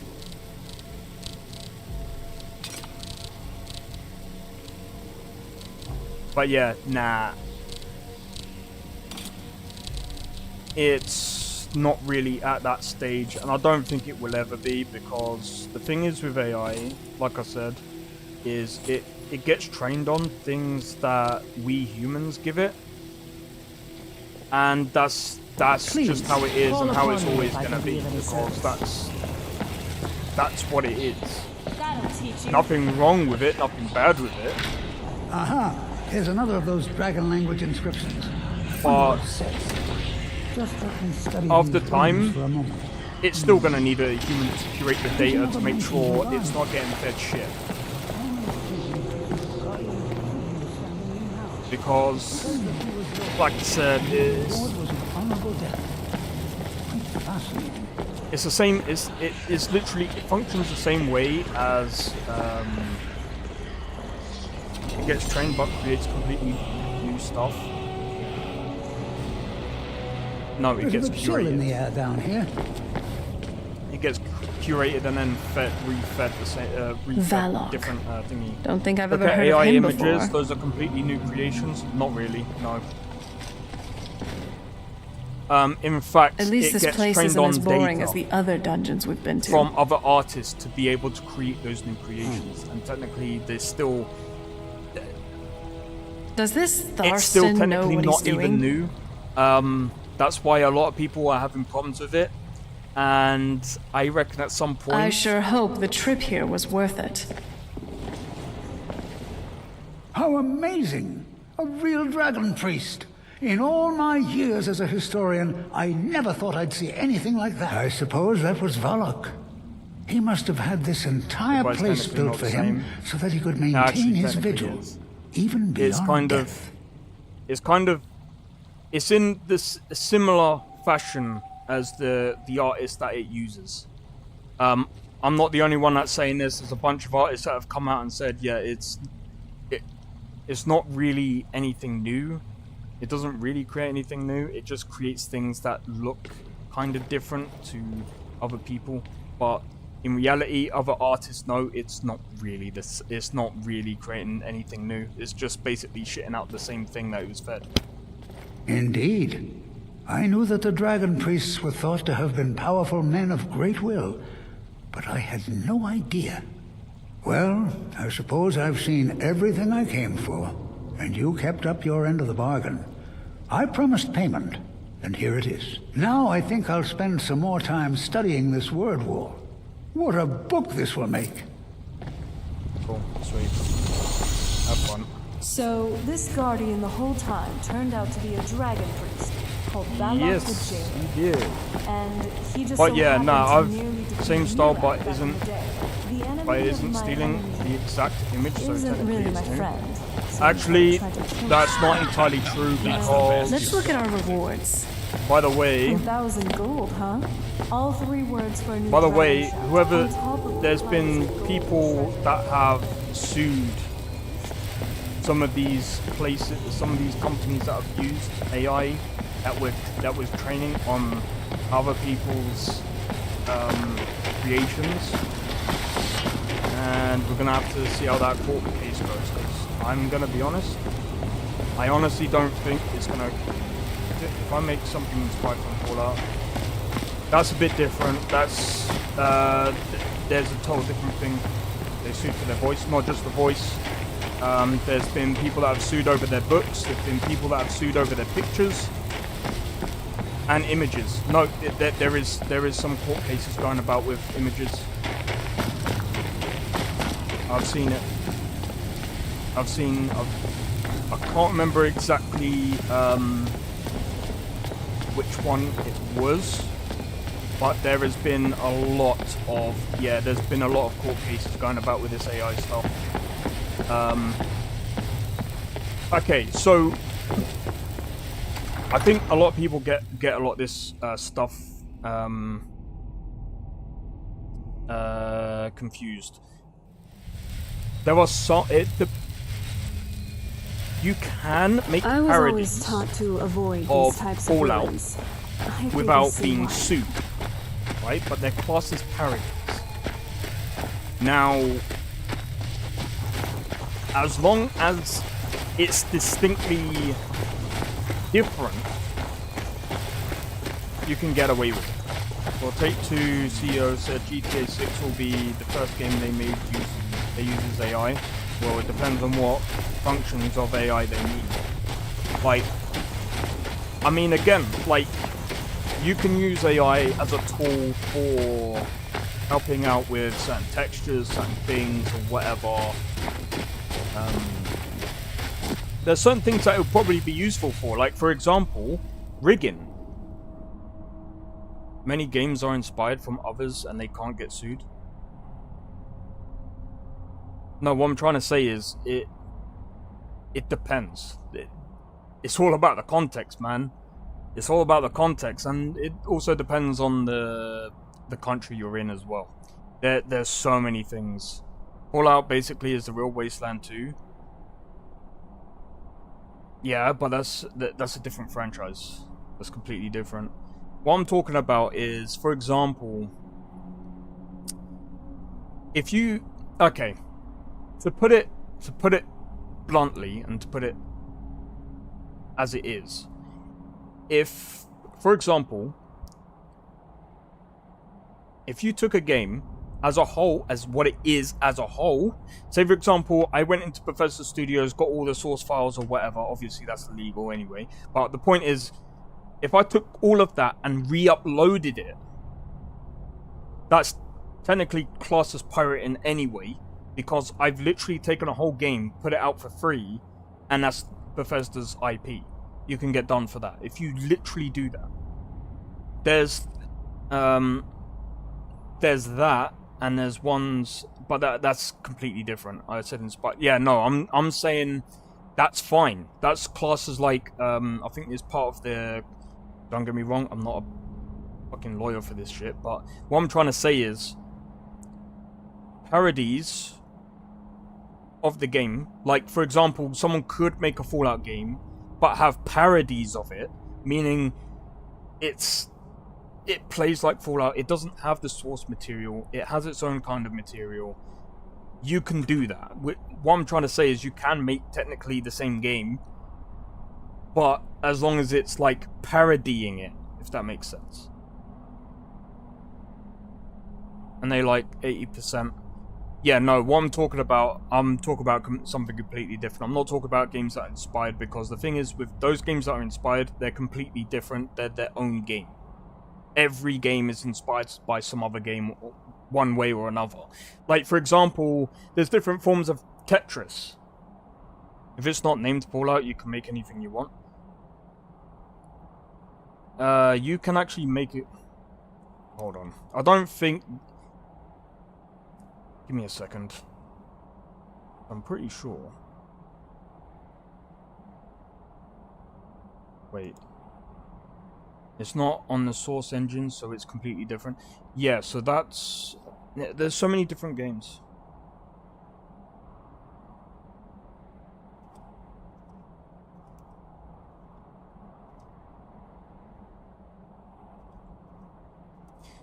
I'm gonna be honest though, when it comes to laws and stuff, I'm going to be honest.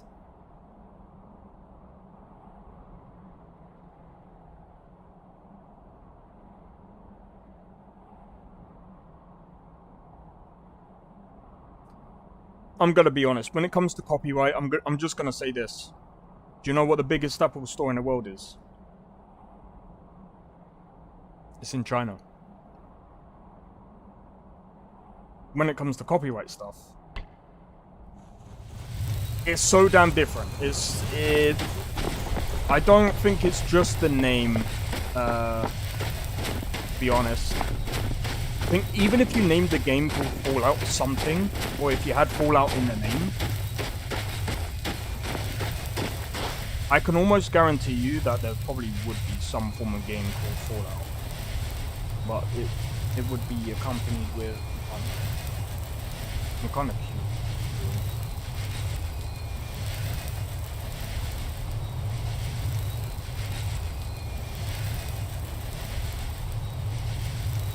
I'm pretty sure you can still have Fallout in the name of your game, but you just can't obviously use the same stuff. But in any case, it's kind of just what it that's like with any game really. Because guess what, 90% of lore is stolen anyway. Wizards and druids, classes, someone made those first, and it was, I wouldn't say stolen. Everything's a remix of a remix. I got no problem. I've got no problems if people were inspired of them. Where it gets dicey is when you start using the same thing from other games. And, you know, Griffins from Witcher or Ghouls from Fallout, they didn't make those, they stole. I wouldn't say stole, I'd say it's inspired. Technically that's also inspired. But at the same time, it's like, you gotta remember as well, they had to make those models from scratch. So they've got reference material to actually make those models. And by the way, that's not illegal. Because you created that thing yourself. And there's gonna be differences compared to the original as well.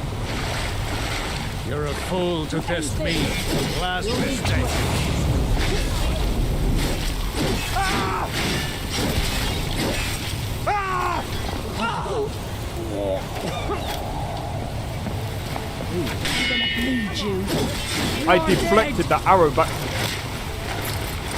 Oh! Well, that's taken care of. I wouldn't say they're all the same in every single game. There are differences between each and every one of them. Meaning they would have their own characteristics and stuff like that. Classes, I'm going to be completely honest. You can't copyright class. That's a bit different. Going by that logic, I can copy almost everything in Fallout and not get sued. Not really. What I'm trying to say is anything that you make, yeah, and this is as far as I'm aware of, this is like anything with Igor as well. So what I'm trying to say is, whatever you make, whether it's in parody or reference to another game, you can do that, but it all has to be created by your hand.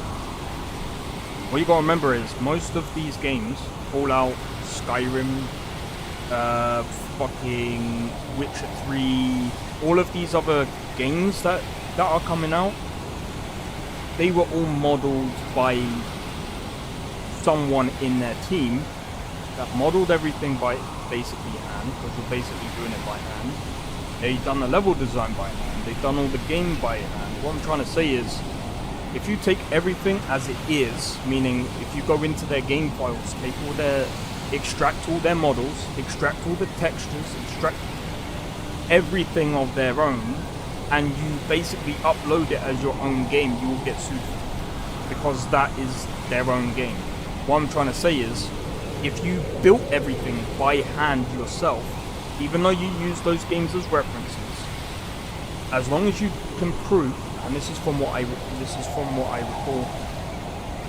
Again, this is not legal advice because at the end of the day, I don't know. Every law in the fucking country, in the world, is very fucking different. But what I'm trying to say is, as long as you've done everything by yourself, by hand, and if you did buy some form of asset out there or whatever, as long as the license tells you that you can use their models, their whatever assets they're gonna give to you, whatever price. Yeah, no, that's what I'm just saying. But what they made. Yeah, that's what I'm saying. So like I said, technically it's not really stolen because again they got a remodel. They're modeling everything. They're pretty much making it in their own thing. I could literally make Fallout 5 using all characters as long as I make them myself. You could do all the characters as long as they're different as well. It has to be at least different.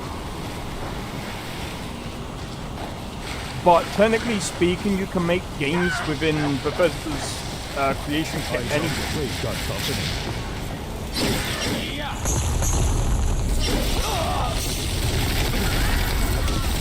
I mean, look at Enderwood. Well, that was a bit of fun, but let's get back to it. Why different? Alright. For example, if I was to literally copy one-to-one of, say, I don't know, what's his name? Yo Ulfric. If I was to put Yo Ulfric in a game that I was to make, I would probably get like one-to-one.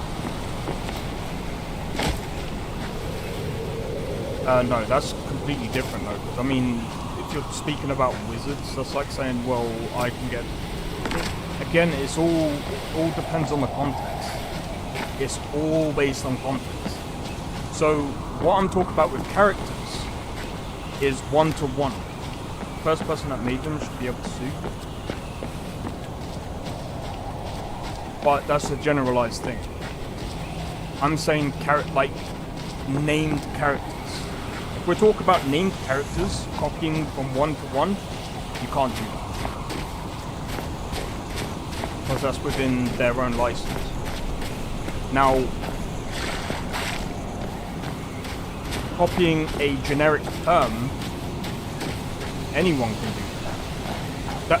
You can't copyright that. Because that's like saying human is technically a class, so no one else can create a human. That's completely different to doing a character. So I can't make Pikachu. No, dude, it's completely different. Pikachu is a character. And by the way, if you use... And just to let you know, if you actually make Pikachu, not Nintendo, fucking the Pokemon company is coming off straight up. No, they will literally... Okay.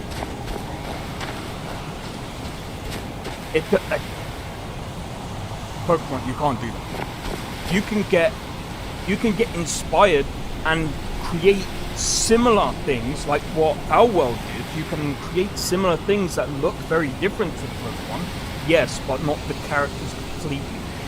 You can't copy the characters completely. Because it's completely different. Pokemon is not a generalized word. Wizard is. Wow. I still can't imagine that we set foot there is a in difference. snow. Pokemon is not generalized. Pokemon is literally a term for, and is a copyright, it's a trademark. That's completely different. Pokemon is a series. Wizard is just a generalized term to call someone that's a mage. It's like saying, well, it's like comparing an orange to an apple at that point. That's completely different. No. Like, for example, I won't be able to copy Ash from Pokemon and bring him and port him over. Technically, you can if you do it for free. So, like I said, there needs to be context behind what you're doing and what you're trying to do with it. Because it depends.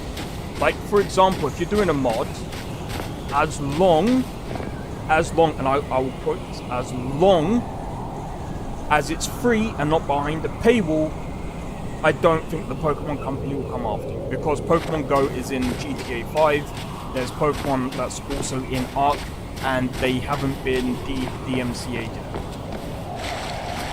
The ones who did from Power World put Pokemon behind the paywall, they were getting paid to put Pokemon in the game of Power.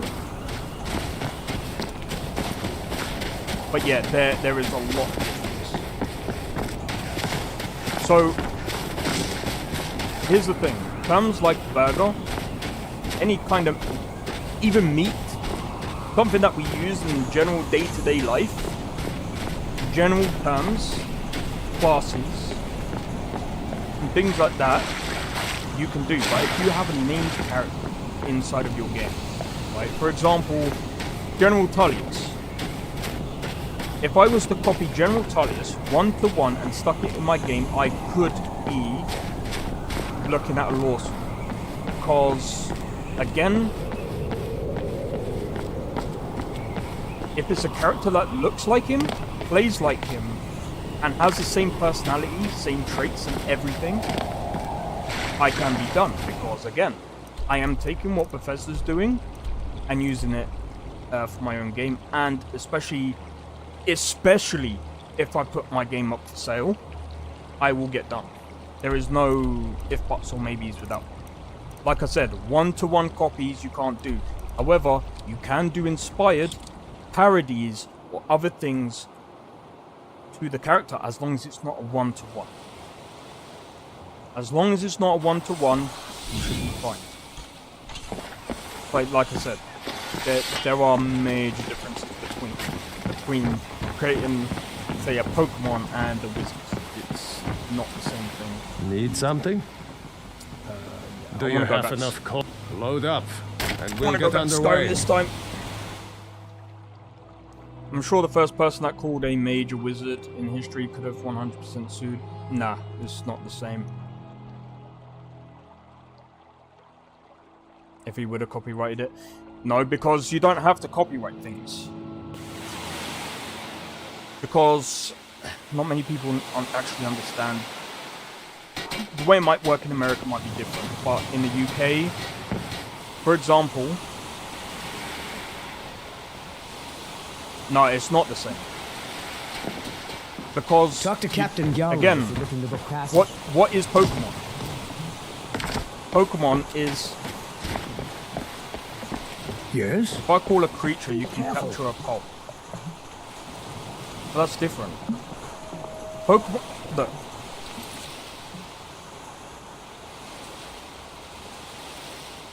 Pokemon is a franchise. Yeah, Pokemon is a Japanese media franchise consisting of video games, animated series, and films.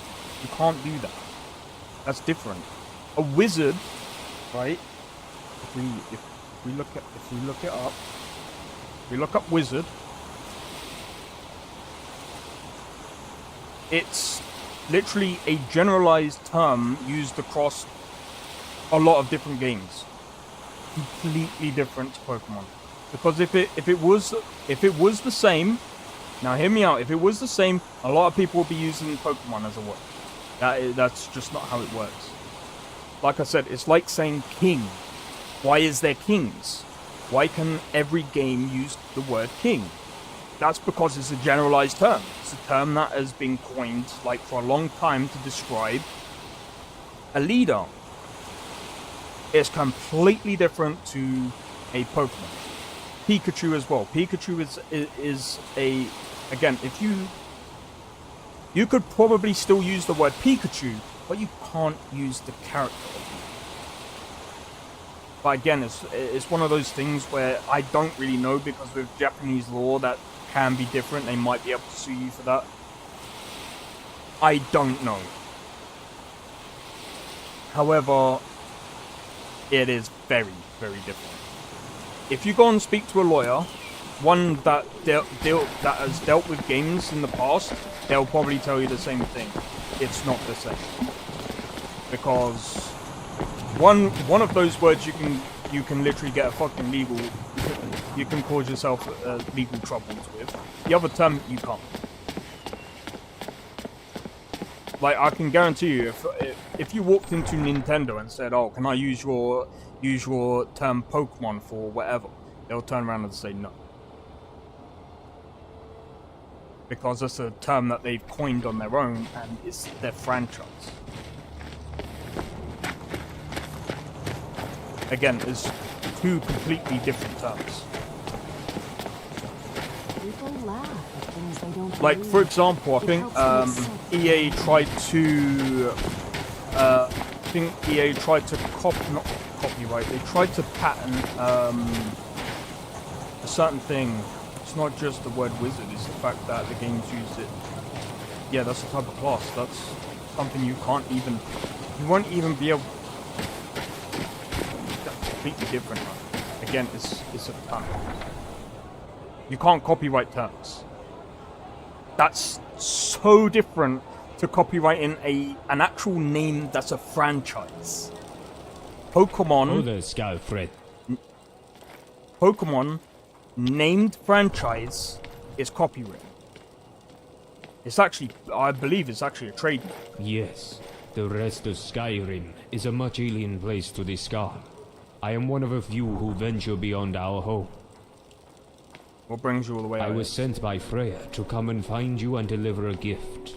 She wanted me to tell you that she appreciates all you have done, and apologizes if she seemed a bit terse when last you met. It took her some time to come to terms with the loss of Storn, her father. She wanted me to pass on this amulet of the Scar as her personal thanks.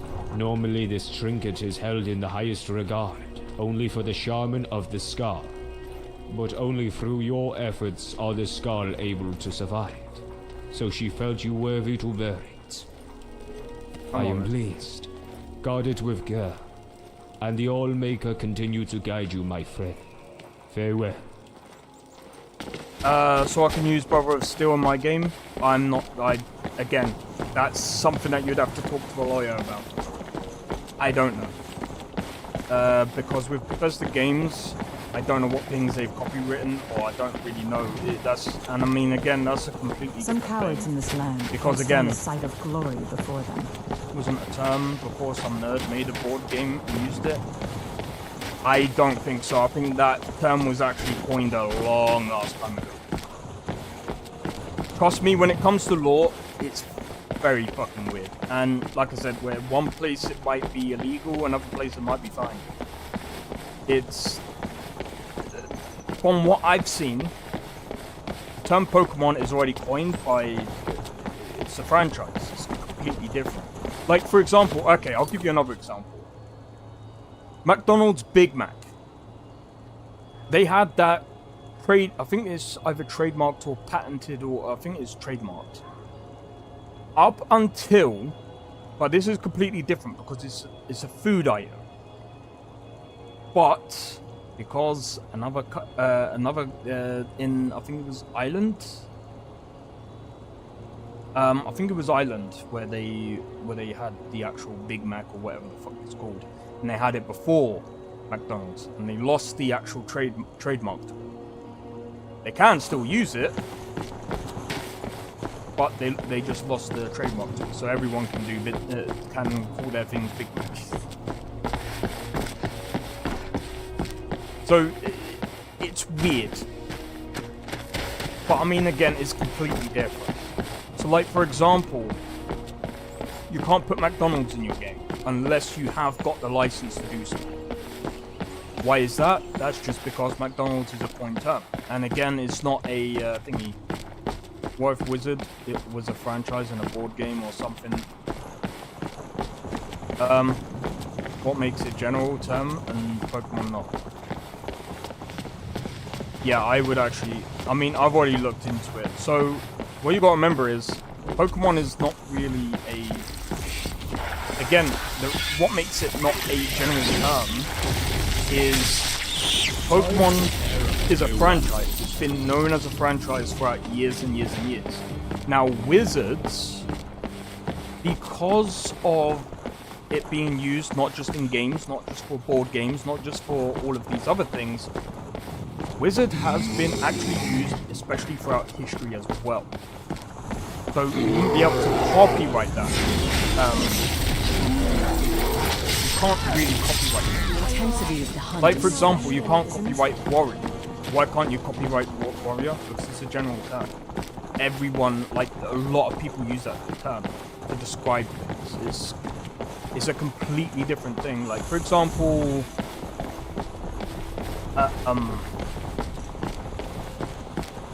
you can use names from, like, say, you can use, like, names in games as well.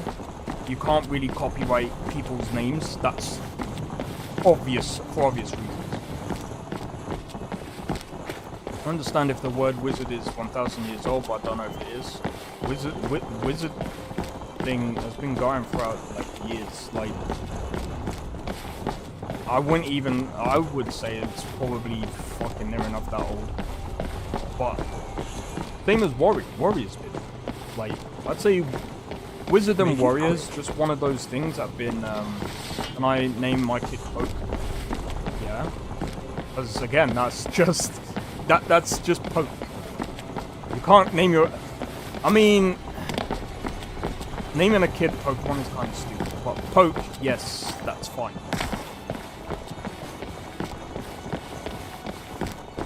Like, honestly. Why couldn't you name a kid Poke? Because Poke is an action. You can't copyright that shit. Like, if someone patented that, and that would get thrown out of court very fucking quick. It's like, why are you in court? Oh, because I named my kid Poke. Someone tried to sue me for it. Can't do that shit. Can I name my kid Pokemon and make a game called Pokemon? No, I don't think you can. Because in Japanese law, in Japanese law, you can actually get fucked with that. Now, I don't know about naming a kid that. That's kind of completely different. Because here's the other thing as well. Usually, right? Usually. And I was given this advice by someone else. You don't really want to... There's certain things that you kind of want to go after someone for if they've copywritten your game. They say usually to try and make your game first. Okay, but if my country allows it, Japan can't do anything, right? I don't know. I really don't know. But when it comes to, like, copyright stuff, I'm gonna be honest, it's very fucking confusing. There's categories for this shit. So like I said, I'm not a lawyer. It's probably best to consult a lawyer about these things, because I'm not too sure. Because I'm gonna be honest, it's one of the things that I've been worrying about, like making games and stuff. And probably one of the reasons why I'd actually choose a publisher, because you actually need to understand how the law of copyright works. So, okay, I'll give you one example, because I'm gonna be honest, I think I've gone on for a bit too long today, but that's fine. Don't know how Japan can sue my... If they can technically do it in, oh, fuck, what's it called? They can... There is a court that is outside of every country, I believe. I can't remember what it's called. What?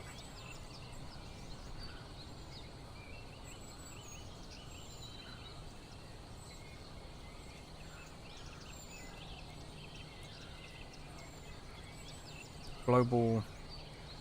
I can't remember. I'm pretty sure there is. The court that deals with global issues in International Court of Justice. They can do you there. Probably. Yeah, the International Court. That's a possible thing, but... I don't know, man.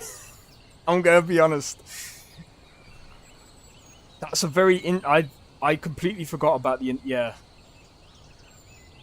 But, I'm gonna be honest, like, for example, what makes them able to do something to me, what gives them the power, I don't know. Like I said, this goes into so many different, like, loopholes, and, oh, my days, man. Honestly, there is so many different laws, there's so many different things that you have to make sure you follow. It's so confusing. So, I understand the confusion with it. It's like music, right? So for me, how I copyright my music it technically, especially in the UK, the way that you do it in the UK is every time you've made something, it's already copyrighted. And people will be like, what the fuck do you mean? So, if I go into my folder right now, if I go into my... Well, I'm not going to show it on stream because fucking... But I can, for example, go into where I create my songs, my... Nah, I know what you mean. But, so basically, as long as I've got a timestamp of when I made it, if someone was to basically take my song and use it for their own stuff, and they're getting money off it, I can sue them for taking my song. Because, number one, they didn't ask me for it. Number two, they didn't pay for it. Number three, well, again, they have to have my permission, right? And as long as I can prove that I'm the one that made it, which I can, because I've got the date that I've created, well, technically I don't. I mean, actually, to be fair, I've uploaded it on YouTube, so that they'll go by like the date that I've uploaded it. But it doesn't make sense in some ways. Some countries don't consider the international courts legit. No, I know what you mean. It's, like I said, it's very, very, very, very complicated. It's just one of those things. But I kind of want to showcase it. So, when we were talking about music earlier, so there's a couple of things that I want to go through just before I end, because you was asking about. So there's this that I really want to do. I need to.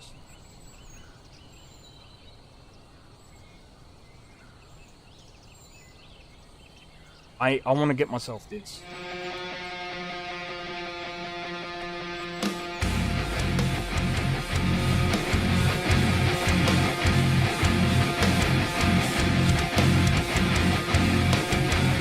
Eight-string guitar, bro.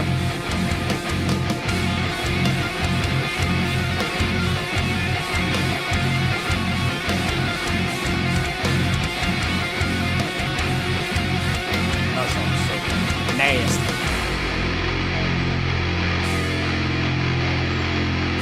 Gibsons are good, but they're only good for one thing.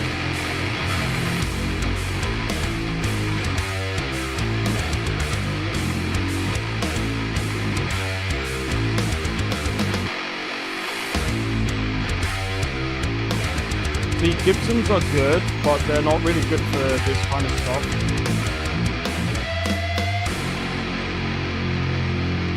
Really, what you want a Gibson for is stuff like rock and some metal. It's good for some types of metal, but when we're talking about like 8-string, now Fender wouldn't be fucking good for that. Ibanez or Jackson is usually, or this brand as well.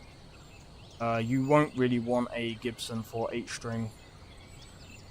Ibanez is usually the best one for this. These are fucking expensive though. Ibanez technically is the better one. I've actually got two Ibanez guitars behind me actually. I've got one 7-string, one 6-string. But yeah, what's a good guitar price? It depends on what you're looking for. See, the reason why I'm going for this is because it's in my price range.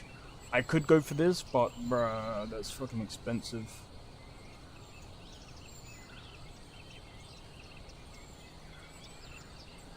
Wait, is there a cheaper one?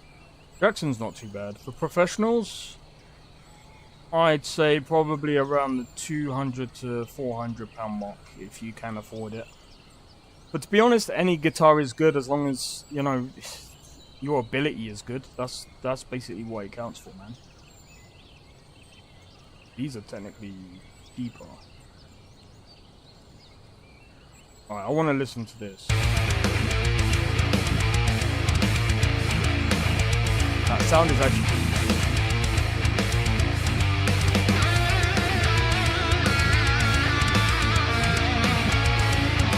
Oh. 1,000? Nah, you don't need... See, look. You don't need $1,000 when you play this game. I'll probably put a couple.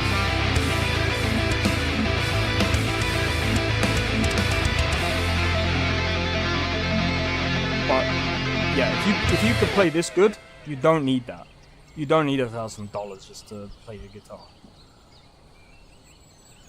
To be honest, like I said, the only reason why I'm going for the 8-string is just to change up. I just want to change a few things. Do you know what? I need to buy more strings for. I need to get strings for my 7-string and my 6-string guitar as well. One of my friends got a $1,800 one. I forgot the name, but he always mentions the price. Jesus Christ. I'm going to be honest though. A lot of people, when they buy these things, do you know what? They'll probably say, oh, you should get an amp as well. I don't need an amp. Dude, you don't need an amp when you can go to places like this. Neural DSP. Neural DSP is what I use for my guitar tones. Am I sponsored by them? Fuck no, but their shit is so fucking good, man. Oh my god. This would be what I would actually recommend to some people, because here's the thing with a lot of these amps, they give you the actual fucking... Oh, they give you a great sound. So, for my songs that I've been using, for the songs that I've actually uploaded, I've used this. Let me see if there's a sound. Yeah.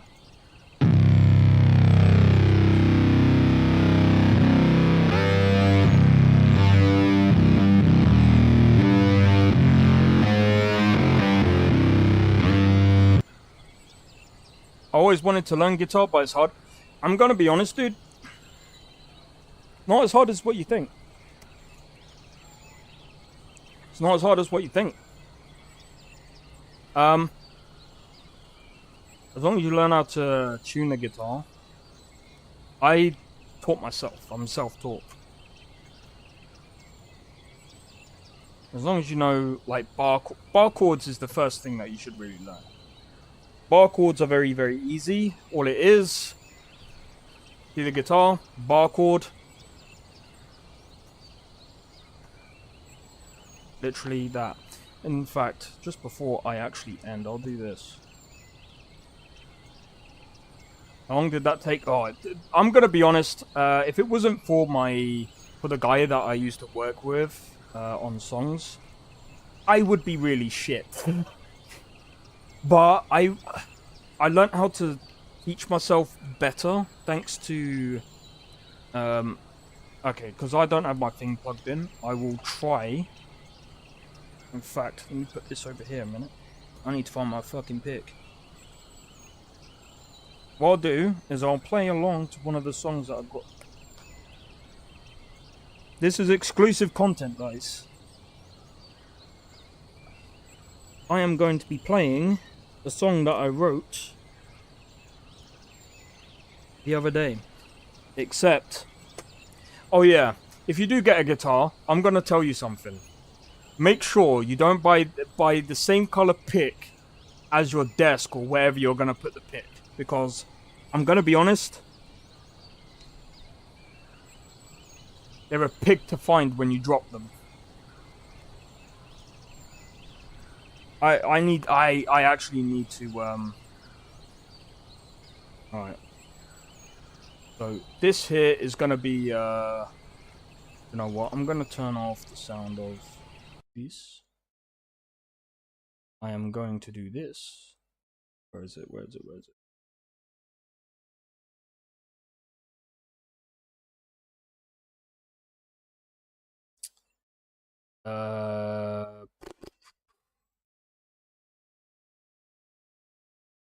Wait, where's Reaper?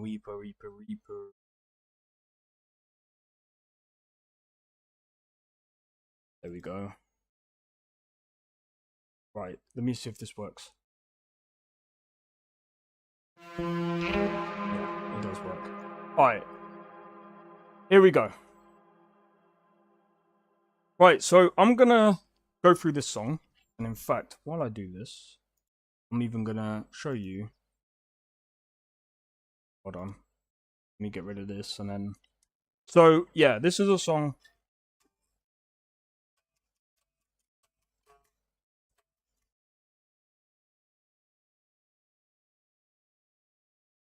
Wait.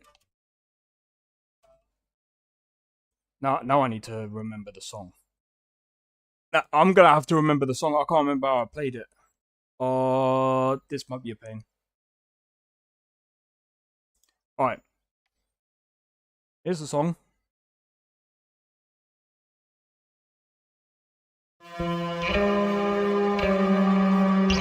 Oh no, I'm not playing it up first.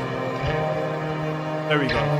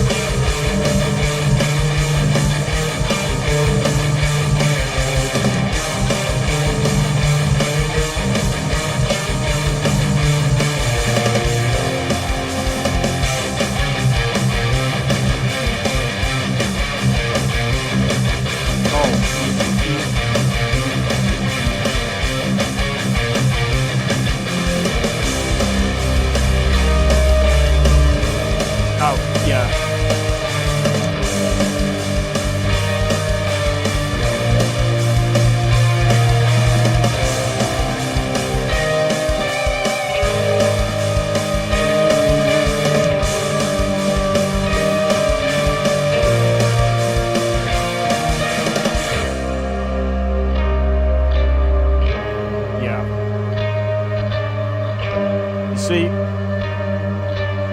this is one song that I can say is so different to my other songs, to be honest. And I kind of took a different approach on it, actually. You should join a band? Why would I need a band when I can do it myself now? I used to be in one. I mean, the thing is, I could do it all again. I mean, it was quite fun, actually. But, I don't know. I mean, the thing is, like, as long as I'm making music, I don't mind. So, here's the thing. So, you could see all these WAV files and you're probably thinking, what the fuck? What does all this mean? So, these two here are...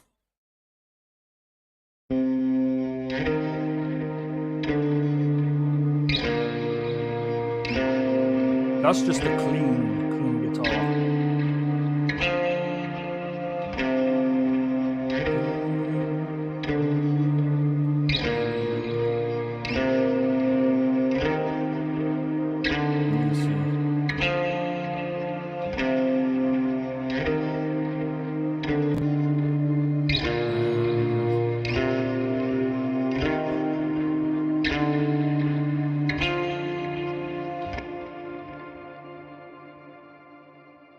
It's technically playing the same thing.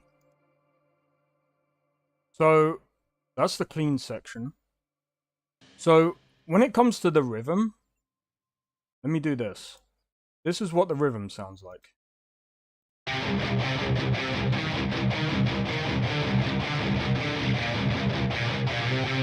By the way, these two are two different recordings. You know why? Cause if you play it, you can't. Nah, man. I'm gonna be honest, dude. Most of my stuff is very simple because how I've done it, right, is I've kind of learnt some of these songs, like oh, what was it? I learned "Bullet for Valentine," "Tears Don't Fall." I learned, oh, what's the other one? "Waking the Demon," "Your Betrayal." There was kind of a few other ones, and I kind of started to play like that, and then it's like, okay, I'm gonna see if I can create something not quite similar, but something with that kind of intensity, and that's kind of where I made this. This bit was easy. However,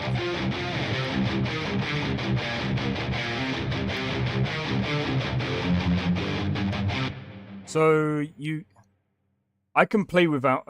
I don't even use an amp. Like I said, I actually have an amp like sitting right there. I haven't used it in years. You know why? Because when using, hang on, I've got an idea. Can I do window? Maybe display. Okay.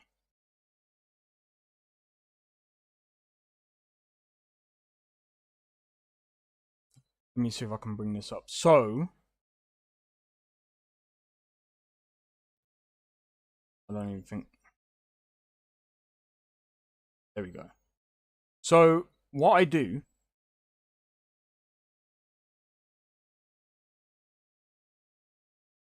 That could have been fucking detrimental. So what I do, right, with a lot of my guitar sounds is I use this because it's fucking amazing. So this, I believe,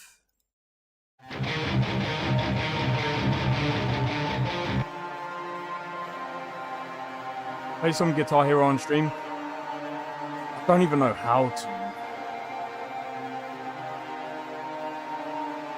That would be fun. So this is just a hollow synth, and it's just it's technically an effect, really. And it's like, it's just so cool to have in the background. That's just background sound. If I turn this on.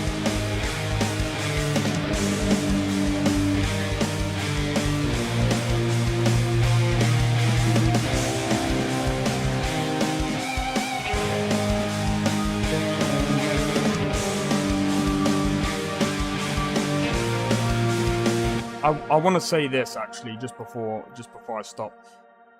This part took me hours to get down, and it's so simple.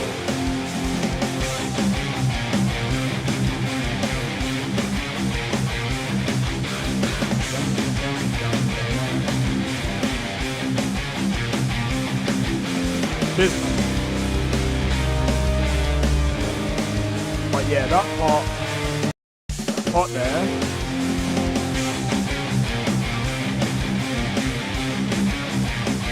it's so weird.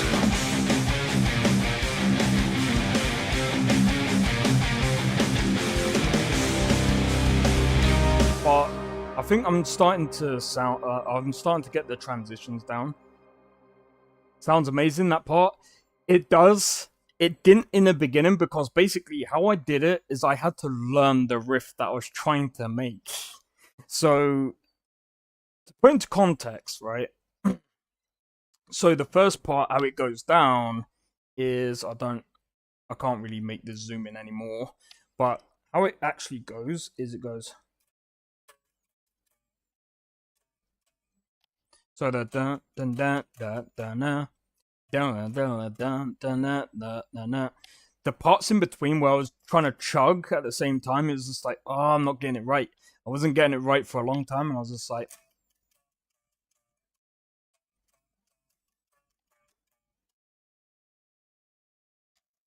so even now I can mess it up, but it just took me so long to get that part down, where it's kind of easy. It's technically just, I don't know what they class that technique.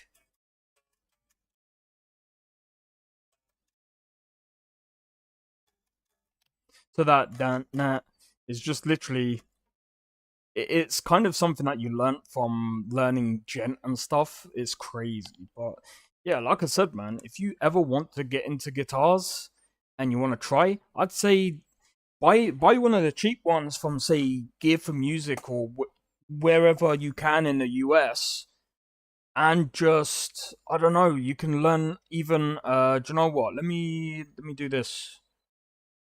Let me do this, because I think you might actually find this useful. Go to Songster, right? You go to Songster, you'll probably look at this and think, what the hell does this mean?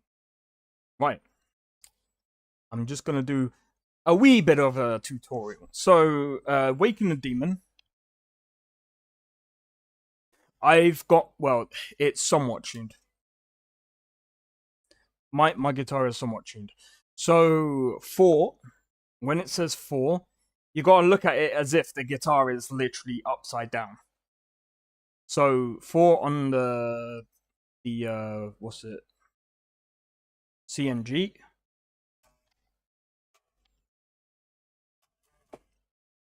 So I'll play through it, but I'm not plugged in actually. Fuck it, I'll plug myself in. Give me a second.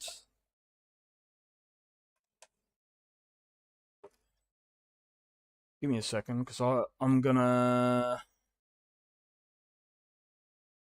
Right, let me take this off real quick. Right, so if I close this, I've got to close it. I'm not gonna save it because, to be honest, I ain't done anything to it.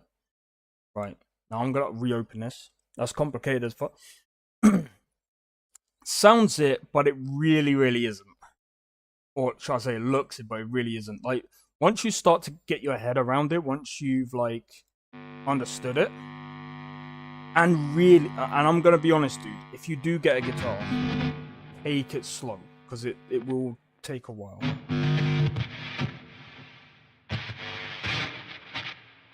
Alright. Now I'm gonna tune my guitar, so let me show you what I mean by tuning the guitar. So when you tune the guitar, it also comes with a guitar tuner. That's what I love about Thingy. And how long you hold the string out, just guessing and feeling it out. It basically is a whole just like feeling process. That's kind of how I write all my songs. It's all about the feeling. It's all about a feeling, dude. By the way, I am missing a string, so there's that. That's why I gotta get new strings. There we go. And I gotta get a new guitar lead, because it keeps doing that. But anyway, right, where were we? Right. I'll play through this and I'll show you how to do it.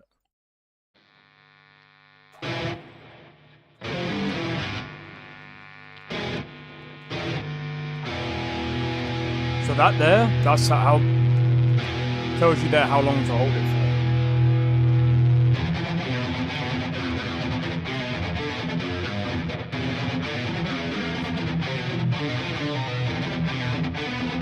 I messed that up.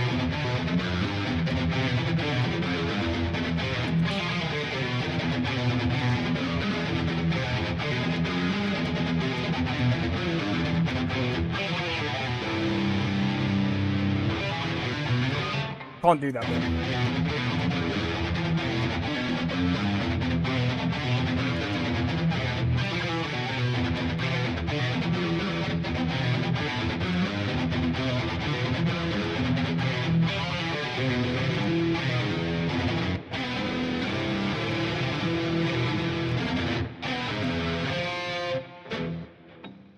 I keep forgetting about that part. So as I said about, can you fuck off from it? As I said about taking it slow, so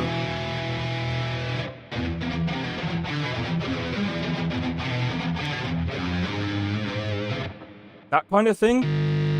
It's all about learning, like, I'm just gonna unplug that for a minute. It's all about learning hammer-ons and pull-offs. There's a lot of that going on in the song, so it's like those can take a while to get. But again, like, if you want to learn just like the normal stuff, I mean, a lot of my songs are literally kind of easy. So like, there was another one of my songs actually.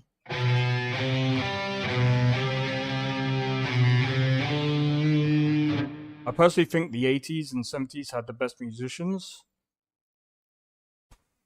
I'm gonna be honest. I don't know, man. Like, when it comes to like technicality, John Petrucci. But even then, the guy from now. Hey, cheers for the like and the share, man. All is good, man. All is good. I'm just showing the Warriors about how to start guitar and stuff like that. But yeah. Don't know, man. When it comes to like the technical stuff, the 80s and 70s weren't really that technical. When it comes to technical abilities nowadays, I'd say the nowadays stuff is very, very technical. Very, very technical. I'd even go as far as to say probably the most technical it's been since a while ago. I guess it's just the 80s vibe I liked. There's quite a few bands that are really, really good. You know what? If you're into that kind of stuff, into Eternity. By the way, the difficulty of this is crazy.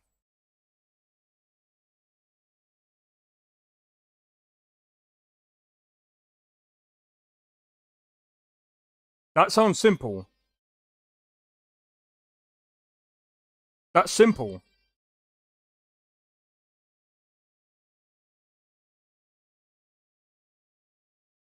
I'm not gonna play this because I have no idea on how they fucking did this.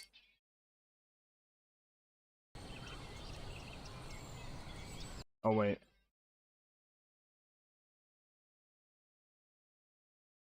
Yeah, I've heard of Billy Idol.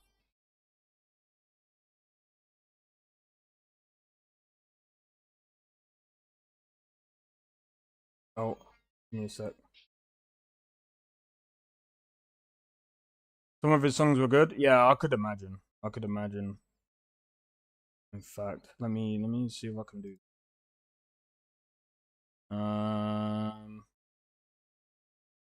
Do you know what? Actually, coming to think about the 80s and 90s style, 80s or 70s. Oh fuck! There was that band that I can't remember what it's called. Jesus Christ! All right, so this is what this sounds like. Since it didn't fucking want to. Like I said, this is quite technical.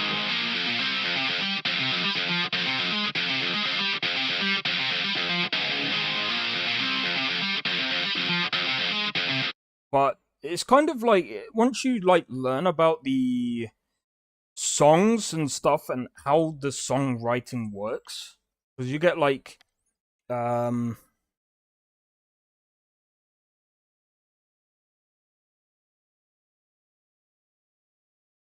just trying to think. But yeah, when we're talking about like, especially like the newer stuff, like Jimi Hendrix, he was, don't get me wrong, he was very good for the time that he was around. He very good. But even with the technical stuff that's nowadays is very, very different. Very, very different. And this is what I mean by it depends on what you it depends on what you like and stuff like that. So I mean, like for instance, I don't know, Kill Switch Engage. This band was good, especially with what's his name, Oh, I can actually play this one out as well. I can actually play this one pretty well.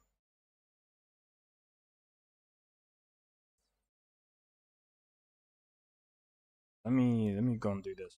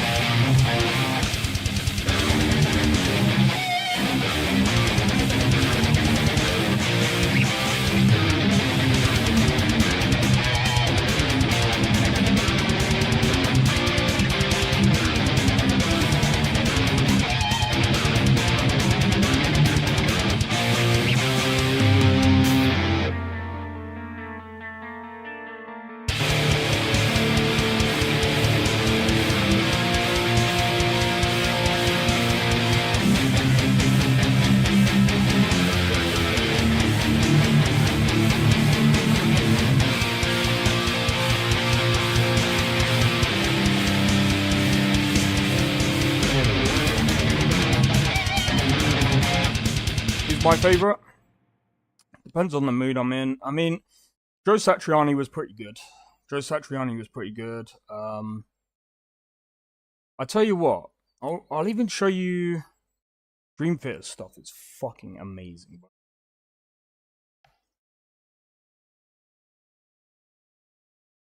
Dream Theater, they're not even there. On the Backs of Angels, if you search up on YouTube, I'm not going to play it because I'll get copyright, but...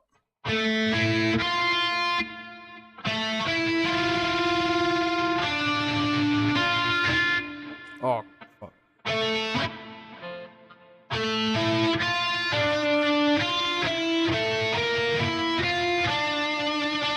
I'm kind of playing it differently because I'm in a different key compared to when they played it. I think that's in the key of E, which is standard tuning.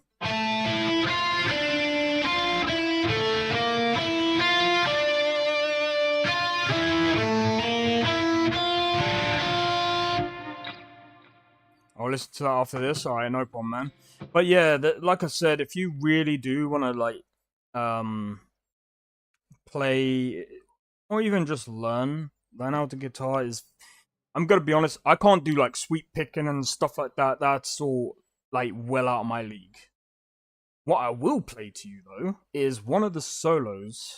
Fuck, I don't know what solo is my favorite, man. I did solos, but I can't remember what solo was my favorite. This is gonna take forever. Fucking stupid. It's not that one. One of my favorite solos, what would that be?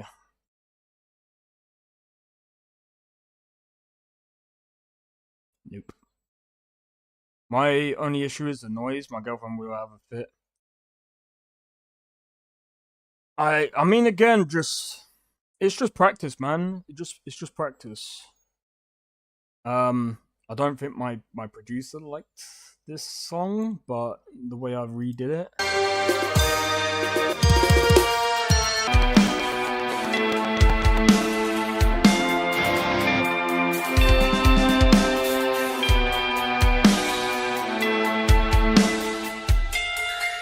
I've already bought this.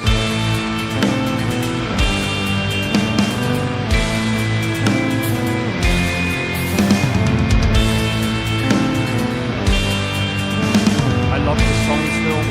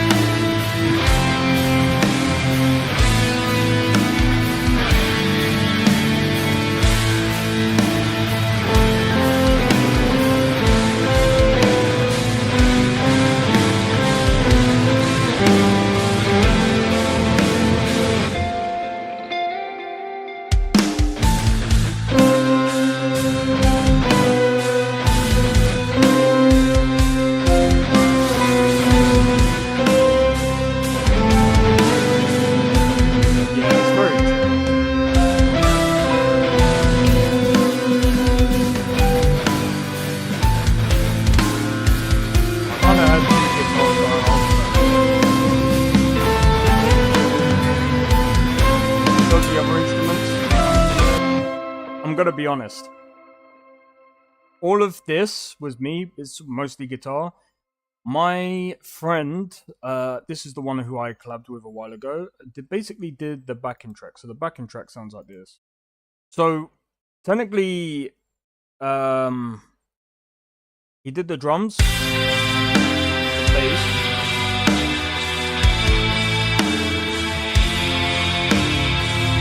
that we're hearing. I believe that's like violins and stuff like that.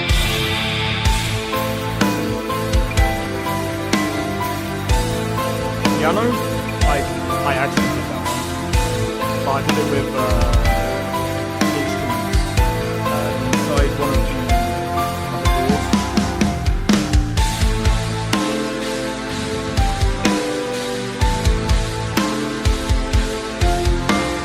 So yeah, my friend did the drums, he did the backing stuff, but I did the piano and the violins in like the second part.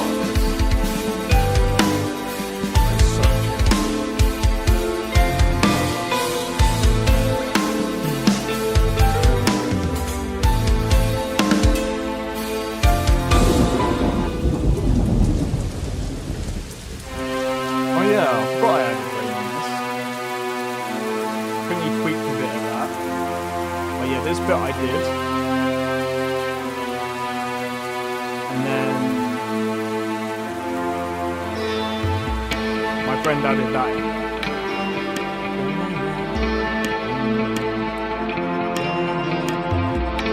Oh, and he added the, I think it's the Indian drum as well to it. Right, he added so much to the song, and I was just the reason why I basically uploaded it the way I did it is because I like this version. But every other version I've done, I don't know.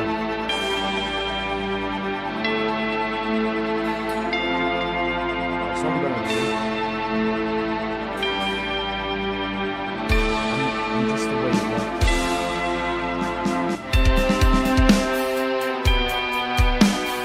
Like so feel basically how I was back in the day. Still am. And then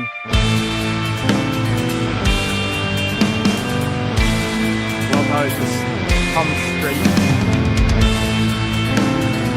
This is technically cool.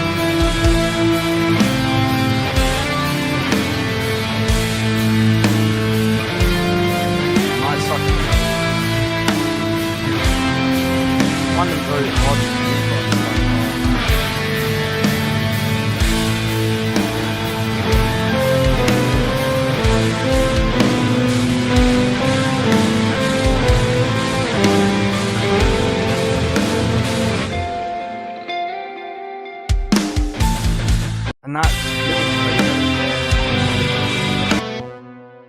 but yeah.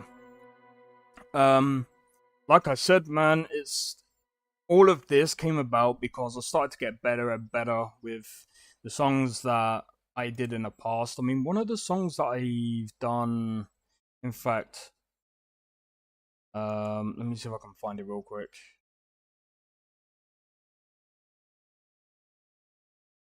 It's been a while since I've actually been able to find my old stuff. But I'm gonna be honest, man. My friend who does the drums usually, the only thing is he's only done technically 2 songs that I've released on drums. The other ones were basically Let's see if I can find it real quick. I'll go into recent projects. What's this one? Because I didn't do anything to them. I'm not entirely sure. What's this one?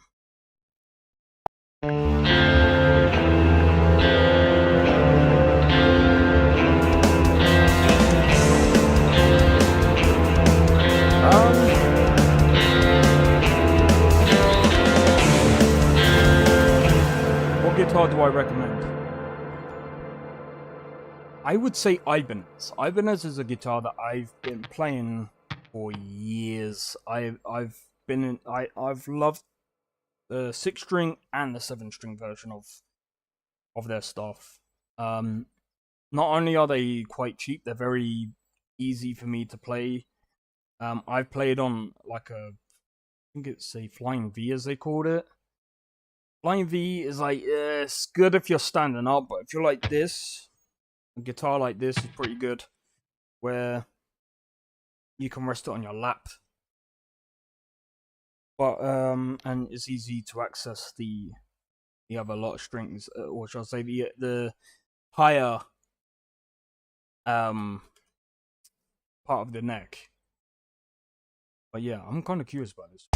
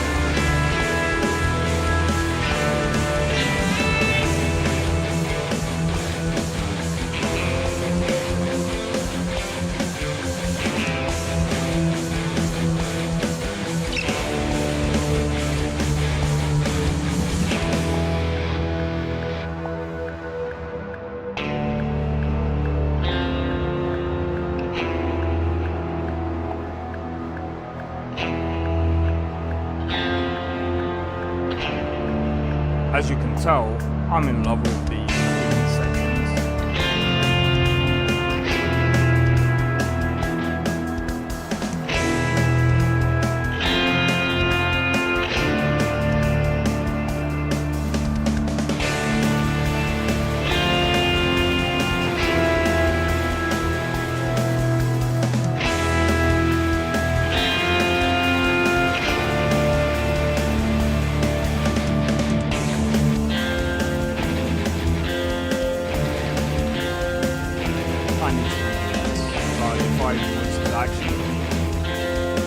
I know why I stopped doing this one. Sounds cool, but you need to tweak quite a bit.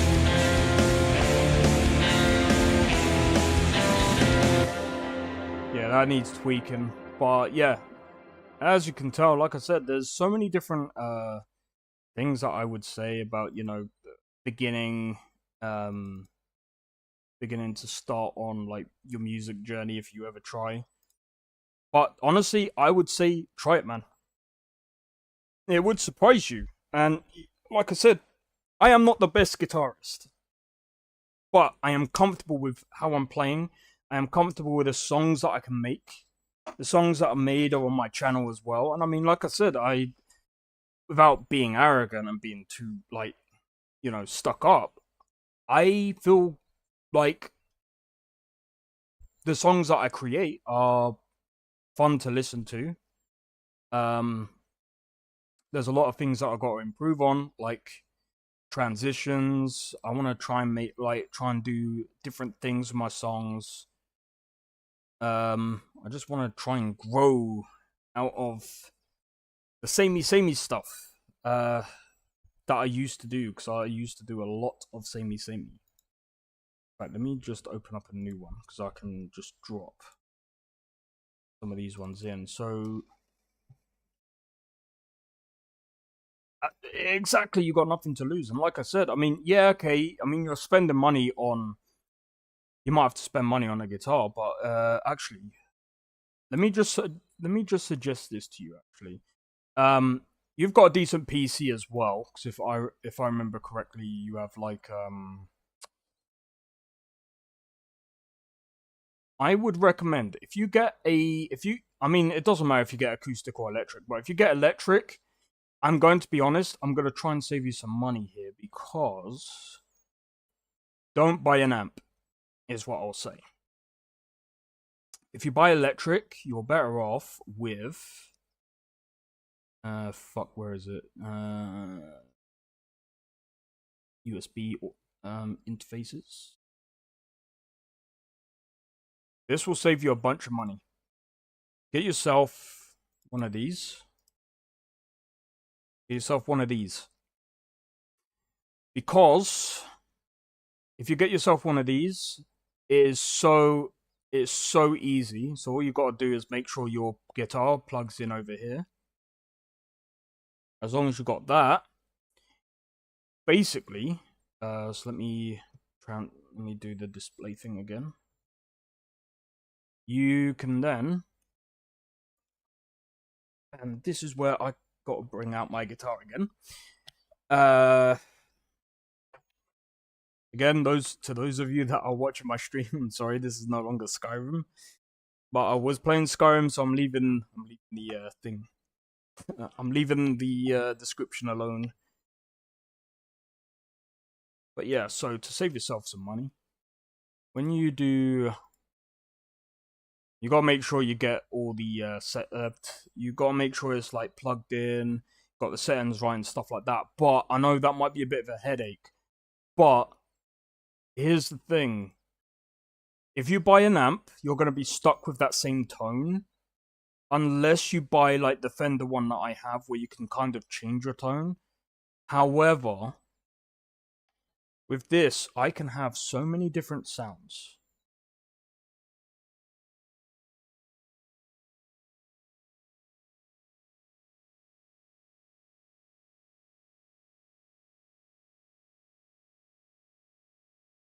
See what I mean? Like,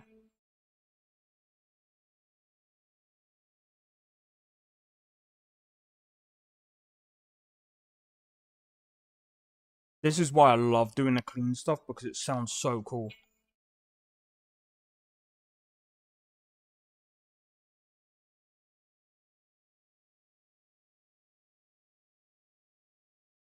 Should I use an amp while learning? I mean, like I said, I would honestly save yourself some money, get a Focusrite, buy one of these. I mean, I think you can get some for free actually. Use a VST, and you can plug. I mean, you know, you can use your headphones while jamming, and you can turn your amp. You can basically turn your amp into something like.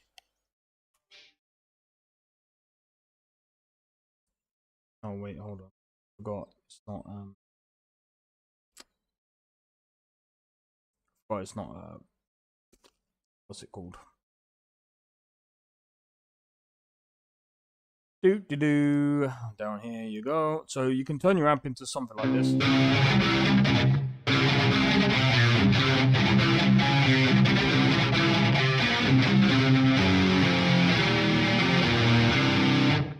You can turn it into something like that.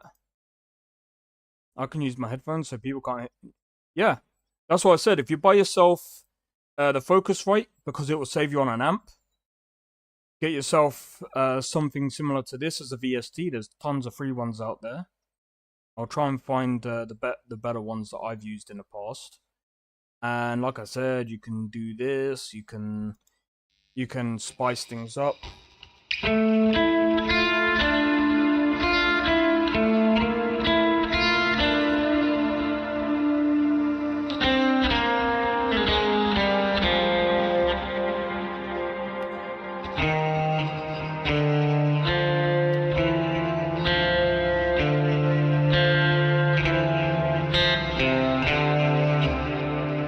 Like I said, there's so many different things that you can do with this, and not only do you get to learn, but you also get to learn, obviously, there's so many different ways of, like, again, it's so much fun. I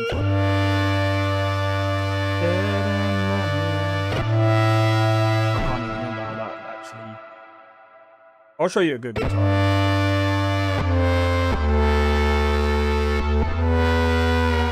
Let me try it.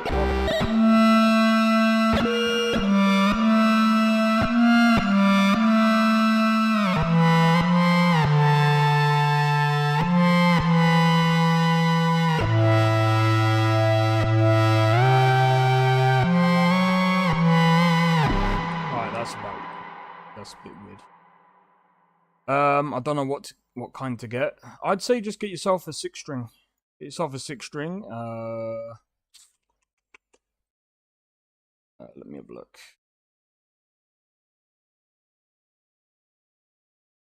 I want to get yourself a fucking kids one. Fuck you know. In all honesty, I mean, how much is Ibanez guitars these days? I mean, okay, so I mean, you did say a Gibson. Fuck you. Okay. Okay, maybe not them. Jesus Christ, they're expensive.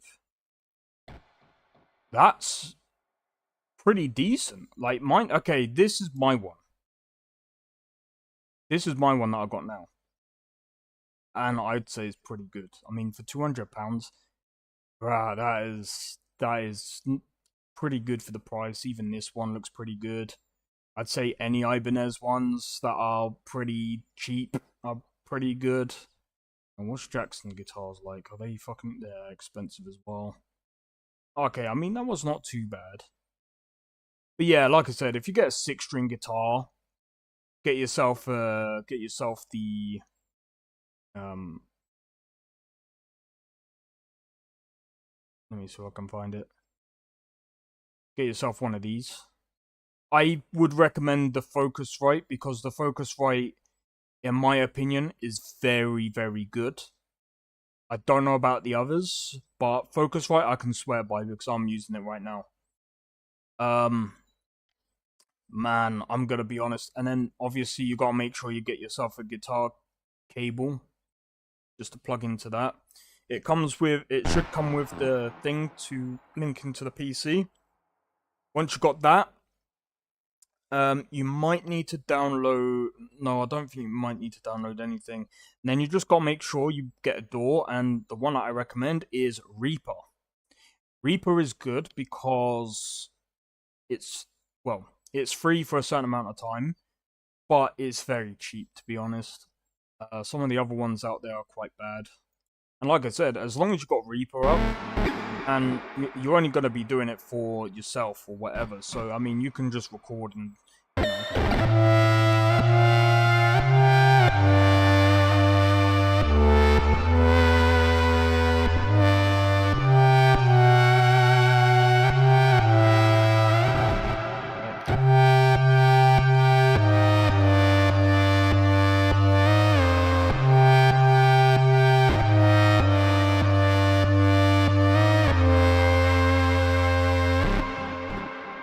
Know where that comes from? In the end, I tried so hard. But yeah, like I said, the reason why I got this, the reason why I got the Arabia one is, oh my god, there's so many different sounds, dude. Like, I love the sounds that come from this, like even this one.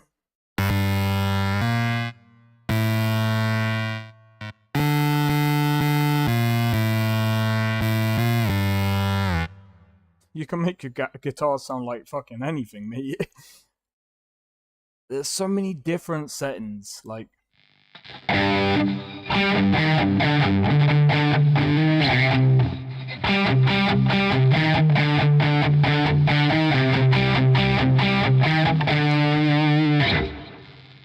The only thing is, I mean, I wouldn't necessarily, like, if you feel like you've got the money to spend on stuff like this, I'd seriously recommend it. I'm actually looking at getting, there's a few things that I've got to get myself, to be honest. Or just clean. What's this one?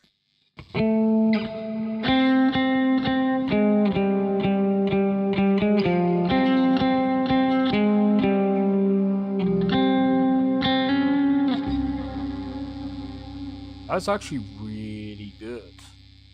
Also, you got these type of settings, so the delay. There's so many different things as well that go into this.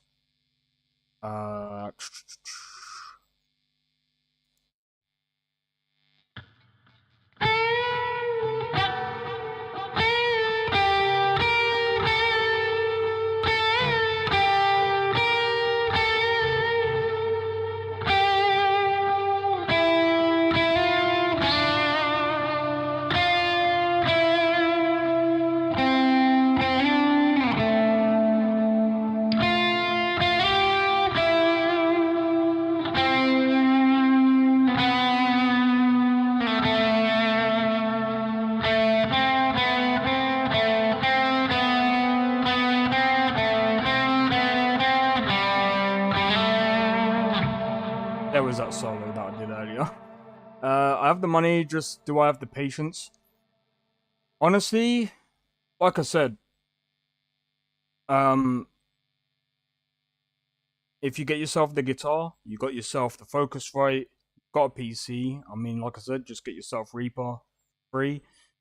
Get one of the free VSTs, or if you like the sounds that I've got, and if you really want to fork out the money for it, I'd wait for a sale though for this kind of stuff. But at the same time, like I said, the free VSTs, there's some really good ones. If you look on YouTube as well, there's some people that I've got found some really tight ones actually. I can't remember which ones I used. It's been such a long time. But yeah, like I said, there's some really, really good ones out there, dude. And like I said, just if you really want to learn guitar, just take it slow. And just understand something as well. Each and every note is a singular note, right? So once you learn the whole...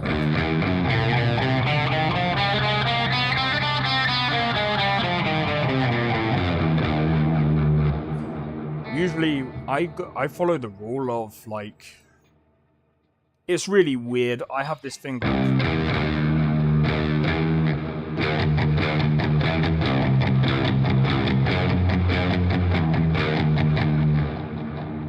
So, I usually have certain patterns that I do, so I usually go 1, so if I do, that's technically 0, 3,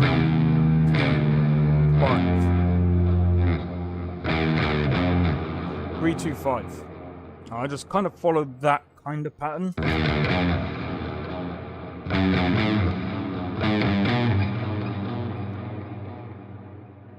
But yeah, there's so many different ways that you can play. Like, there's not one way of playing a guitar, right?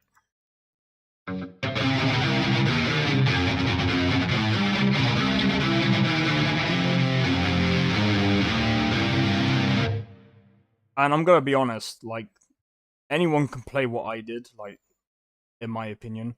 Like, if you understand guitar and stuff, like...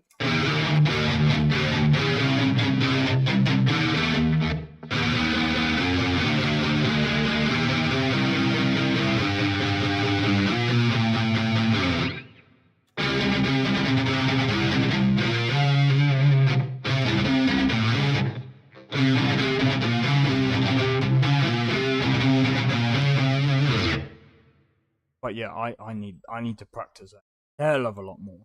In fact, one of my songs that I've actually got a thing set up on my stream, so if people like, if I ever get donations, I've actually got a fucking track on it. Give me a sec, let me find it. I can't remember what it's called. This is actually really funny. Stems. Oh, I don't think it's that.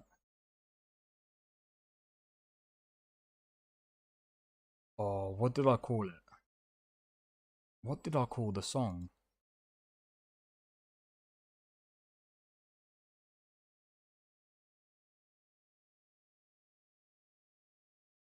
I can't remember what I called the song. In fact, one of my other songs is on thingy as well. It's actually on the game that I actually played as well. Ah, this. Alright, so I'm gonna do that. Disable that, because that's gonna fucking sound like shit. So, this...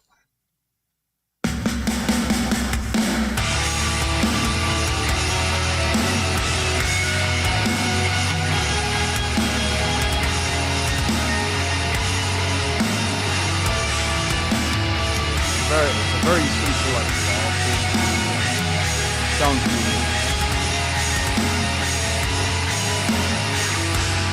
Ready?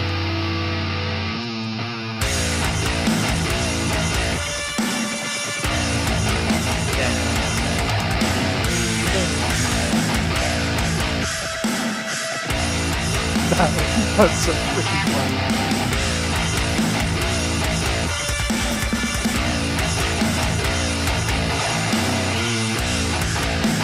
And all it is, really, is... Hold on. Alright, open up another one here. Go here, here. And honestly, because I've already set up my preset, I can just do this and...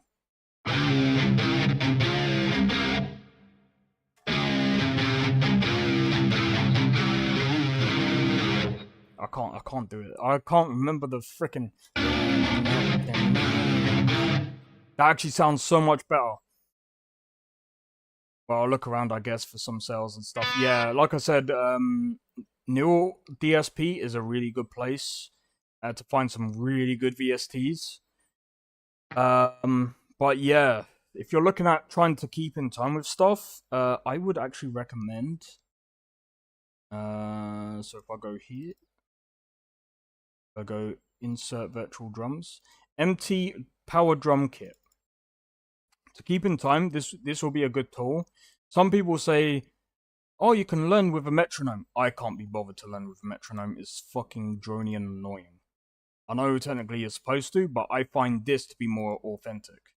So...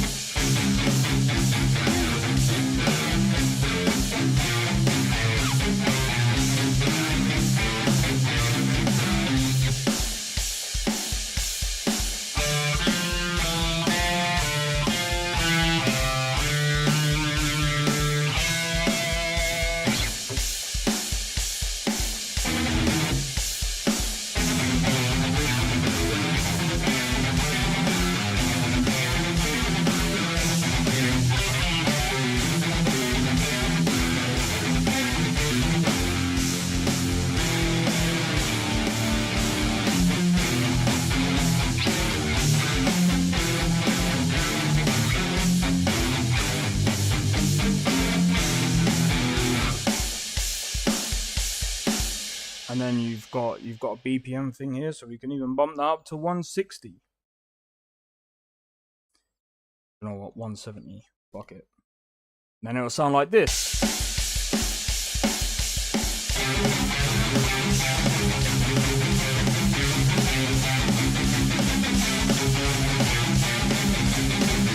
It's gonna sound a bit out, so I need to practice more before I even go up that way. But yeah, just play around with stuff, and you'll find out where you're comfortable, where you're most comfortable. Maybe you can play faster, maybe a little bit slower. It doesn't matter. Song's a song, and I mean, even if you do think, oh, do you know what? I might be able to come up with some songs of my own. Maybe just, I don't know, make some songs, make them sound good. That's all that matters, man. I mean, like I said, you don't have to make songs. You can just do it for learning. And trust me, you know what? This is something I did on another. What is this? Oh my days! I did this using some other software.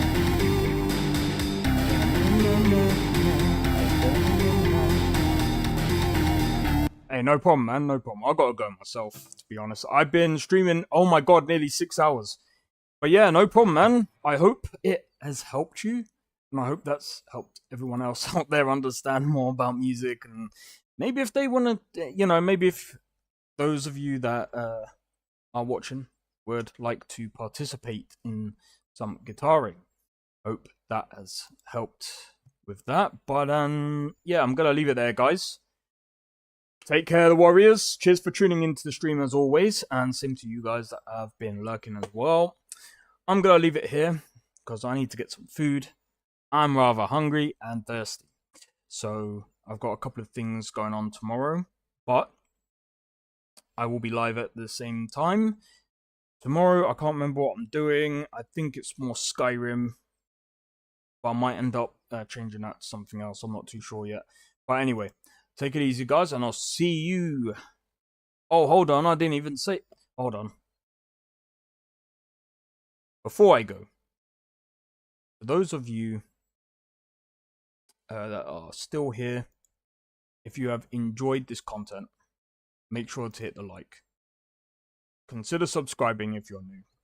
And feel free to join the Discord. Discord link is down in the description below. Feel free to